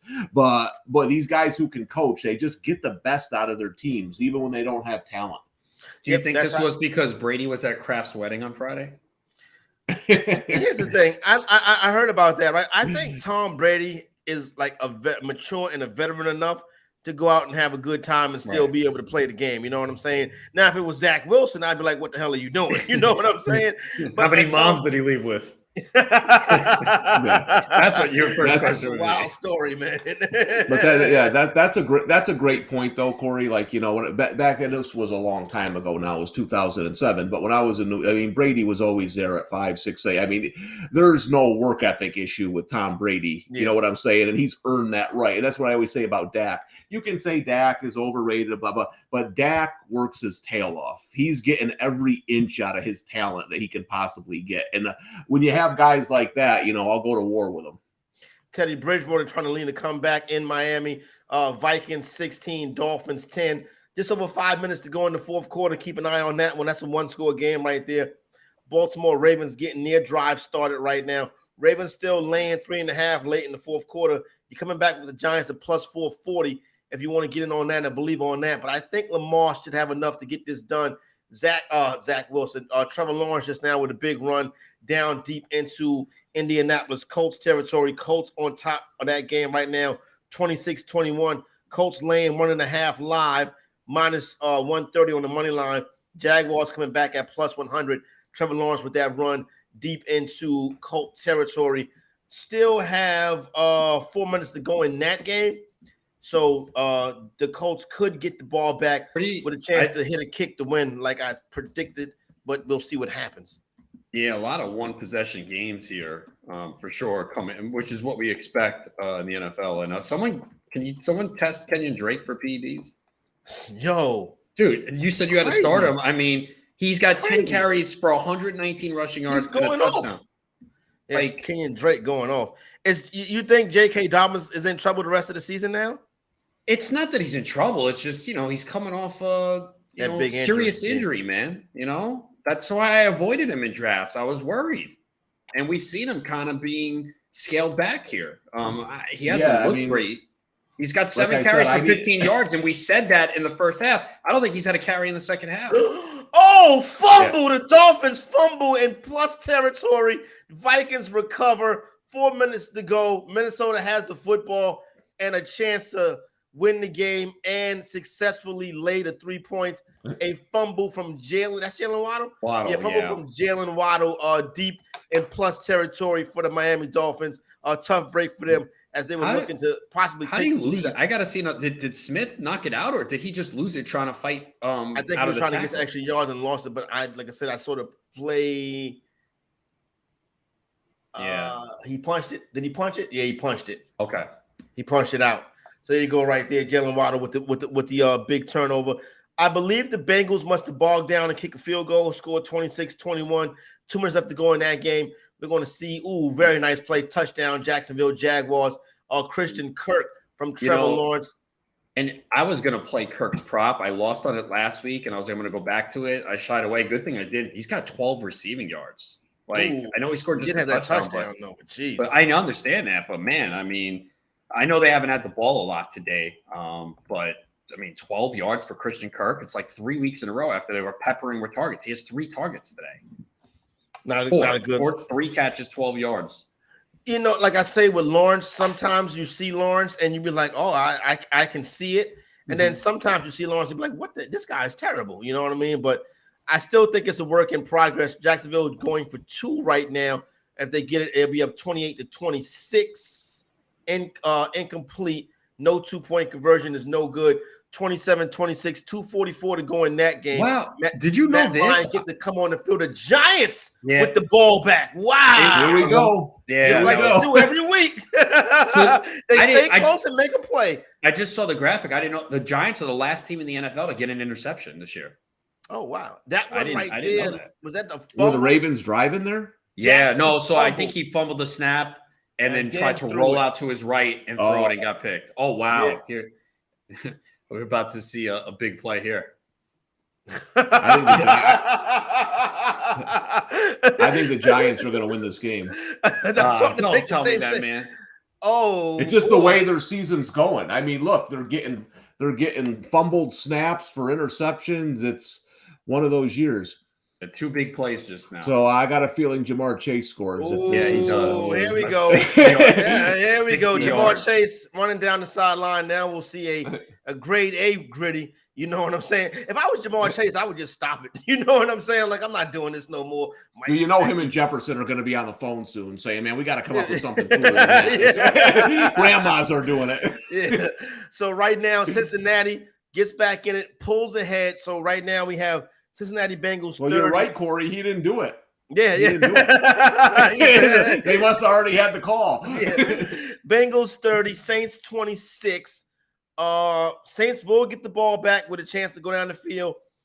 And I'm about to say cover the spread, but they're not going to play to cover the spread. Yeah, Dalvin Cook, a 53-yard touchdown run, and then Cousins to Thielen for the 2-point conversion, pushing that game 24-10 now. 24-10, 3:15 left to go in the fourth quarter down there in Miami. So it looks like the Vikings are going to successfully lay the number in that one. Bengals, I know Bengals were a big play this week as far as ATS play. They have a 4-point lead right now. Saints still got time to come down and possibly win this game. New York Giants right now in the red zone. Giants trying to take the lead. And they go inside the 10-yard line. It's going to be 3rd and 2 for the New York Giants. Indianapolis and Jacksonville, Matt Ryan trying to drive them down. Just over 2 minutes to go in that game. We got the New York Jets in the red zone, 24-10. Jets over the Packers.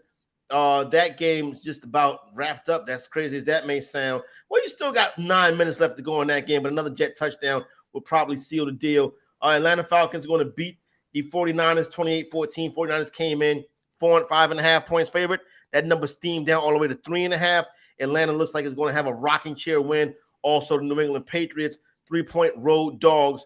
Looks like they're getting set for a rocking chair win, up 24-9, but still got 6 minutes left to go in that game right now. So right now it is the New York Giants that we're paying attention to see what that goes. Also got situation developing, see what the Buccaneers can do, and we will see what still got the Buccaneers. Oh, and the Indianapolis Colts, Matt Ryan getting ready for that drive right there. So that Dalvin Cook touchdown for his guys. I do want to get into some of the guys that have not performed well so far in these games. We'll get into that as we get into the 4 o'clock hour and push on towards the end of this program before we hand it off to my good friend Holden Kushner and along with Pilar Lasher. So that's where we stand right now.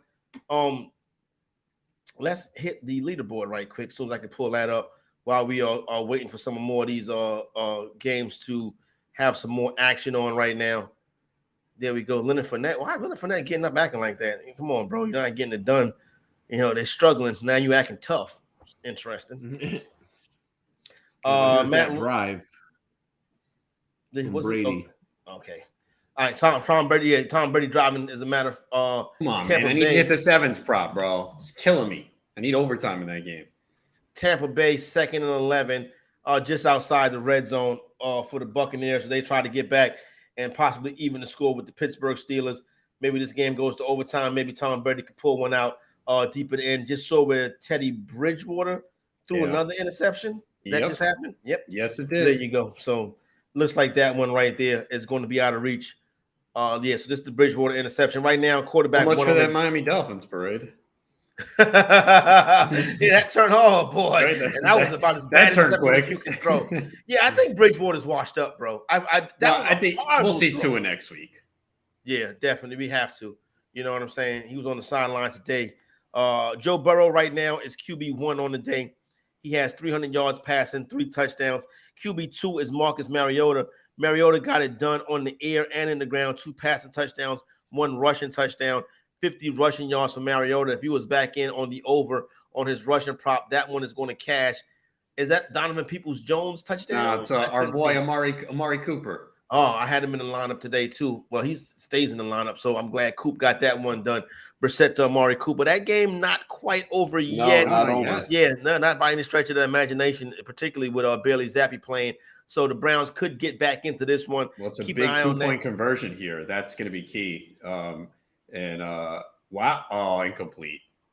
Down 9. The Giants in the 6-minute timeout. What's going on? Yeah, it was a 2-minute warning. Yeah. That's the thing though too. Like that's, sometimes guys like Lamar are so talented and athletic, it bites them. I mean, that's a sack for any other quarterback. You know what I mean? And the Giants, man, this is something. This is unbelievable, man. Like you said, some teams have to get lucky. Again, they're well coached and everything, but they've had a lot of things break right for them, man. Yeah, they have.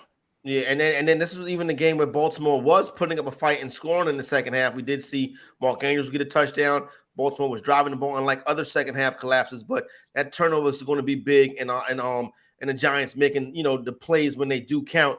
And they just got a penalty in the end zone, looks like. So 1st and goal for the Giants to take the lead. All right, so the Giants have a chance to possibly take the lead right here. As we continue. Oh, wait a minute. Okay, so the Bucks have scored. Okay, so Tampa Brady to Fournette. That score right now. So now it's 20-18. Pittsburgh and Tampa. There's a lot going on for the red zone to be showing me Jacoby Brissett sitting on a bench. Oh, so did Daniel Jones throw an interception? But I guess it was called back because of a penalty. That's what it was. That's the penalty. That's the penalty. Yeah. What was the penalty? Did you see it? Was it holding? No, I just saw Twitter telling me that Giants got bailed out by a PI. Yeah, okay. Oh yeah, you could see it though. Yeah. So bring that back, Baltimore. And then on the ensuing play, Barkley scored. Yeah, who I have in fantasy, but man, I don't want to see the Giants for this game. And I got Lamar Jackson, so come on, Lamar, lead him down the field. Give me some more points. Let's go. I can't deal with the Giants at 5-1, bro. Sorry, I live around too many Giants fans. Okay. Oh, that Lawrence Taylor jersey. I'm the same way. I got the over their win total, but at this point, I'm rooting against them. These Giants fans are just—they're way too happy. I can't stand it. I live in upstate New York. I got to see them every day. I live the Giants are going to be in the playoffs. Oh yeah, that's it. So you're in the same boat. It's just it's money's one thing, but these guys are way too happy. Yeah, man. I mean, come on, And the thing is, too, and they know it, they're not that good. But at what point do we say, if they go to 5-1 and beat Baltimore and Green Bay, it's it's just amazing how they're doing it, too, man. Now, getting Robinson back obviously has helped, and he's played a part today. But, yeah, I mean, what they're doing, it goes back to changing the culture and Dable as coach. I mean, it's clear. Yeah. We kind of knew it from day one. That's what you were hearing. That's what you were seeing. You could just see his enthusiasm. I love seeing him in the locker room last week all pumped up. That's what I want from my coach. I don't want Joe Judge, who's boring and dead. Come on. No, Joe Judge. That Joe Judge not going to cut it. You know what I'm saying? Think about it. It's almost the same team from last year. I mean, I know Barkley's healthy now. You're right. Yeah, you're right. It's something we said a couple weeks ago. I know Daniel Jones isn't lighting it up, but he's not playing poorly. In that Cowboys game, I was extremely impressed with the way he was getting pressured and still completing passes. So it's good coaching, putting players in position to be successful. And, getting them to believe, getting them to play hard and be prepared. I mean, we've heard stories. There's a lot of teams where there's no motivation. Guys aren't working hard. Right. All right, so 20-18, Pittsburgh Steelers over the New England Patriots. Pittsburgh, Mitch Trubisky in at quarterback now. Going to have a chance to go on a 4-minute drive, see if they can ice this game and get the victory. New York Giants up 24-20. Baltimore Ravens coming back to win the game plus 240. Lamar's going to have a drive where he's going to have to score a touchdown A little over a minute left to go in that game. Cincinnati 30, New Orleans Saints 26, right? Now, here's the deal. The Saints have the ball at midfield, and it's Andy Dalton, right? So it's going to be tough for them to score. Probably Big spread drama here, Corey. Big spread drama in that Saints game. Yeah, 100%. And Colts Jags, too. Yep, because it's not going to be no field goals kicked. The Colts can kick a field goal, and they're driving down into field goal. I guess range. Didn't it close at 1.5? It closed at 1. It was 2 for most of the week, and then it closed at 1.5. So it's pretty big right now, depending on what that side would give it. I had took the Colts in the contest. That'd be 29-27. So yeah, I need that because that's not a money line play right there. I got a money line in my personal wagers, but and then I just lose. I just lost the page right there. Jalen Waddle. Ravens. I saw that Ravens are plus 250 to win the game. You betting it or no? Lamar Jackson comeback drive. I'm probably going to stay away. I'll stay away, but I kind of want to bet it.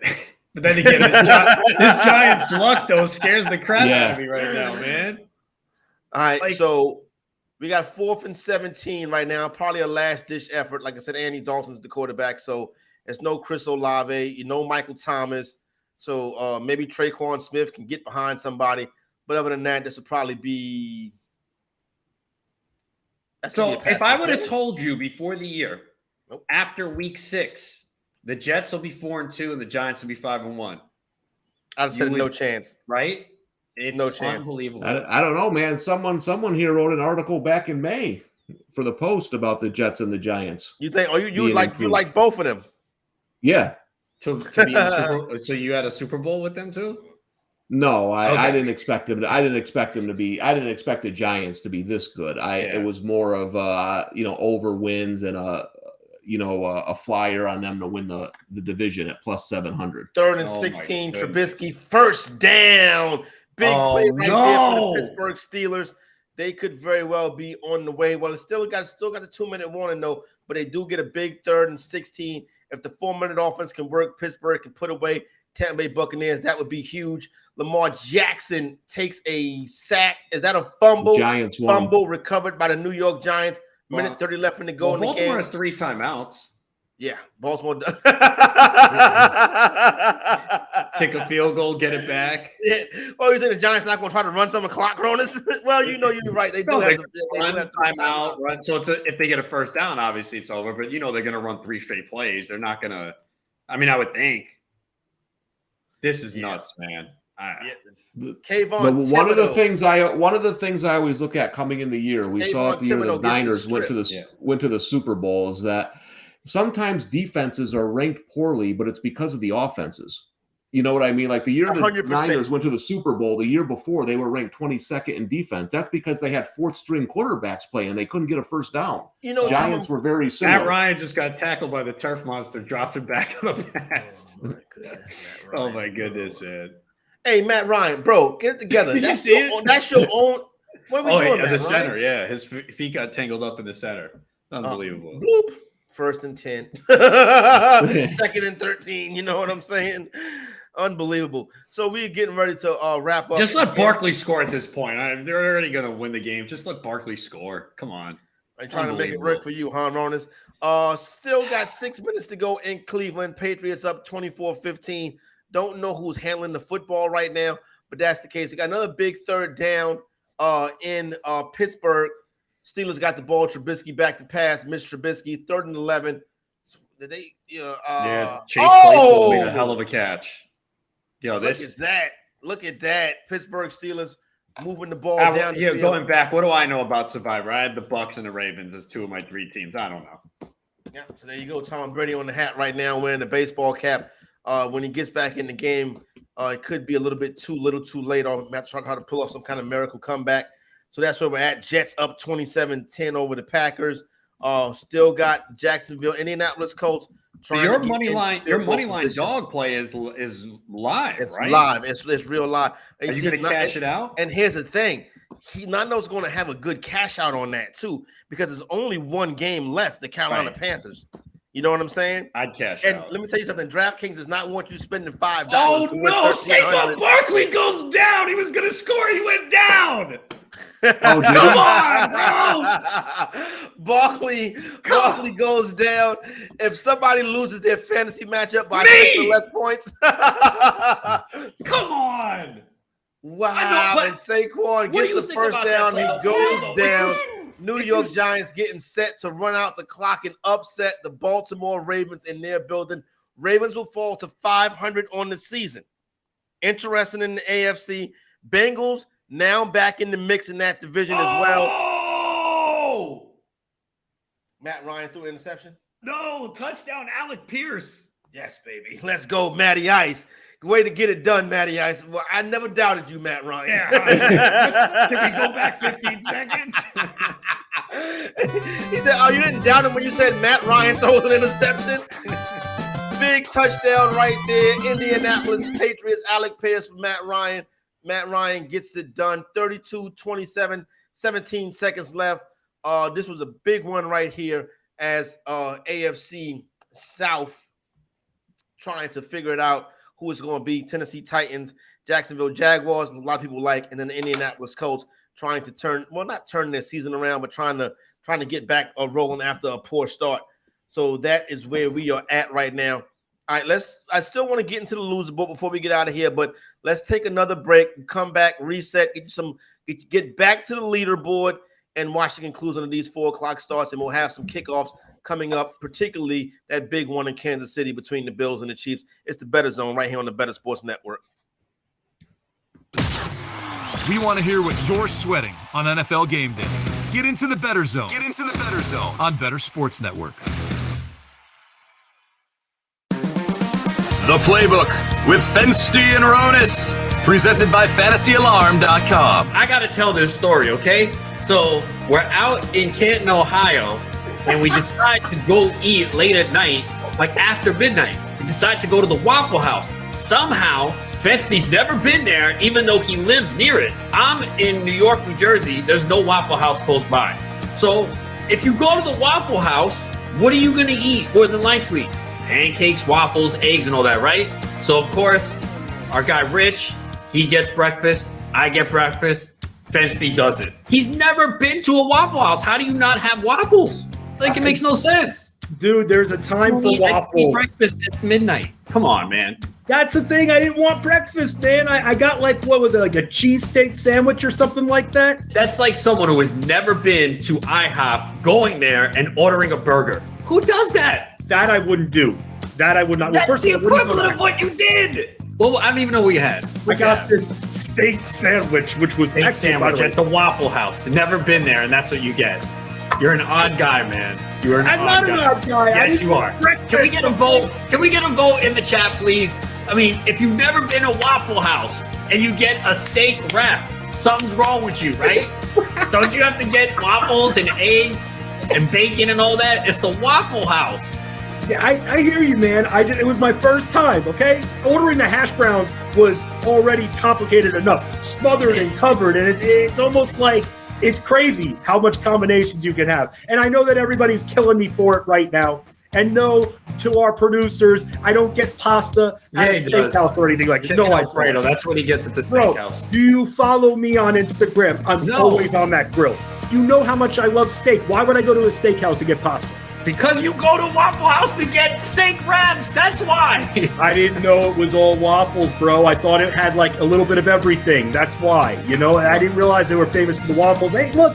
You know, the name of the place is the Waffle House. What else would they be famous for? You know what? That's fine. I guess it's a hot take getting a steak sandwich. As long as it was good, I housed that thing in 10 seconds. Okay, you were never there, and that's the first time. You're not going to try a waffle? Do you admit it was a mistake? I don't really like waffles, man. Bettor Sports Network. It's sports talk done better. Jones over center. Handoff Barkley. Leap for the end zone. Touchdown Giants. And the Giants have the lead with 1:43 to go. Jackson in a shotgun set, calls signals, takes the snap, he's back to throw. Under pressure, hit by Thibodeau, ball comes loose, and the Giants scramble for it. It's still loose, and ball recovers by the Giants at the 12-yard line.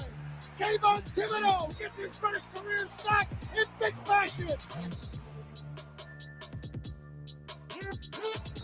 All right, New York Giants pulled off the upset. Close to pulling off the upset, knocking off the Baltimore Ravens in their building. Giants keep getting it done, improved to 5-1 on the season. That call audio of the New York Giants radio network. Better zone right. What do you guys think about the Ravens? I think they'll get better as the season goes on. They got some bad losses this year. If the Ravens are not in the AFC Championship game, they need to fire the offensive coordinator.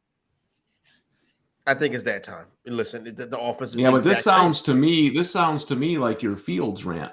Let's blame everybody like Lamar because we like Lamar. I mean, let's be honest. If that was Jameis Winston making those plays, we'd say that's on Jameis. So, okay. Yeah, I think this I'm not saying they're not there. Listen, they're good. It's kind of like when Tony Romo was the quarterback, right? Like they were 8-9 wins because of I'm saying they won games because of Romo, but sometimes Romo made dumb plays. No doubt. He did. And I think Lamar is very similar. Listen, they're not even close to the playoffs without Lamar. I'm not saying that. But sometimes he makes a play here or there where it just that's a tough play. Oh, by the way,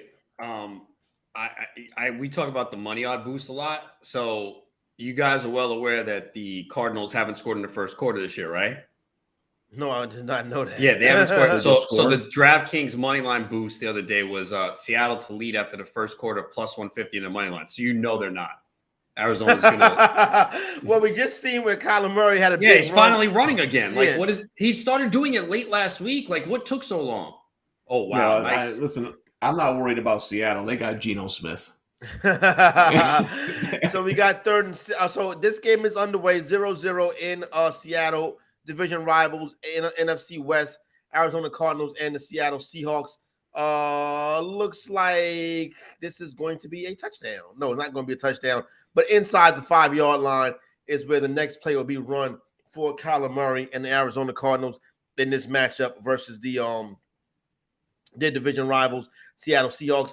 Also, PJ Walker on the field, Carolina Panthers and Los Angeles Rams.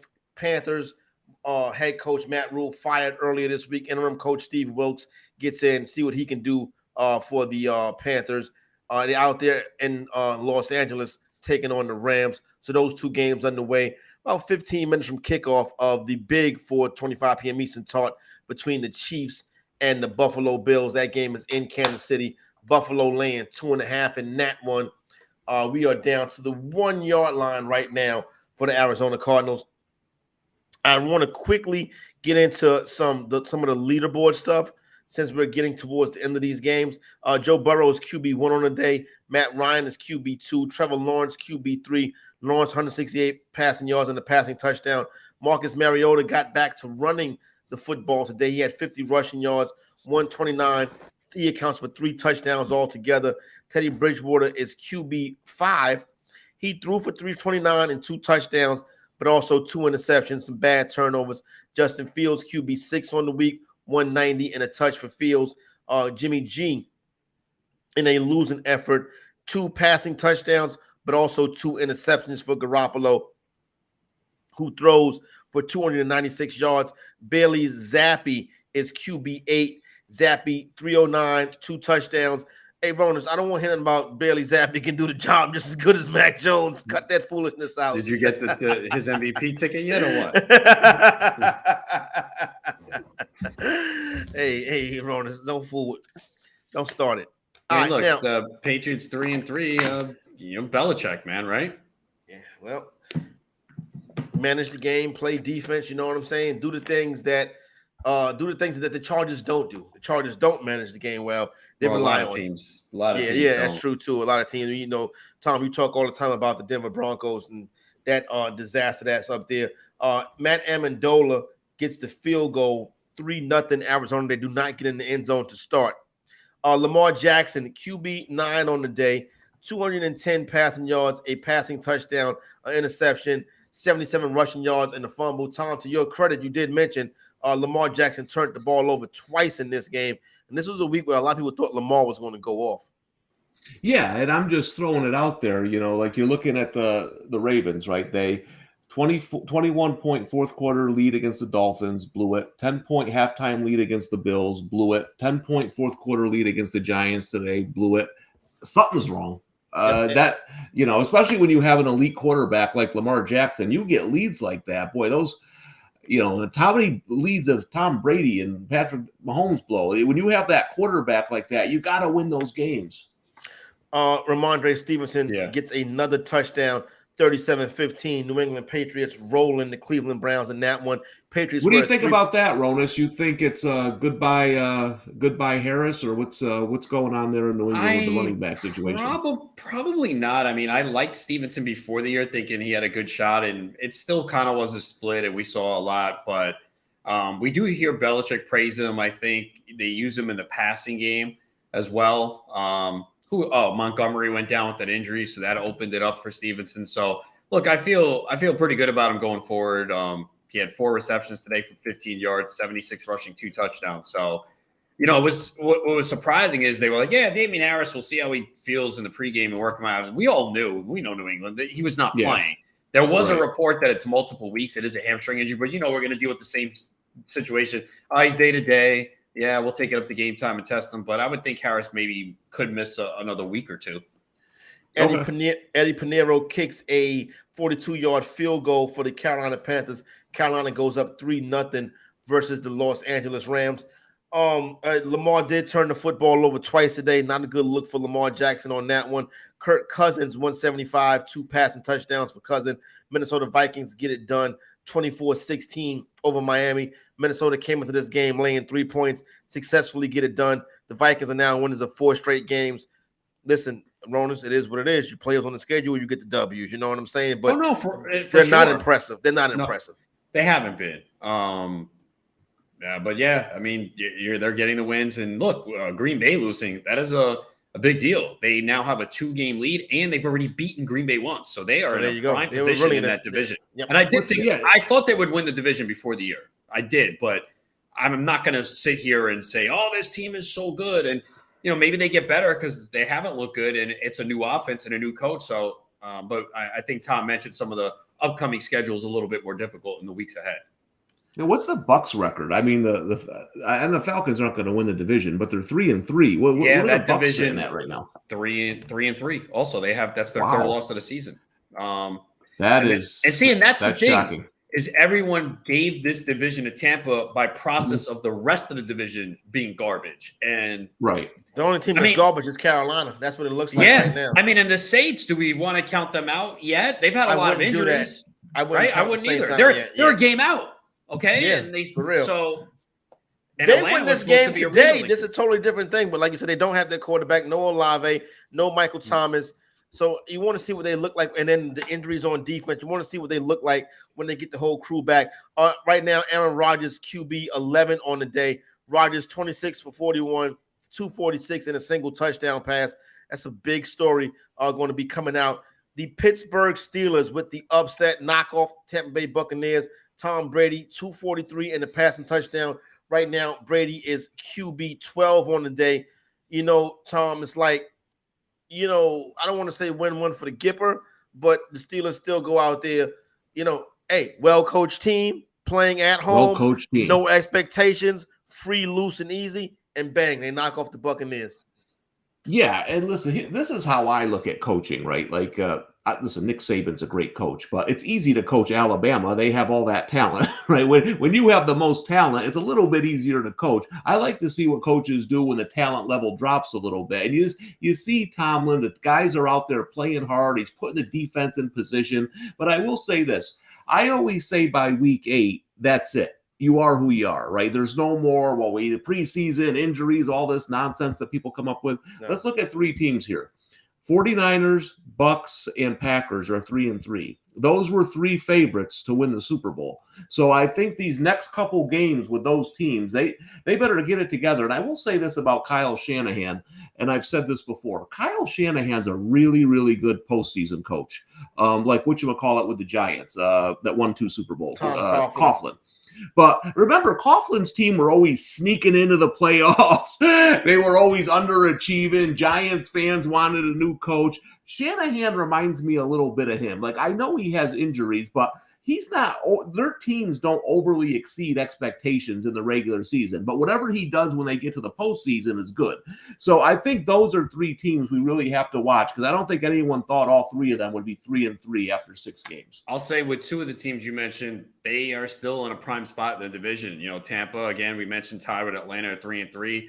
San Fran's 3-3. The Rams could be 3-3, and if Arizona and Seattle don't tie, one of those teams will be 3-3. So they're still in good spots as far as winning the division. And as we mentioned, you know, it's just so much parity in the NFL right now. I mean, like you said, Baltimore. Yeah, there's no good teams. Baltimore's 3-3 right now. Yeah. Like, I mean, Baltimore's 3-3. They might win the Super Bowl. Who knows? It's really crazy. I mean, unless you're in the NFC East. Who thought that, though, right? I The mean, best offense, like the best offense coming into the season, that the best division was going to be the NFC East. I mean, I didn't see that one coming. And like the best offenses in the league are like the Eagles, the Bills, the Jets, and the Seahawks. You know what I'm saying? It's like those are the teams putting up the points right now. As Kenneth and the Jets are giving you nothing from a fantasy perspective with these wide receivers. Elijah Moore didn't even have a target today. No, the Jets are the Iowa Hawkeyes of the NFL. They got 24 points and they got 122 total yards of offense. You don't know how they got the 24 points.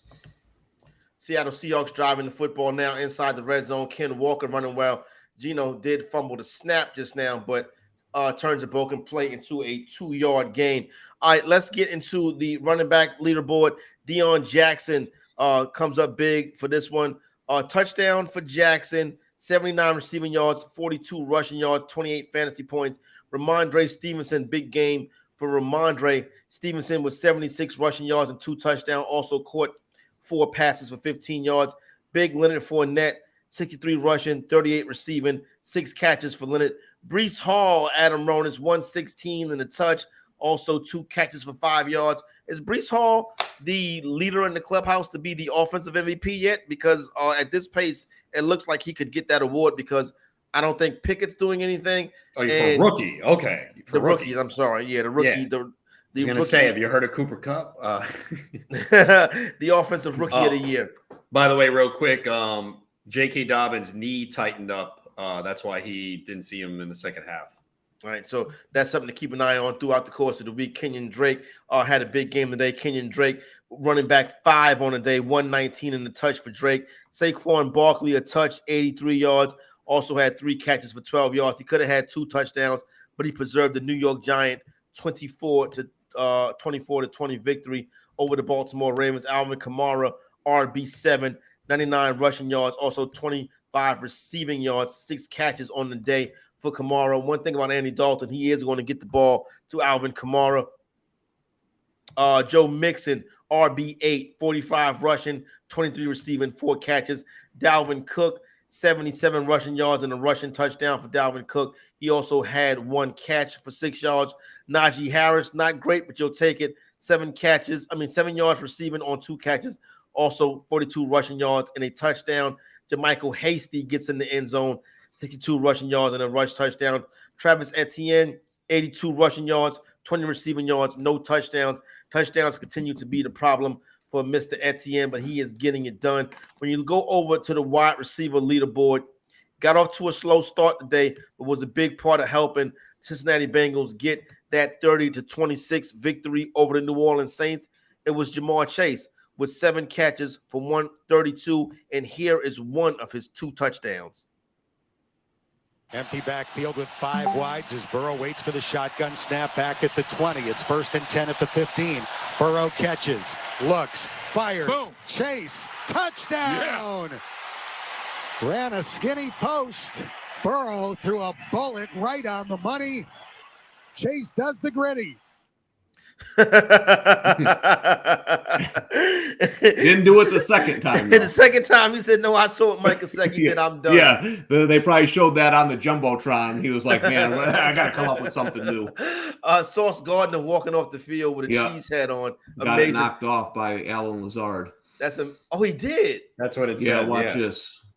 Oh, look at that. Okay, a little rivalry going on between. They cut. Maybe they're showing a different angle. They cut off the end. Lazard comes running up here and Sauce Gardner talking big trash for a first year player. I love it though. Sauce Gardner, New York Jets getting it done.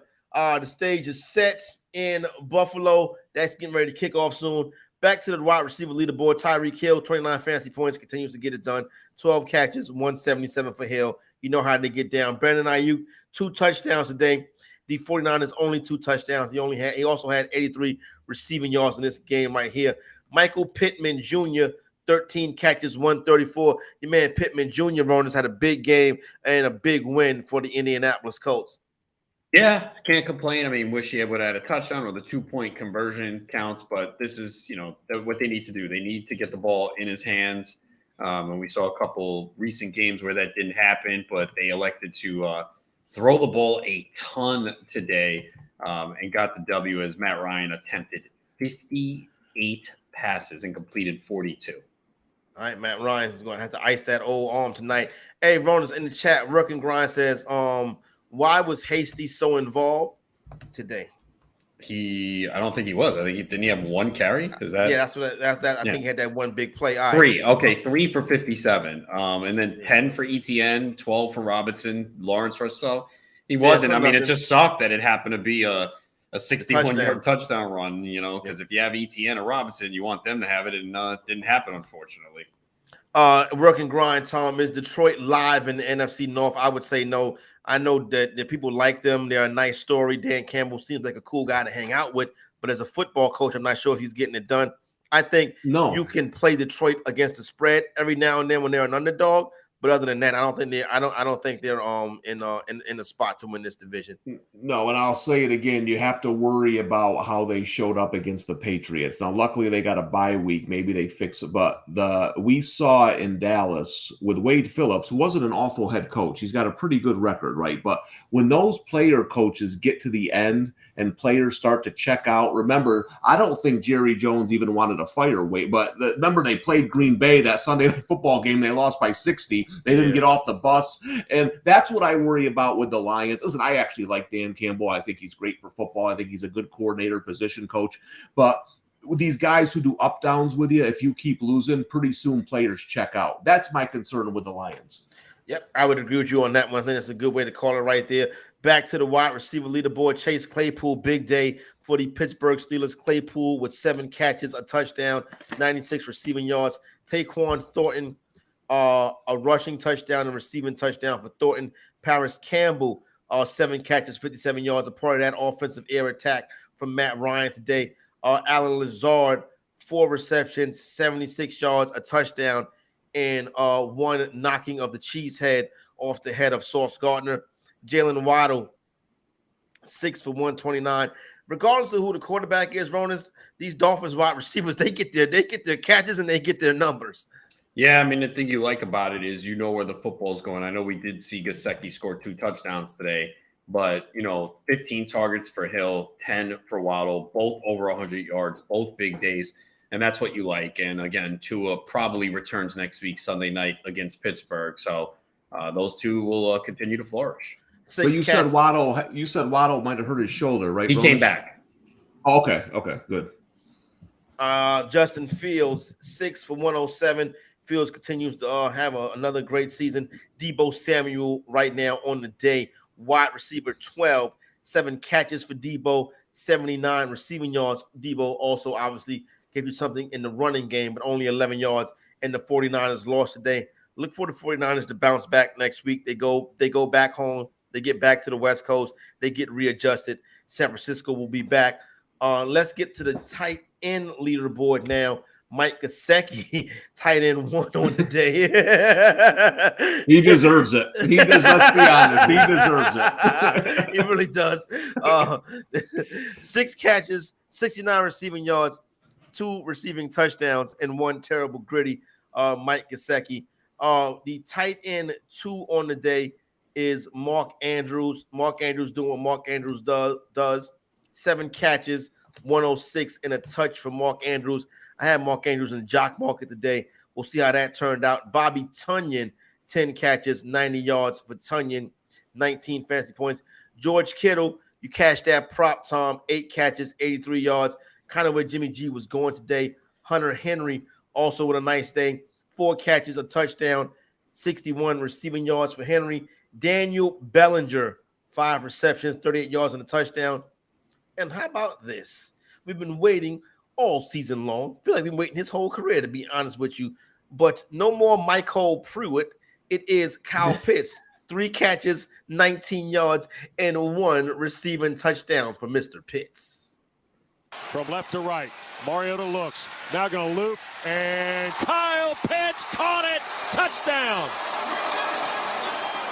On U.S. soil, number 8 has a touchdown. There you go. Kyle Pitts gets it done. Kyle Pitts supporters, he probably was on your bench, but you never know. Probably when you draft him as high as you did, you got to start him every week. So you got to pull up your pants and suck it up like a big boy, because that is what it is. Irv Smith Jr., 4 catches, 7 yards and a touchdown. Jelani Woods, Evan Ingram, David Njoku, tight end 11, 3 for 58 for Njoku. Jonnu Smith actually gets on the score sheet today, 2 catches for 61 yards. And those are your leaders of the day in week number 5 in the 1 p.m. time and 1 p.m. start.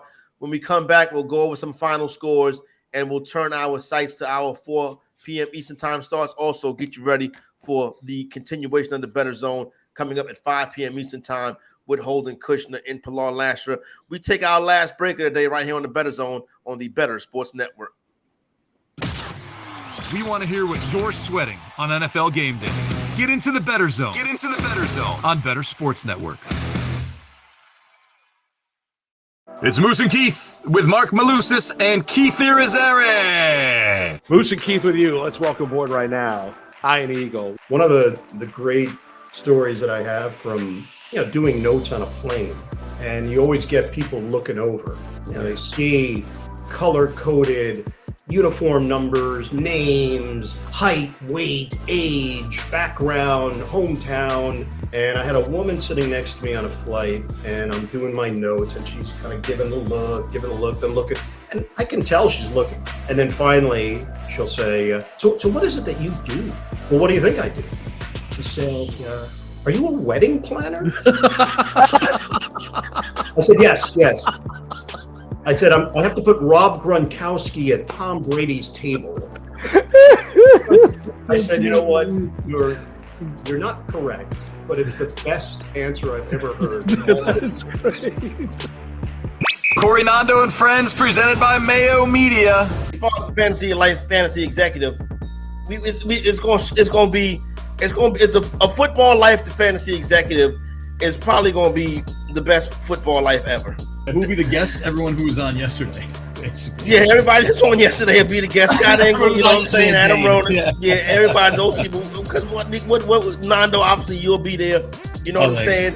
We'll go to the GST and shoot some scenes. You know what I'm saying? That'd be nice. We'll shoot some scenes in Midtown Manhattan. Antonio Brown can be on my football life, That'd right? be nice. Because that's a big part of my come up as a fantasy analyst. Everybody, the football life, the fantasy executive is going to be for the people. When they do the football life on the fantasy executive, I'm going to be hands on. Good. Yeah. You talking to you.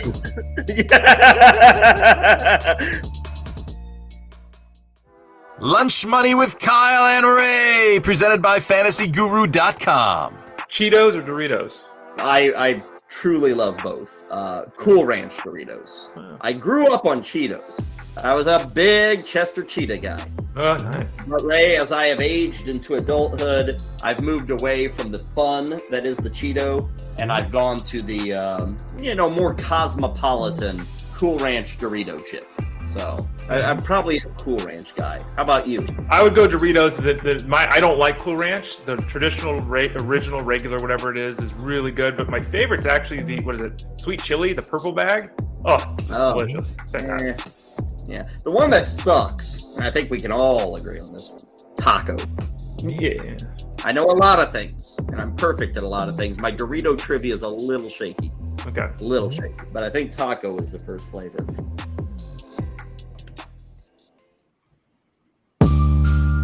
Single high safety blitz coming. Burrow trying to step away from the rush. He does. Get in. Runs up the middle of the field Get in, to the Joe. 10, Yeah. for 5. Touchdown. Nice. As Joe Burrow crosses the goal line with the ball in his left hand, fully extended, goes into the back corner of the end zone and spins it like he's rolling dice. Empty backfield for Trevor Lawrence. 3 right, 2 left. Trevor's going to keep it on a quarterback run into the end zone. Touchdown! Trevor Lawrence kept it himself and scored for the Jaguars. Atlanta strong to the right side. Here comes Zacchaeus in motion. Snap to Mariota. Marcus will keep it right side. Turn the corner. Touchdown Atlanta. Marcus Mariota. Beautifully executed. Beat San Francisco to the corner. Atlanta's got the lead with under a minute to go. We want to hear what you're sweating on NFL Game Day. Get into the Bettor Zone. Get into the Bettor Zone on Bettor Sports Network. Quarterbacks getting it done. Touchdowns today. Audio courtesy of the Bengals, Falcons, and courtesy of the Bengals and Falcons radio network. 3-3 tie right now in Seattle and Jacksonville Jaguars radio network as well. Thank you, Trevor Lawrence, for that touchdown run. I misspoke earlier saying Pilar Lasher was coming up on the next program. That's on me. Greg Leonard will be hosting with Holden Cushion today. So they got you from 5 to 8 p.m. Eastern time. And then obviously things set back off tomorrow morning beginning at 7 a.m. Eastern time with Front Yard Fantasy as we wrap up this week and get you ready for Monday Night Football and another big week of NFL, Major League Baseball. Also, the NBA returns this week as well. So we got a lot of things going on the Bettor Network. We keep you busy. We keep you covered. We make sure that you get a couple dollars in your pocket as well. All right. Now, the biggest result of the day, Ronas, I think, is the Bengals 30-26 win over the Saints. A lot of people were on the Bengals this week. Bengals opened up a 1-point favorite. The number steamed all the way up to 3. The Bengals cover by 4. Yeah, a lot of injuries for the Saints. So they had the lead, banged up in this one, and the Bengals, we talked about, really needed this game. Couldn't afford to fall to 2-4. So they even the record at 300, get a big game from Burrow and Chase, and much needed because couldn't get the ground game going. Mixon just 8 for 45 on the ground. T. Higgins, if you use them, in a PPR, you'll take it. 6 for 47 on 10 targets. He said after his ankle's about 85% right now. And that's good for Higgins and everybody who got, like you said, if you had to use him, you got him out there. Now, was that a fumble in the Bills-Chiefs game? Was that an incomplete pass? Chiefs ball. Chiefs ball. Yeah, so I mean, that's the only James Cook, right? Was that James Cook? No. Or was it? Yeah, it was a pitch. Oh, yeah. It was. Allen pitched it, and Cook was didn't expect it to come, and then tried to fall on it and could not. And the Chiefs defense recovers, and they already lost safety. Well, Justin Reed left the game. They're already banged up in the secondary. On the previous play, Diggs was wide open. Allen didn't see him. So no, that was Isaiah McKenzie. So why do you have him in the backfield? Well, I was going to say, it looks like another one of my emergency starts. I'm not having the same luck here as Corey with his random Ravens running backs who get 30 fantasy points. Interesting right there. This is the only way, in my opinion, that they're going to be able to stay in this game is if Buffalo make mistakes. You saw that Buffalo was already down in the red zone. Well, and the thing, Corey, I saw someone put on Twitter, that's an overkiller. That's this is a high total, and when you bet the over, you don't really want turnovers inside the 20 like that. And as Rona said, apparently they missed Diggs for a touchdown the play before. So if you have the guts to bet the under in that game, you got a couple of things that went your way early. I think this was an underplay all the way. I really do. I'm just saying, when you look at the games they played last year, right? They were really high scoring. I don't think Kansas City can score like that this year. That's a good point. I don't think Kansas City can score like that. Well, I guess we're about to find out, obviously. But I think this is like a 30-17, something like that. Like, I really think Buffalo can really dominate this team if they don't turn the ball over, particularly in the damn red zone. You know what I'm saying? Yeah, I'm with Ronas. That's you know what that play is? That's we're thinking a little bit too much. Yeah, man. That's what that play is. You got to get out your own way. That's ridiculous right there. You have all these weapons, and Singletary's been pretty good this year, man. Like I played as receiving prop because of the 2 games that they were competitive. He went over. It was only 20.5, and this is a game. The 3 other games were blowouts where he didn't go over, and I feel this will be a stay tight, and they're going to need Singletary. And we already mentioned earlier, Zach Moss is inactive today, so I don't know why you have McKenzie out there on that play, and you could see I don't know how many times they practiced the play. That does not look like something that he was familiar with. Not at all. That looked like he like, oh, we gonna do me. Like he popped in. I'm like, wait, I get it on this play. Oh, yeah, he was looking like, oh my bad. I didn't really think y'all was going. We got running backs, you know what I'm saying. Like, New England Patriots 3-3 on the season. Big victory today, 38-15 over the Cleveland Browns. Tom, the Pats just do what they do, play defense, run the football, be efficient. Bailey Zappi gets another win. Listen, listen, these AFC matchups are going to be tough. It's not like it's Mac Jones versus Deshaun Watson. They'll get that next year. But the Patriots get a solid road victory, and they keep the ball, and they keep pushing the ball down the road. Yeah, I mean, listen, I bet under on their win total, right? And my one worry was Belichick will outcoach 4 or 5 of these dopes. And he just whooped Campbell. I don't know what this guy's doing in Cleveland, to be honest with you. A couple of years ago, they're beating the Steelers in the playoffs. They give the Chiefs a really good run for their money in Kansas City. And since then, it's just been a disaster. So, listen, that's what's going to happen with New England. I still don't think they're good enough to do anything this year in terms of long term, but Belichick's going to outcoach some of these guys. But hey, how about this? 2 times in the next few weeks, we got Patriots Jets out of nowhere. That's going to be that's going to be 2 important games in the AFC. Who would have thunk? You know what I'm saying? The Patriot Jet battle is going to be the marquee matchup. It's interesting. What a time to be alive. What a time. Speaking of the New York Jets, they come into Green Bay today, 7.5-point underdogs. The Packers did not show up at all. New York 27 runners, Green Bay 10. If you could put a finger on it, to me, they can't stop the run and they can't run the ball, right? What do you think is the problem with the Packers? A lot. I actually thought this defense was going to be better. It hasn't been. They allowed 179 rushing yards today. They just didn't get Aaron Jones involved early. Like I said, I see them dropping back a lot, just taking shots downfield. Just seems like the offense is disjointed and broken right now. Yeah. You know what? This parlay, interesting. Once again, the Rams look like Rams look like the Rams. Yeah. I mean, this is just they're trying 5 different running backs now. Henderson got to carry, Rivers got to carry, Michael Brown got to carry, Atwell got to carry. I mean, what are you doing? Meanwhile, on Carolina, McCaffrey, 6 carries, 52 yards, 4 receptions, 36 yards. So they're like, hey, you know what? We're just going to give McCaffrey the ball every play. Yeah, and that's probably a good idea. Christian McCaffrey getting it done so far in the early going for the Carolina Panthers. They try to. Is this the week Geno Smith has a bad game since now everyone's on him? He's the QB3 in the NFL. I had right to now. start. I can answer that question. I had to start him in one of my leagues, so the answer to that would be yes. I started him in one, and I have this would be the 3rd straight week, and the other one I just picked him up because I had Stafford and Lawrence, and because everyone was on the over on this game too. That was 50.5, and now it's 3-3 early in the second quarter. Ron, so did Chubb just missed that prop, right? Yeah, by a half. It was 18.5. He had 18 was his longest rushing yard. So it snapped the streak of 9 straight. So I kind of knew. I said, look, at some point it's going to end, but I'm going to keep playing it. So maybe I should have looked into the New England matchup more, but they've been vulnerable against the run. But I should have thought, hey, Belichick's going to do everything he can to stop this run and make Jacoby beat them. So next week the Browns have the Ravens. So I'll see. That's a big game. Another big game. You know what?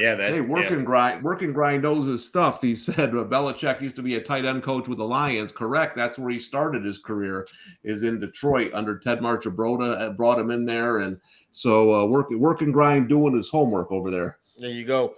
Jacksonville Jaguars, Indianapolis Colts, big AFC South matchup. Number closed with the Colts laying 1.5. They successfully covered that 34-27. Also, low total in this one at 41.5. The over cashes with ease. Rocking chair winner if you had over 41.5. Miami and Minnesota. A lot of people was on Minnesota today, but then again, this was one of the heavier bet games, and it was well played on both sides. A lot of people was on the Dolphins. A lot of people was on the Vikings. If you pick the Viking side, ding, ding, ding, you got the cash out, the winner right there. 24-16 Minnesota Vikings over the Miami Dolphins, and the over cashes and the under cashes in this one right here. Yeah, under cashes in this one right here. Green Bay Packers, mentioned the Packers and the Jets already. Talked about the Bengals and the New Orleans Saints in that game. Now let's go to the Meadowlands and the New York. Corey, you need the Panthers to win outright, right? Is that correct? Yeah. Okay, well, the Rams just carted off the left tackle Joe Noteboom was just carted off, and if you've seen their offensive line this year, that's not a good thing. So, and you know what? The Panthers' strength is their front. Is their front correct? Yeah. So that's getting interesting. Now, do you win it if that is that the last leg? This is the last leg right here. Yeah. Wow, this is interesting. We might have to stay on a couple more hours and follow this baby. Relax. I'm sorry. Yeah, we gotta eat. I'm starving. I'll let you know what happens. You know what I'm saying? But no, it definitely. Speaking of eating, now Corey, I want to know. Listen. Yeah, there you go. I got a story. I got a couple stories. Yeah. Yesterday's show, right? I talked about grilling the barbecuing the gator because we were on LSU. LSU gets it done, but you send me a picture. You're at South Carolina State. You're at homecoming, and they are serving gator sausage. Gator sausage. Yeah. Now, please tell me you had some gator sausage. I did not have the stomach to try gator sausage, but as soon as, because I sent you a picture of that sign, but it was a sign on the other side, and it's like I'm walking up and I'm like, am I reading this wrong? Does this say gator sausage? So I was like, I had to tell Tom that we got a gator in the building. I would have brought one and froze it for you, but I don't think you were so interested in eating Travis Kelce. No, I wanted you to eat it and let me know how it was. Yeah, not going to happen. And you know who I did spend a couple moments with yesterday? Had a chance to catch up and talk to a dude that lived down the hall from me when I was in school, Chartrick Darby, longtime player, Buccaneers, but he made his career with the Seahawks. You know what I'm saying? And I was like, man, yeah. I got a homeboy who loves the Seahawks. You know what I'm saying? And you know what he said to me? He said most Seahawk fans are like that. Like the Seahawks is like the best fan base in pro sports. He said that Seahawks fans really, really love their players. And I was like, Scott Engel loved the players too much.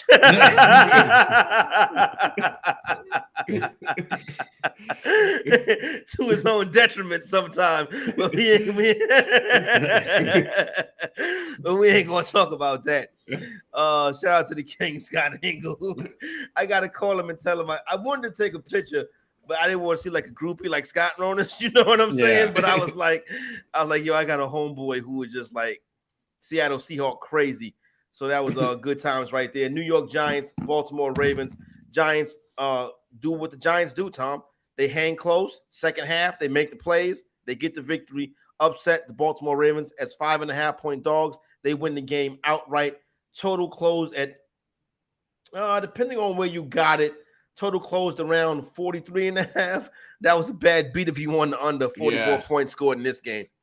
Yeah, and like we mentioned Providence, right, with the luck factor. But and Ronas mentioned the Giants against the spread. Remember during college basketball season, I used to tell you, Corey, I'm going to luck my ass all the way to the bank with this Providence team. They cover every game. So when it comes to money, it's irrelevant how you view the team. Are the Giants good? Are they lucky? I don't know, but they're mispriced in the market. Now, maybe that changes next week, but I looked at that line this week. I know a lot of people had the Ravens, but I did think the number was still a little off.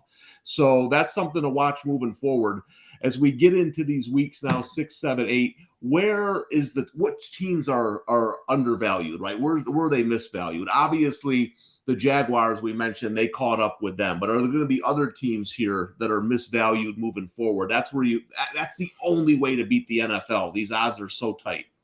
Yep, no doubt. Kansas City Chiefs into first and goal territory right now for the Kansas City Chiefs. Patrick Mahomes scrambles inside the 10-yard line. Big game, marquee matchup today in KC between the Bills and the Chiefs. Rematch of last year's AFC division round, right? That was not the championship round. Now it's division round. Yeah, because the Bengals. No, it wasn't the championship. The Bengals played the Chiefs. It felt like a championship game. It really did. Yeah. It really did. But that wasn't the case. So that's where we are right now. I already told you Pittsburgh Steelers as 9.5-point underdogs upset Tampa Bay Buccaneers. Tampa Bay and Survivor. Tough one right there. As you are now eliminated. Tampa Bay only scores 18 points. Pittsburgh behind Kenny Pickett and Mitch Trubisky get the win. Najee Harris also got in the end zone. Tough sledding right now for Tampa Bay Buccaneers. Interesting to see if they're turning it around. Ronus, you might not have to do that Survivor article for much longer. I think everyone's going to be out. Everybody's going to be done. You know this season. Oh my God! It definitely feels like it. It's been it's always difficult, but man, this year has been like any other that I don't remember seeing. Man, it's been crazy. Yeah, Ronus, let me ask you real quick, because this is a guy that's just got me scratching my head every week. What's going on with Allen Robinson? You don't pay guys that kind of money to bring them in and not throw. Is he not getting open? What's going on? I mean, 2 catches, 3 catches, under 25 yards. What is going on here? You're still playing him? No, I'm just asking. Oh. I was just thinking when I was watching the Rams game, like I saw him walking around in it, not catching a pass, but just walking around. And I wanted to ask you last week, but I wasn't here. Like, what's the problem? Is it him? I think it's a combination of both. He might be done, which is surprising because they raved about him in camp. Red zone interception. Yeah, Patrick Mahomes. So, like you said, underbettors are loving life in this game.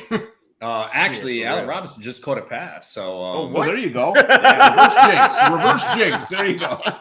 Because I was actually considering playing the under on his yards this week, but I think it went down a lot. I think it was like around 40 the last couple weeks, but it went down further, so I did not. But I think part of it is the offensive line has been horrible. He's got no time to throw. His first read is always Cooper Kupp.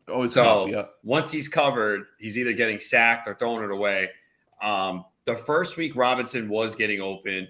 A lot of the other times, I don't see him getting open. And if it's more downfield, Stafford has no time to throw. So I think it's a combination of factors. But I did like Robinson before the year. I think I got him in a lot more best ball than redraft. But I can't play him. I mean, I have him in a 14-team league and leagues with 20 roster spots. So I'm kind of holding. There's not much on waivers. But there's no way he's coming close to my lineup until I see him do something. And I mean, it's Higbee. It's Higbee and Kupp really right now that are the only guys there that are doing anything.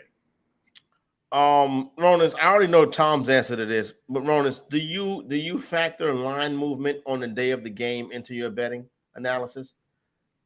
It depends what it is. Like I said, I did with San Fran. Most of the week I like San Fran, but then I started to saw the line moving, and I'm like, you know what? They have too many injuries on defense that I have to take into account at this point. Bosa out. So I did in that sense. But that was a reason for that. It wasn't just the movement. It was just like, you know what? They have too many defensive injuries, and this could be a problem. And they're on the road, and they're a team that, can play a lot of competitive games. I know they covered last week, but that was Carolina, who sucks, and Atlanta's been competitive and has hung in there. So I think it's circumstance. It depends on the circumstance. Philadelphia Eagles now 7-point favorites at FanDuel. Yeah. Yeah, that's dejection. Here's my one issue with the game, right? Like I believe it was Rex Ryan who said it this morning. Like pass rush, Parsons ranked number 1. Against the run, he's ranked like 110th. My worry is that the Eagles are built to give the Cowboys defense problems because they can go heavy to Parsons' side and just try to run the heck out of the ball. And without Dak, like Ronus has said a million times, the offense isn't doing much. So it's not like the Eagles might be playing from behind. I worry about them striking first, playing from ahead, and then just bullying that defensive line. That's where Philadelphia is excellent. When they're playing from you always ahead, say it. Play it from ahead. Very good. The Eagles, when the Eagles get on top of you, it's hard to let off. And then their defense is so well improved, especially in the trenches, that it really makes it difficult to get anything going. And, you know, I meant to mention this earlier, Tom. One of the things that Dak can help with when he comes back is making the defense better by staying on the field longer. You know what I'm saying? And I think this is a game where they miss Dak. Personally, I hope the Cowboys no win, doubt but about this it. is the game where they miss him. No doubt about it. This can get. I think this can. I hope this don't get carried away tonight. Yeah, I hope they at least stay competitive, man. Yeah. We don't sound optimistic. We're talking about it. We're in rough shape over here. We're talking about the 4-1 Cowboys, hoping they can stay competitive. I mean, can they? Let's not get embarrassed out there, right? Yeah. And meanwhile, the 5-1 Giants fans are throwing a parade. Yeah, I know, right? Yeah, we got to do something about them. That's I can't even check my phone right now. Well, they're in Jacksonville next week. Are they going to be favored? Man.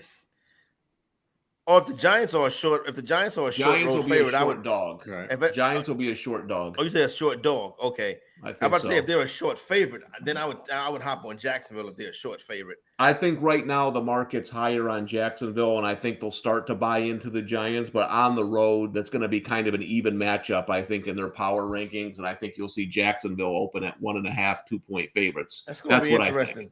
That is definitely going to be a line that I'm going to look out for as we move throughout the course of the week.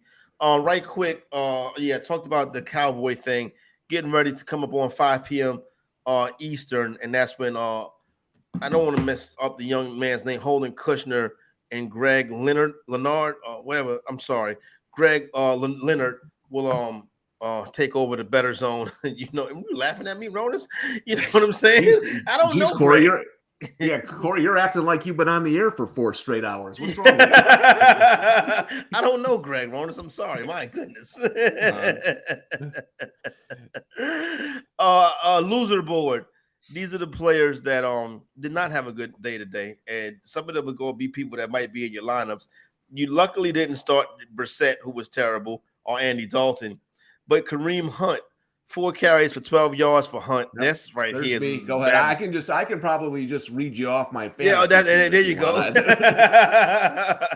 Man, Kareem Hunt, terrible day. I started him in multiple leagues, man. That sucked. I mean, I looked at it too. I'm like, oh, his floor's high every week. He's had like at least 9 points in PPR formats every week. But today, they fell behind, and even Nick Chubb didn't have a big day, and we're used to seeing that. I think it might be the first time this year he went under his rushing yard prop. Yeah, Chubb normally gets it done. Aaron Jones did not get it done today. 9 carries for nine. Geez, Tom, for real? Same team? The same team. And I'm playing my son. He's pounding me into the ground like a nail. Man, and he's an Eagles fan, so I got. This could be a tough day for me. Yeah, no doubt. I can at least reply to my son now. How y'all looking? You know what I'm saying? Y'all better watch out. That's going to be, listen, it's too bad because it happened in the first week, but nothing's ever going to beat that on this show for the rest of the season. Who would have thought, too? So we have 3 games after 4 o'clock. We have yet to see a touchdown in any of them. Yeah, and and one of them's Chiefs Bills. Yeah, and the other is Seahawks Cardinals with a total of 50. With 2 awful defenses. Did Matthew Stafford just throw an interception, or that pass hit the ground? Yeah, I think I don't know if there was a flag or something. Oh, okay, there you go. So you're lying. Defensive pass interference. In this game, Corey. Defensive pass interference. So. And then there was a penalty on LA for holding offsetting. So they replay. Man, I tell you what, if that parlay hit, that'd be crazy right there. Some other people that did not do that well today. Devin Duvernay, 1 catch for 14 yards. Drake London, 3 catches for 40 yards. Duvernay, I saw somebody put on Twitter earlier this week, it's Duvernay season. Not quite yet Duvernay season. It's more like the fall. It's more like the fall. You know what I'm saying? It's not Duvernay season yet. Maybe that come on sometime in December after the turn. I can see the playoffs possibly being Duvernay season, but let's not get carried away. Drake London, 3 for 40. That Falcons offense not really up to speed with a lot of their weapons, but Mariota did get the job done today. CJ Azuma, 2 for 17, and Hayden Hurst, 3 for 21s. Tight end continues to be a tough position. We do have a field goal in Seattle. Seahawks go up 6-3 over the Arizona Cardinals. The Cardinals have been a second half team this season. interesting to see if they'll get it going. So that's where we're at. Pretty good day today. I want to thank everybody for rocking with us. Good luck, everybody, on your wages tonight. Make sure you keep it right here for Greg and Holden coming up for part 2 of the Bettor Zone. They take you up to 8 p.m. Eastern time. We're back 7 a.m. tomorrow morning. Live content, Front Yard Fantasy, Moose and Keith, Lunch Money with Kyle and Ray, Corey, Nando, and friends. The parlay could be hit.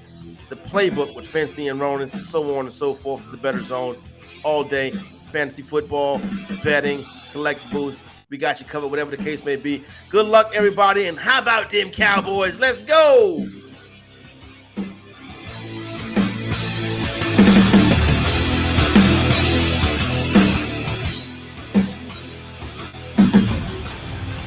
Bettor Sports Network is betting, fantasy,